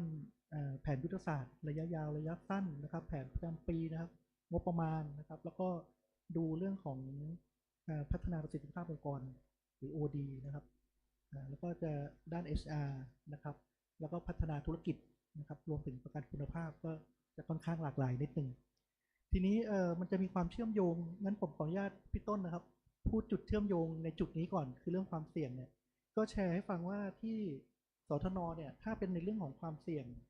เราจะจัดงานเอาไว้ในกลุ่มของ OD นะคือพัฒนาประสิทธิภาพองค์กรนะครับทีนี้ในการจัดทำความเสี่ยงเราจะเป็นความเสี่ยงองค์กรเนี่ยก็คือเป็นERM เนี่ยเป็นระดับองค์กรเลยนะครับก็จะให้ทาง OD ทำแต่ถ้าเกิดเป็นความเสี่ยงระดับกลุ่มศูนย์นะครับระดับโครงการย่อยลงไปแต่ละกลุ่มศูนย์ก็จะมีการ manage ย่อยลงไปด้วยก็จะส่งเสริมให้ทำอย่างนั้นครับรวมถึงเรื่องของการควบคุมภายในนะครับทีนี้ถ้าพี่โตจะให้ผมแชร์ในส่วนของเรื่องของการหารายได้นะครับสถาบันเทคโนโลยีนิวเคลียร์แห่งชาติเนี่ยครับก็มีการหารายได้เช่นกันนะครับก็เป็นองค์การมหาชนที่ไม่แสวงหากำไรแต่สามารถหารายได้ได้นะครับก็จะคล้ายสทป.นะครับทีนี้ขออนุญาตเรียกสั้นว่าสทน.นะครับสทน.เนี่ยมีเป้าหมายรายได้ปีละ200 ล้านบาทก็ถือว่าเป็นเป้าหมายที่ท้าทายครับไม่ง่ายนะครับเพราะฉะนั้นเนี่ยแน่นอนก็เราก็จะมีความเสี่ยงตัวนี้นะครับขออนุญาตโยงเข้าความเสี่ยง เราก็จะมีความเสี่ยงตัวนี้เช่นกันก็คือเรื่องของความเสี่ยงในการหารายได้ไม่ได้ตามเป้าหมายนะครับดังนั้นเนี่ยถ้าเกิดมองในภาพเนี้ยครับก็คือเราก็จะกำหนดประเด็นความเสี่ยงคล้ายๆอย่างเงี้ยครับแต่ทีนี้เราก็จะวางเป้าหมายก่อนนะครับเป้าหมายก็คือ200 ล้านที่ใน200 ล้านเนี่ยเราก็จะวางเป้าย่อยครับว่าเป็นของศูนย์นี้เท่าไหร่ศูนย์เทคโนโลยีนิวเคลียร์เท่าไหร่ศูนย์ฉายรังสีเท่าไหร่เป็นบริการทางวิชาการเท่าไหร่นะครับแล้วก็หรือมีผลิตภัณฑ์บางอย่างเท่าไหร่เราจะวางย่อยก่อนอันนี้ก็คือจะอยู่ในช่องเป้าหมายจะมาก่อนเราก็จะคอนโทรลที่เป้าหมายเสร็จปุ๊บเราก็จะมีมาตรการในการจัดการครับคำว่ามาตรการเนี่ยหมายถึงว่าเป็นตัวคอนโทรลว่าเพื่อโอเคมันเป็นความเสี่ยงใช่ไหมเราจะใช้หลักเดียวกันก็คือ 4T นะครับในการจัดการความเสี่ยงมันมีอยู่4ด้านนะผมจำไม่ค่อยแม่นมีอะไรบ้างฮะเช่นละทิ้งไปเลยนะมันเสี่ยงมากอ่ะไม่รู้จะทำไงทิ้งเลยกับอีกอันนึงลดใช่ไหมทิ้งเลยนี่มัน terminate น่าจะไม่ผิดนะแล้ว treat นี่มันลดลงนะครับหรือว่าเอาความเสี่ยงนั้นส่งไปให้คนอื่นเช่นเรื่องประกันหรืออย่างเงี้ยเพราะว่าไปแต่โดยหลักแล้วของราชการเนี่ยเราทิ้งไม่ได้มันก็ต้องลดใช่ไหมครับพอลดเสร็จปั๊บเนี่ยเราก็จะมีมาตรการว่าทำยังไงให้ความเสี่ยงเนี่ยมันลดลงในเรื่องรายได้ยกตัวอย่างเช่นมันเป็นเป้าหมายท้าทายใช่ไหมครับสำหรับศูนย์นี้เราจะต้องมีลูกค้าเพิ่มขึ้นเพราะฉะนั้นมาตรการคือด้านการตลาดต้องแข็งขึ้นด้านการตลาดแข็งขึ้นรักษาลูกค้าเก่าได้ดีขึ้นการประชาสัมพันธ์เข้าถึงลูกค้ามากขึ้นพวกนี้คืออยู่ในช่องมาตรการอย่างเงี้ยนะครับอันนี้เราก็แล้วทีนี้เวลาเราติดตามเราจะมาติดตามที่มาตรการก่อนว่ามาตรการแต่ละตัวเราได้ทำหรือเปล่าเมื่อทำแล้วเป้าหมายรายไตรมาสเราก็จะแบ่งย่อยครับเป็นรายไตรมาสสมมติว่าเราแบ่ง200 ล้านอย่างเงี้ยไตรมาสนี้เท่าไหร่ไตรมาสนี้เท่าไหร่ไตรมาสนี้เท่าไหร่เราก็จะตามรายไตรมาสแต่ว่าตัวหนึ่งที่เราเคยคุยแต่ยังไม่ได้ลงในตารางเนี่ยก็คือ KRI ซึ่งถ้าดูจากของพี่ต้นเนี่ยก็คือว่า KRI มันเราอาจจะใช้คำภาษาไทยต่างกันนิดนึงของผมใช้คำว่ามันคือตัวบ่งชี้ความเสี่ยงมันไม่ได้เป็นเกณฑ์คือไอ้ตัวเนี้ยมันเป็นตัวบอกว่า ความเสี่ยงมันมีแนวโน้มเพิ่มขึ้นหรือลดลงยกอย่างเช่นในรายได้เนี่ยถ้า KRI นั่นก็คือว่ารายได้ในไตรมาสที่1เป็นยังไงรายได้แต่ละไตรมาสหมายความว่าตัวบ่งชี้คือถ้ารายมาสไตรมาส1เนี่ยน้อยกว่าเป้าหมายเนี่ยมีโอกาสที่มันจะเสี่ยงสูงขึ้นแต่ถ้าเกิดไตรมาส1มาดีมันก็เป็นตัวบ่งชี้ว่าในไตรมาส2หรือ3หรือ4เนี่ยยังน่าจะโอเคอยู่แล้วมันก็คือตัวบ่งชี้ตัวหนึ่งมีอะไรเป็นตัวบ่งชี้ได้อีกมีลูกค้าใหม่มากขึ้นรักษาฐานลูกค้าเก่าได้คงที่อันนี้คือตัวบ่งชี้ทั้งนั้นในมุมของพี่มันคือ KRI ประมาณนี้นะครับถ้าในเรื่องของรายได้ทีนี้ขออนุญาตอาจจะแชร์เพิ่มจากที่พี่โตอยากจะให้แชร์เนี่ยก็คือว่าถ้าหลุดจากความเสี่ยงเนี่ยก็คืออยากจะเรียนว่าในส่วนขององค์การมหาชนทุกแห่งผมเชื่อว่าทุกแห่งและปัจจุบันถ้าไม่สามารถหารายได้เองได้บ้างครับในอนาคตจะมีปัญหาหมดเลยไม่แน่ใจว่ามีใครมาจากองค์การมหาชนบ้างไหมครับแชร์กันเนาะครับเพราะว่าคือเราถูกกรอบเงินเดือนของบุคลากรใช่ไหมครับอาจจะเป็น30บ้าง32บ้าง36บ้างแล้วแต่ครม.แต่ลองไป projection ดูครับในอนาคตเนี่ยมันจะวิ่งขึ้นไปถึงกรอบนั้นในไม่ช้านะนี่พอมันไปถึงกรอบนั้นแล้วเนี่ยมันจะเกิดปัญหาในเรื่องของการ operation นะดังนั้นเนี่ยในตัวของสทร.เองเนี่ยเราทำ projection จุดเนี้ยไปถึง30 ปีข้างหน้าแล้วเราก็ต้องประมาณการว่า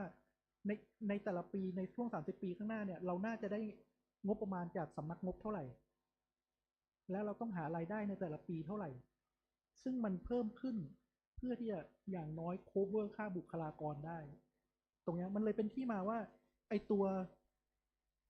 ความเสี่ยงด้านรายได้เนี่ยเป็นตัวสำคัญขององค์การมหาชนที่ต้องโฟกัสครับประมาณนี้ขอบคุณครับพี่ต้นขอบคุณครับขอบคุณมากครับ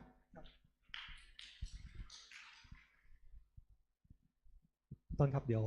ยังพอมีเวลาอยู่สักคำถามครับหรือว่าพี่ต้นอธิบายตารางนี้อยากอธิบายตรงนี้สักต่อยไหมหรือว่าจบ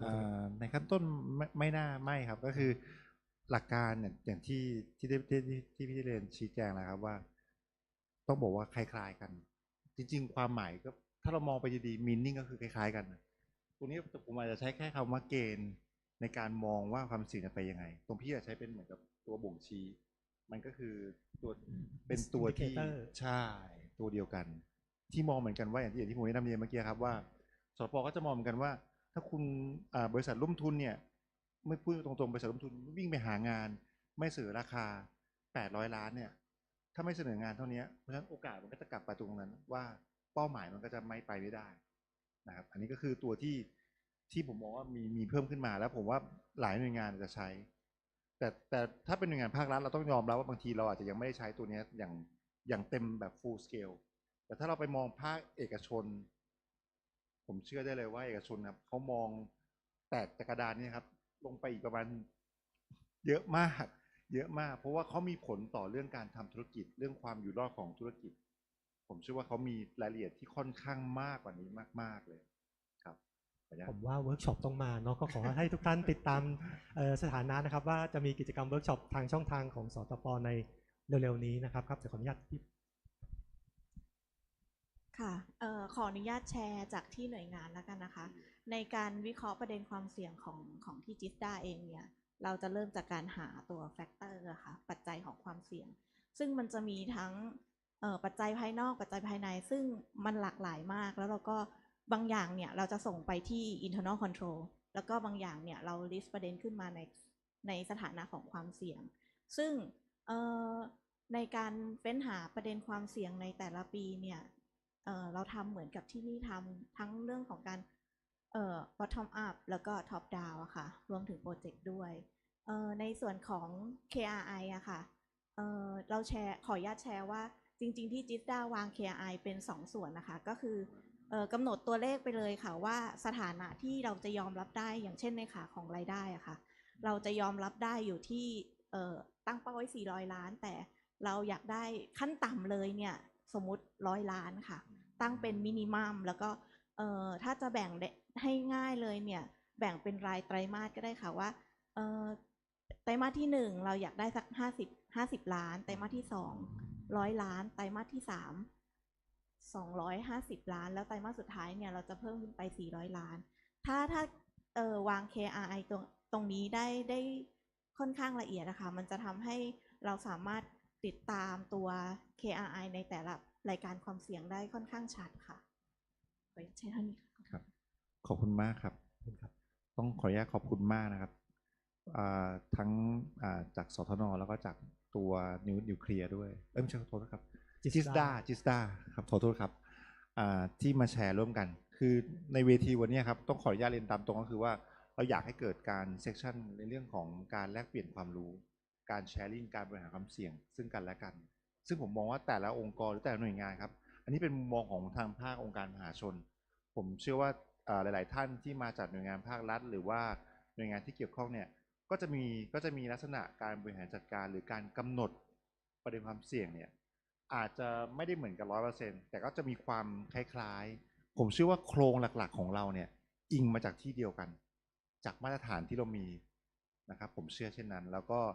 ผมเชื่อว่าหลายๆแห่งนะครับก็จะมีแนวทางมีการบริหารและเอาเครื่องมือ